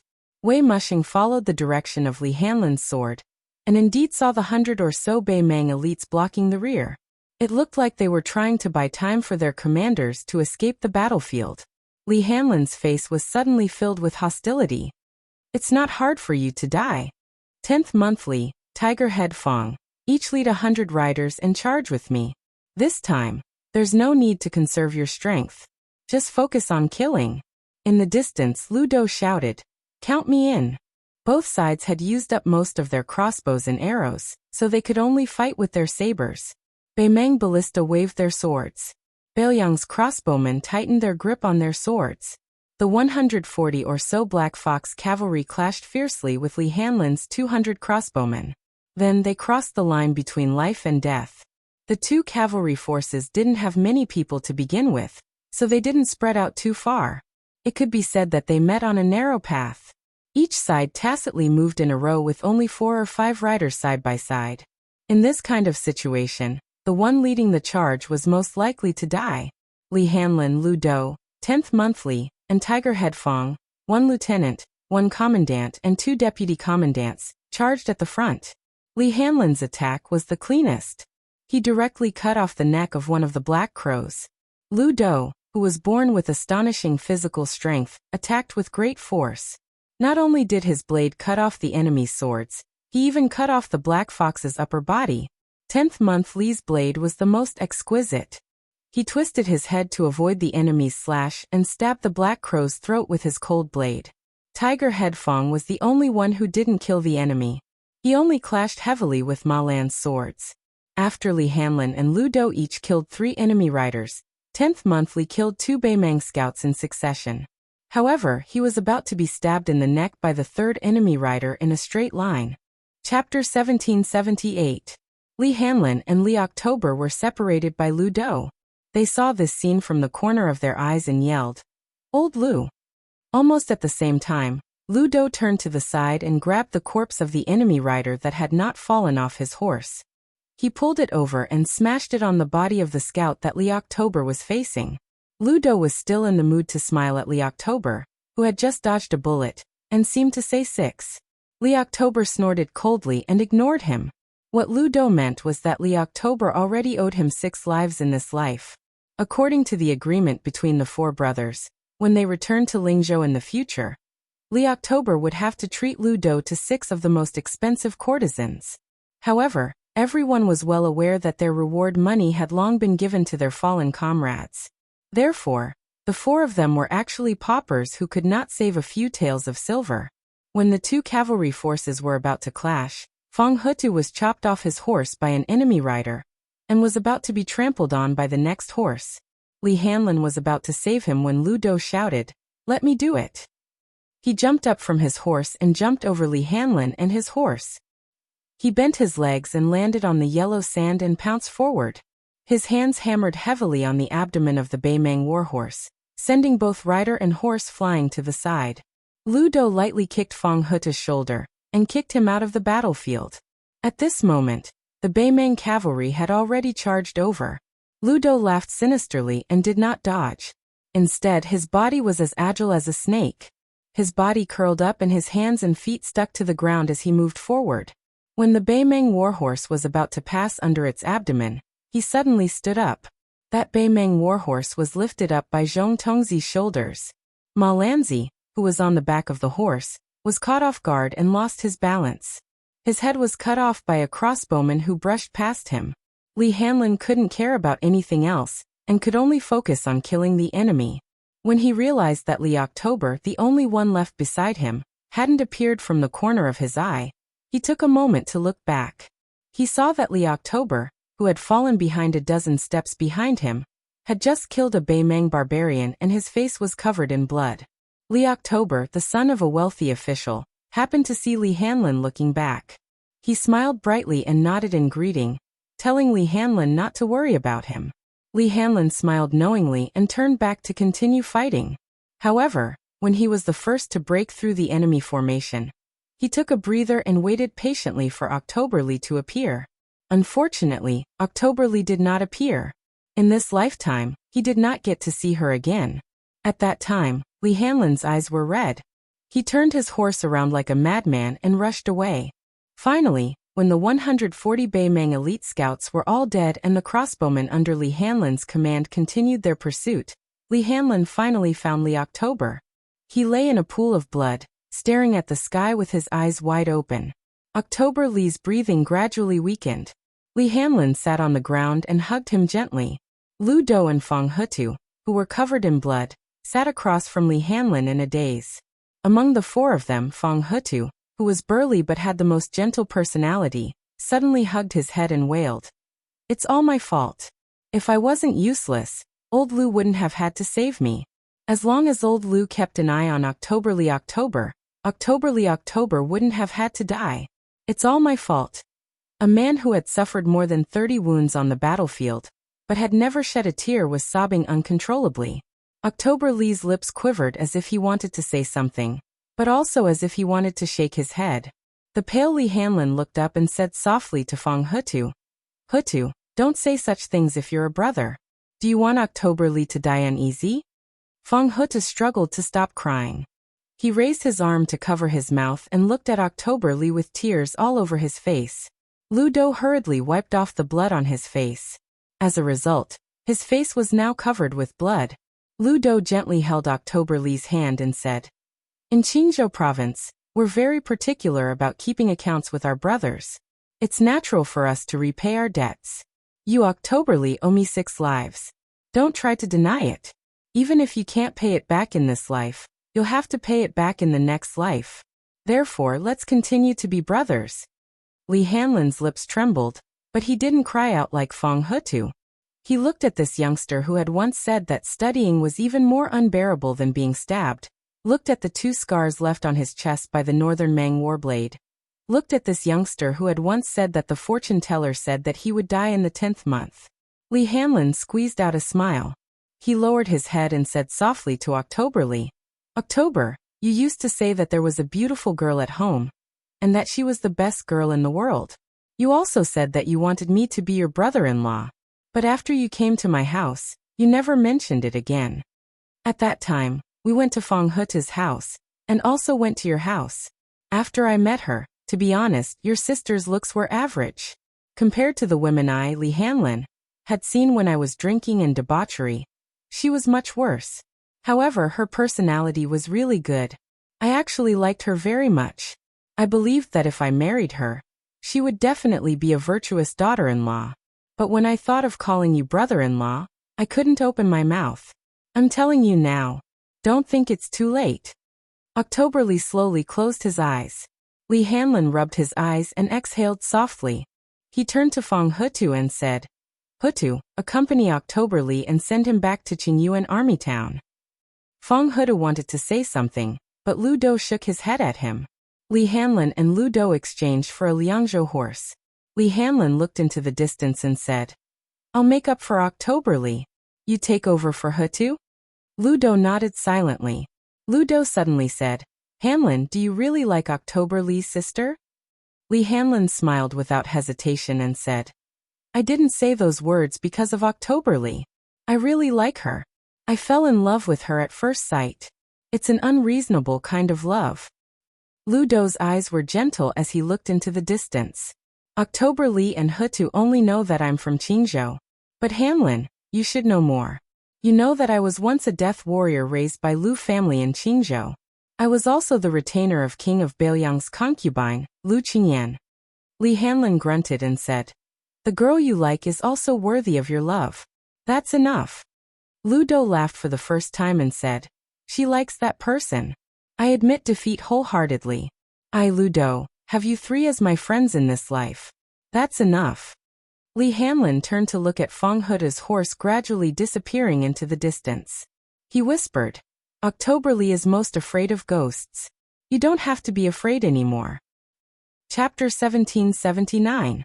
This chapter can be considered an interlude, but it won't hinder the next chapter from continuing on with the dragons I riding battle. Recently, there's a book review competition, and I welcome everyone to participate. For example, you can write about the various endings of the characters in the snow. If it's written well, I can even directly move it into the book. In the third year of auspicious charm, in the spring breeze where peach blossoms were in full bloom, a middle-aged man rode an old donkey through Jiang'a and entered western Shu. He pretended to carry a peach blossom in his hand, and the passers-by, especially the young ones, couldn't help but smile. Oh, it's another Jianghu person who admires the sword god Dong Tai. However, there were rumors in Jianghu that the peach blossom sword god was not only like a crane in a flock of chickens in the current Jianghu, but he was also very handsome. As for the appearance of the uncle in front of him, it was really a bit unpresentable. The ordinary-looking man leisurely rode the donkey and looked at the scenery of Shu. He walked and stopped, and was not in a hurry. The reason he entered Shu was because he received a letter from his disciple in a familiar restaurant. The letter said that he liked a girl, and it was about time for him to talk about marriage. He wanted him, his master, to be the matchmaker. In the letter, his disciple reminded him many times not to go to Western Shu in a sloppy manner. Not to mention helping his disciple gain face, but after all, Jianghu people believed that like master, like disciple. If the master was not capable, how good could the disciple be? Therefore, master, you must tidy yourself up, or else the girl's family would not be at ease leaving their daughter in his hands. After the man received the letter, he was not as inattentive as before. He really put his heart into it. He borrowed 30 taels of silver from the manager of the restaurant, and bought 2 sets of new clothes. Only then did he travel from the distant Jianzhou to Western Shu. The letter was sent half a year ago. Fortunately, the disciple knew that his master was always wandering around, so he pushed the date to half a year later. At the end of the letter, the disciple vowed that if he saw the letter late, it was fine. He, as the disciple, could wait patiently for his master. This man, who had used and forged swords before, but had never carried a sword, was hesitating on whether he should buy a sword and hang it on his waist.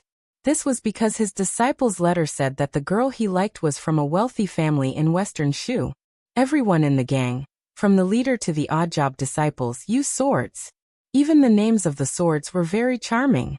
The leader's sword was called Huazhu, and the chief consecrator's sword was called Mandril, which was on the great weapon list. Even the outer disciples who were familiar with each other named their swords grandly. Most importantly, the leader's daughter, who was the girl his disciple liked, happened to have a sword named Peach Blossom. It was fate. When the middle-aged man arrived at Yi province, he only needed to ask for directions in the provincial capital before he found the famous sect of Western Shu Path, the Sword Rain Pavilion. It was said that every time there was a grand occasion, all 300 swordsmen of the Sword Rain Pavilion would climb up the 6-story main building together and throw their swords out at the same time. The swords would fall like rain. Although the rain of swords, the pavilion was not well known in the entire Liang Lake. It was not as famous as the Spring Invitation Cottage that had a beauty critic. However, it was indeed one of the top sects in the territory of West Shu. There was a saying that the West Shu Sword Pavilion came out of the Rain Pavilion. Back in the days, the West Shu Sword Emperor, who later swore to guard the city gate in front of the Su family's cavalry, had gone to the main pavilion many times and personally commented on the sword skills of the outstanding disciples in the Sword Rain Pavilion. On the highest floor, there were portraits of the Jianghu sword grandmasters that were established by the sect. They were used to encourage the disciples to persevere and sharpen their sword hearts. For example, there was the great Feng sword deity Ji Xinding, who was in the same generation as Gao Shulu, the great demon Lu Songtao from 100 years ago. In recent years, there were portraits of Jian Jiehuang, Song Nianqing, Qi Jiajie and Chai Qingshan. Of course, Li Chungang was a lofty mountain that all the swordsmen in the world could not avoid. The Sword Rain Pavilion especially admired this spring and autumn sword armor, and hung his portrait in the middle of the hall, beside Lu Zhu. When the gatekeeper of the Sword Rain Pavilion heard that the guest from afar was looking for the young man, the old gatekeeper, who was already displeased with him for riding a donkey and hanging a peach branch, disliked him even more. In the old man's opinion, the young man was not bad. His sword skills were average, but his judgment was not bad. He was lucky enough to win the literary battle with the high officials. However, if he wanted to marry the only daughter of the Sword Rain Pavilion's master, who did not have a prominent family background or a solid cultivation base, what else could it be but a fool's dream? It was not that the master was purposely making things difficult for the young man from afar. The entire Western Shu Dao pugilistic world knew that their master had already said that he only had one daughter. As long as he did not ascend to the first grade, no one could become his son-in-law. After all, the old man was a kind person. When he heard that the middle-aged man had walked for thousands of miles, he told him the truth. He also pointed the way for the middle-aged man, saying that the young man shamelessly rented a small courtyard on a nearby street. Every few days he would come to the Sword Rain Pavilion's entrance. At the end of last winter, there was a rare snowfall in Western Shu. That young man used a broom to sweep the snow before dawn, and almost got beaten up. It was snowing. This was a rare occurrence in Western Shu. Everyone wanted to see the snow piled up like a mountain. In the end, when he swept the snow, many disciples who hurried out to admire the snow on the street were completely dumbfounded. The entire street was so clean that it made one's hair stand on end. When the gatekeeper said this, he did not know whether to laugh or cry. He said angrily that even though the young man was a fool, he did not act like a hooligan in the streets. Otherwise he would have beaten him up. The middle-aged man who came from afar listened to the old man's long-winded chatter. He held the donkey with one hand and rubbed his chin with the other. The old man finally remembered to ask him about his relationship with the simple-minded young man. The man said that he was the young man's master. The old man grimaced in pain. His interest in the conversation vanished instantly. He quickly waved his hand and signaled the man to look for his disciple. As the sun set in the west, the old man looked at the back of the man who did not ride the donkey. His back gradually elongated on the street. The old man felt that this pair of master and disciple were both strange people. However, when he thought about it carefully, he could not tell what was so strange about them. The middle-aged man led the old man, who was reluctant to ride the donkey, around and around. It was not easy for him to find the shabby courtyard in a shabby alley. He stood at the door and suddenly felt guilty. It turned out that his disciple had followed him everywhere for so many years. He did not ask for anything, so he did not gain anything. He knocked on the door. A young man who could no longer be called a young man walked out quickly. When he saw his master's familiar face, his face was filled with surprise. The middle-aged man was about to speak with a smile when his disciple went around him and hugged the old donkey's head. This made the middle-aged man, who thought too highly of himself, feel a little hurt. Only then did the middle-aged man realize that other than his disciple, there was also a young girl wearing a wooden hairpin and a cloth skirt. She was holding a water ladle and watering a small tree at the corner of the courtyard. When she saw the middle-aged man, she smiled shyly and was a little at a loss. The disciple and the old donkey who had depended on each other for many years talked about old times. He casually introduced the donkey to his master. "Master, this is Ah Chow. She is my neighbor here. She found this peach tree and planted it." Ah Chow's parents are also very easy to get along with. Their family opened a small porridge shop on the street.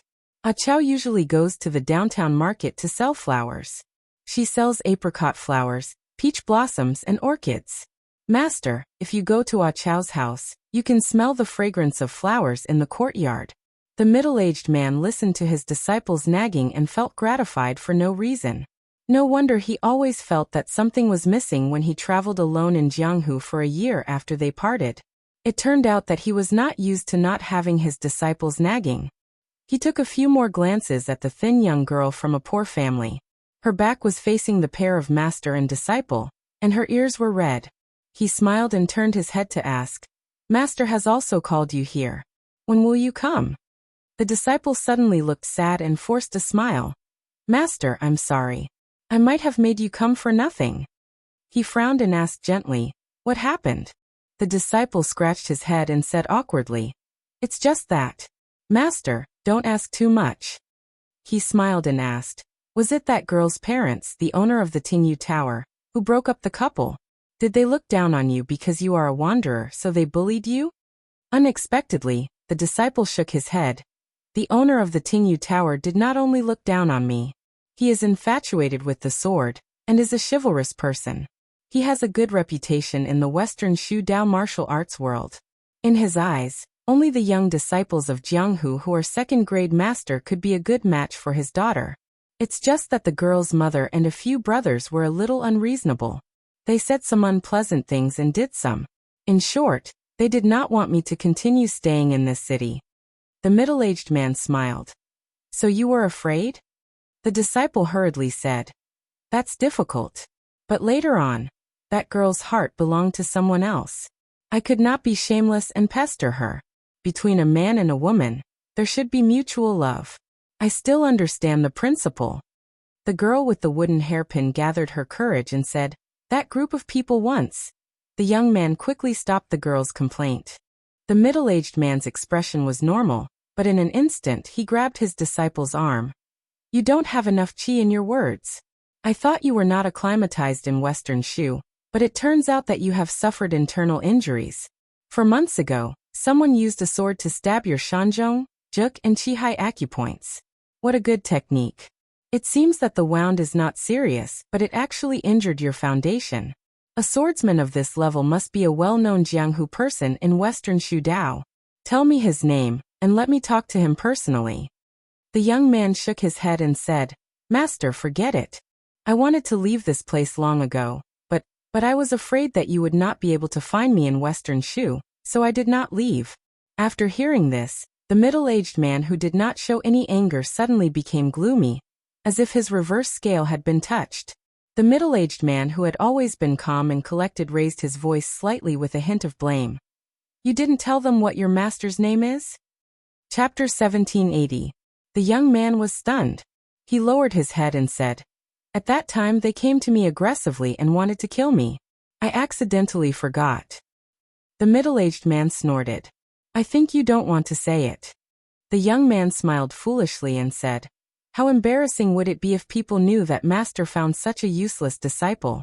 Besides, if I really don't have the face to say your name, who would believe me?" The middle-aged man was stunned. As an abandoned child, he had lost his family's protection when he was young. When he was young, he had to live alone in that eerie sword mountain. It could be said that he had experienced extreme hardships. After he walked out of the Wu family's sword tomb, no matter what he encountered, he turned a blind eye and watched with folded arms. In his opinion, since he had chosen to walk into Jianghu, life and death were fated. If he encountered injustice and was unable to voice it, he could not blame the heavens and blame others. If he wanted to blame someone, he should blame himself for being inferior. That was why Wang Xianji from the martial emperor city said that this person's sword heart was naive. It was the best fit for heaven. It didn't matter whether he had a sword or not. He suddenly remembered many things. This disciple always complained that he didn't have the demeanor of a master, and didn't have the demeanor of an immortal. He always told him to pay more attention to his style. He was always angry that his name was suppressed by someone. He wanted the whole Liang to know that his master was worthy of the title of #1 in the world. However, this young man seemed to have never thought of letting the world know that his master had taken in a disciple. He never thought of letting Jianghu know the name of that person's disciple. No one in Jianghu knew the name of the young man with the donkey. They didn't even know the name of the disciple of the peach blossom sword god. Since he took in this disciple, the two of them walked in Jianghu together. When they saw injustice on the road, he had to help because of his disciple. Every time he saved someone and was about to leave impatiently, his disciple would dawdle and say to the person he saved with a smile, "My master is the peach blossom sword god Dong Tai. Don't forget. Your master is the peach blossom sword god Dong Tai." "Then who is my disciple Dong Tai?" The middle-aged man took a deep breath and looked at the young face with some stubble. He then turned to the flower girl and said with a smile, "Little girl, my name is Dong Tai. My disciple is Li Huanyang." The confused girl said with a red face, "Uncle Deng, I know brother Li's name." Dong Tai asked himself and said sadly in a voice that only he could hear, "But this son of AB*TCH in Jianghu doesn't know." That day in the twilight, Dong Tai and his disciple Li Huanyang went to the girl Akao's house as guests. Dong Tai even took the initiative to pick a few gifts under his disciple's shocked gaze. They were not too expensive, but in the eyes of a small family, they were items that would give them face. This made the girl's parents beam with joy, especially when they heard that this man was Li Huanyang's only elder in this world. They couldn't stop smiling. The girl became more and more shy. Dong Tai's disciple was a little slow to realize, but after understanding the meaning and thinking about how they had been together for half a year, he felt that the conditions were right. He didn't think that his master was randomly setting up a couple. Dong Tai, who rarely drank, and Akao's father drank more than 2 liters of wine each. Dong Tai decided to get straight to the point and frankly said that his disciple had a pure and kind personality. Although he was half a Jianghu person like him, he had never thought of making a name for himself in Jianghu. He was a young man who lived a stable life. The girl's parents, who originally had some concerns, were completely relieved after hearing this. That night, Dong Tai, who reeked of alcohol, walked slowly in an alley with his disciple Li Huanyang. Dong Tai suddenly said, "Buying a pig to look after the pen, getting a daughter-in-law to look after the mother. From what you said, the girl from Tingyu House is obviously not suitable for you. Akao, on the other hand, is a girl who can accompany you for the rest of your life." Li Huanyang laughed. Dong Tai patted his disciple's shoulder and said without any reason, "Master has never done anything for you in his life." Li Huanyang wanted to say something but stopped. Dong Tai waved his hand and interrupted what his disciple wanted to say. He continued, "It's your business whether you want to or not. I don't care. Since you are most likely going to settle down in Shishu, I have to try my best to prevent this place from falling into turmoil and chaos. In addition, I originally wanted to go to Bailiang. You don't have to worry. In today's world, whether it is Liangtaian City or the border of Liangmang, as long as I want to go, no one can stop me." The young man whispered, "Master, if I get married and start a family, I'm afraid it will be difficult for me to travel Jianghu with you in the future." Dong Tai smiled and said, "In the future, I will often come to Shishu to visit you." The young man hesitated and asked, "Master, I'm not like Su Fengnian.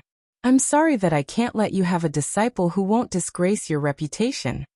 Dong Tai shook his head seriously and said, "You're wrong.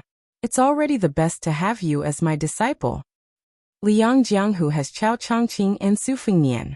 Of course it's good. But I, Dong Tai, have a disciple like you. It's the best. If someone wants you to live a bad life, it's very simple. They have to ask me, your master, if I agree." In Izhou of Shishu, peach blossoms were still smiling in the spring breeze. The inconspicuous middle-aged man came back without a donkey or a sword. He came to the entrance of the Sword Rain Tower. On this day, the Sword Rain Tower was hosting a banquet. The master of Izhou personally came to visit with his beloved son, hoping that the two families could tie the knot. In order to show the solemnity of the Sword Rain Tower, the tower master Zhang Yun gathered his disciples and went up to the main building. They all took off their swords and the swords fell like raindrops. This was an eye-opener for the master of Izhou and the deputy general of Izhou, who were standing at the edge of the square. The whole city of Izhou knew that the master of Izhou had attached himself to the white-clothed king of Shu. The master of Izhou's position was equivalent to that of a small provincial governor. Now that the provincial governor, who came from a local power, had become a mere figurehead, It was only a matter of time before he became the #1 civil official in Ijo. Therefore, the wanderer who caused a commotion in the city previously became an obstacle to the marriage made in heaven of Ijo. No one thought that Zhang Yun's beloved daughter had fallen in love with the master of Ijo. They all thought that from the beginning to the end, it was the wanderer who did not know the immensity of heaven and earth. It was the young man who had lost his mind and wanted to eat swan meat. When the middle-aged man arrived at the square at the entrance of the Sword Rain Tower, he saw the tower master, Zhang Yun, leading his wife and son to welcome him. They were walking towards the group of Ijo's influential officials. Among them, there was a beautiful young woman standing beside a handsome young man who was wearing a brocade robe. She was smiling like a flower. While the Sword Rain Tower was holding a grand occasion, a young man was accompanying a young woman as they walked through the streets and alleys. They were selling apricot flowers and peach blossoms loudly. They only earned 1 copper coin for each flower. The middle-aged man recalled the conversation between the master and disciple last night in the small courtyard. At the end of the conversation, his disciple told him not to be calculative with the Sword Rain Tower. At that time he nodded in agreement. His disciple did not believe him and repeated his words. He laughed and said that if his disciple was so easy to talk to, how bad could he be as his master? In fact, Dongtai did not say that his master had never been easy to talk to. He was like this to the Wu family's sword tomb, and also to the Jianghu. Therefore, having such a meddlesome and soft-hearted disciple was Dong Tai's greatest trouble in his life. Other than his success in swordsmanship, it was also his greatest pride. Dong Tai smiled to himself. Just now he was stopped by the old gatekeeper. When the old gatekeeper heard that he was going to challenge the Sword Rain Tower, the old gatekeeper put on a funny and annoyed expression and asked him, "Since we are going to spar with swords, where is your sword?" Dong Tai did not answer. His figure flashed and he arrived at the Sword Rain Tower. Dong Tai raised his head and looked at the main building. There was a golden horizontal board with the words, "The World's First Sword Rain," written by the Sword Emperor of Western Shu in the early years. Under the spring sunlight, the horizontal board shone brightly. The people of the Sword Rain Tower who first noticed the sudden appearance of the middle-aged man was not Zhang Yun, the Grand Master of Swordsmanship who was known as the Three Qis Tongxian in the Western Shu Wulin, nor was it one of the elders who had outstanding swordsmanship. Instead, it was a few disciples who were looking around in boredom. Most of these people were interested in the daughter of the Tower Master, but they knew that there was a world of difference between them. They were ashamed of their inferiority in front of the son of the Tower Master of Ijo. When they thought that the girl was about to fall into the arms of another man, they did not want to see it. Then they saw the man in coarse clothes who did not carry a sword and did not have an imposing manner. However, they did not pay much attention to him. Although the Sword Rain Tower of Western Shu was not as famous as the Donghua Sword Pool and Nanzhong Dragon Palace, it was still the leader of a state. The Tower Master, Zhang Yun, was one of the top 10 masters in Western Shu. When he was young, he was a genius swordsman who was favored by the previous owner of the Spring Invitation Cottage, Xielingzhen. Although he had not reached the first grade yet, the entire Western Shu Wulin Jianghu believed that Zhang Yun was one of the most promising people to reach the legendary realm. Although a second-grade master had the word little in it, it was enough to establish a sect in the Liang state. Those first-grade masters were usually elusive and did not care about the affairs of the Jianghu. It was even harder for ordinary people in the Jianghu to get close to them. Therefore, in the real Liang Jianghu, the most famous people were the martial Dao masters who could be seen and touched like Zhang Yun. They were the masters of the Jianghu, who would show up every now and then. If one did not boast that he had drunk wine with those martial Dao masters, no matter how much he boasted, no one would believe him. This was because not only was Zhang Yun's cultivation base extremely high, but he also had a human aura and was down to earth in the way he did things. If it was said that he was fortunate enough to have met the famous house master of the Sword Rain Pavilion, then it would be able to shock others and cause them to be skeptical. A loud explosion rang out, causing the hearts of everyone in the Raining Swords Tower to tremble. The horizontal board that was personally given by the old Western Shu imperial uncle split into two and fell to the ground. Chapter 1781. Everyone looked at each other, feeling incredulous. That board with a prominent origin was made of the first-grade Nanmu wood. It should not be so fragile. Moreover, this board had only been hanging for 30 years. How could it be broken in the middle like it was split by a sword? Everyone looked around and finally focused their eyes on the middle-aged man with his hands behind his back. Even Zhang Yun, a second-level Supreme Power Master, could not find any clues. Could this man be the culprit who destroyed the invaluable plaque? The leader of the Sword Rain Tower, Zhang Yun, was one of the few famous masters in Western Shu. He was also an experienced veteran. He admitted that even if he held a sword, he would not be able to break a board from 300 to 400 steps away. Regardless of how domineering and arrogant the arrival of such a person was, he was still not someone the reigning sword pavilion could easily deal with. The reason why the Wu family's sword tomb had been in the top 3 of the Jianghu sect for hundreds of years was because it was said that even a child in the sword tomb could control a sword and fly away like a butterfly. This in itself meant that it was not easy to produce sword energy. How could a sword energy not be weakened after a few hundred steps and still be able to break such a huge board? One of the worshippers hurriedly flew away. He stood at the entrance of the main building and looked carefully. He then flew back to Zhang Yun's side and whispered with a pale face. Zhang Yun felt as if he was struck by lightning. It was caused by the sword energy. Furthermore, after the sword qi broke through the signboard, it also split apart the main building. There was a saying in the Liang Jianghu, ever since Su Mao, a relative of the emperor, died outside the imperial city, and Huang Jinta died at the Donghai city, there were no more capable swordsmen in Western Shu. This also showed the predicament of the Western Shu martial arts circle. Especially after Xielingzhen of the Spring Invitation Cottage died for no reason at the Quicksnow Mountain Villa, her successor, Yanji Beauty Xie, only used her beauty to amaze people, and did not use her martial arts to convince people. Therefore, people thought that there were no grandmasters in the Shu martial arts circle. The middle-aged man walked forward slowly, and stopped when he was 30 to 40 steps away from Zhang Yun. He finally said, "My disciple has already explained the reason. If you don't listen, then I don't need to reason with you today." Zhang Yun wanted to cry but had no tears. "How would I know who your disciple is? You are the disciple of a divine connection sword grandmaster. Our reigning swords pavilion can't wait to worship him like a bodhisattva. How can you not listen to reason with us?" Zhang Yun's mind raced. Judging from the man's appearance, he looked to be in his 30s or 40s and had a grudge against the Sword Rain Tower, so he was most likely not from Western Shu's Jianghu. Otherwise, he would at least show some respect to Zhang Yun. However, the Sword Rain Tower's influence had always been limited to Western Shu's territory.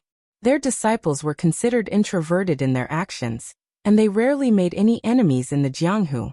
Even the few outstanding disciples who were ordered to leave Western Shu and travel the Jianghu to spread the name of the Sword Rain Tower had never had any great grudges with the major sects in Liang. To be honest, if they really wanted to offend those top grandmasters in Liang, the Sword Rain Tower's disciples would need to have the ability to do so, right? At the same time, Zhang Yun was puzzled. The man in front of him did not have any obvious qi activity, and he did not have any momentum at all. He did not seem like the person who would make a move. Could it be that there was a real unworldly expert hiding in the dark? The middle-aged man's gaze swept across the people from the Sword Rain Tower. He saw the young lady who wished for the world to be in chaos and the woman who looked 60 to 70% similar to her. Her expression was gloomy as if she was weighing the pros and cons. She was hesitating whether she should use the government's influence to intimidate the enemy. The few consecrators from the Sword Rain Tower looked as if they were facing a great enemy. Obviously, they knew the severity of the situation better than the woman. There were some things that the government could suppress, but there were some things that they might not be able to suppress. Zhang Yun had a scholarly appearance. He had the famous Western Shu sword, Huazhu, by his waist. It was extremely rare for him to perform the etiquette of a junior. He bowed respectfully and said, "May I know who your disciple is, senior? If my Sword Rain Tower has indeed offended your disciple, I, Zhang Yun, will definitely give you an explanation." The middle-aged man didn't answer his question. Instead, he looked at the group of people and asked, "Who's the one holding the mountain elf?" The provincial general, who was sitting in a high position and had a fat body, narrowed his eyes and said sinisterly, Today is a big day for me and Brother Zhang's families. I didn't expect that someone would dare to do such a thing in a provincial city. You've really opened my eyes. The Deputy General of Provincial, who had thousands of troops under his command, sneered and said, "Who dares to violate the law in my territory?" Zhang Yun was relieved when he saw the two officials of provincial general's attitude. However, he still wanted to keep the peace. After bowing, he straightened his back and stared at the uninvited guest in front of him. "Senior, could it be that the chief consecrator of my sword rain tower, Hu Dachuan, had a misunderstanding with your disciple?" The middle-aged man ignored the two officials of Western Shu and the Sword Rain Tower's tower lord, who was pretending to be humble. Instead, he looked at the swordsman who had gone to the main building to look at the signboard. He was dressed in white, had white hair, and a white beard. Even the scabbard of his sword was snow-white. He looked very sage-like. He asked, "Are you the one who attacked my disciple 3 times?" This Western Shu Sword Dao Grandmaster, whose swordsmanship was not inferior to Zhang Yun's, looked calm and composed. However, he did not answer the question. It was unknown whether he was unwilling or afraid.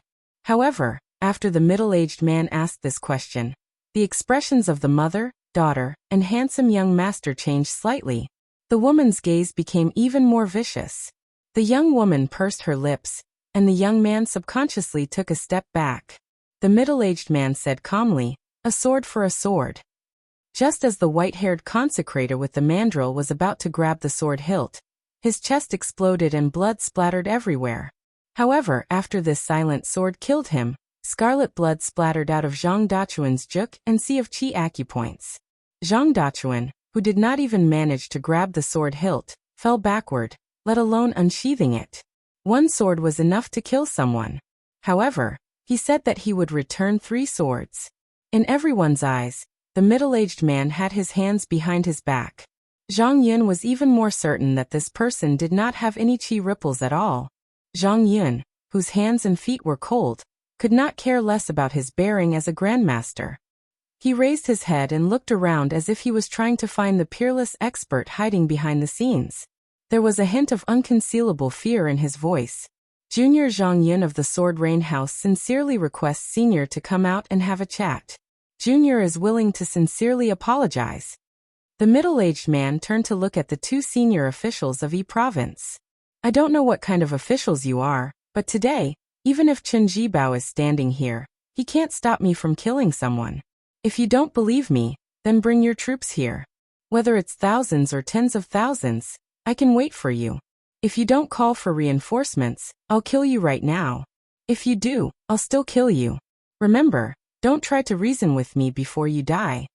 Of course, the world did not know that even Xie Guinying, the mastermind behind Chen Jibao's capture of the Flood Dragon, was killed by him. The woman sneered and said, "How arrogant. You don't even respect our king of Shu. My grandfather and the Western Shu Dao administrator are best friends." The middle-aged man interrupted the woman.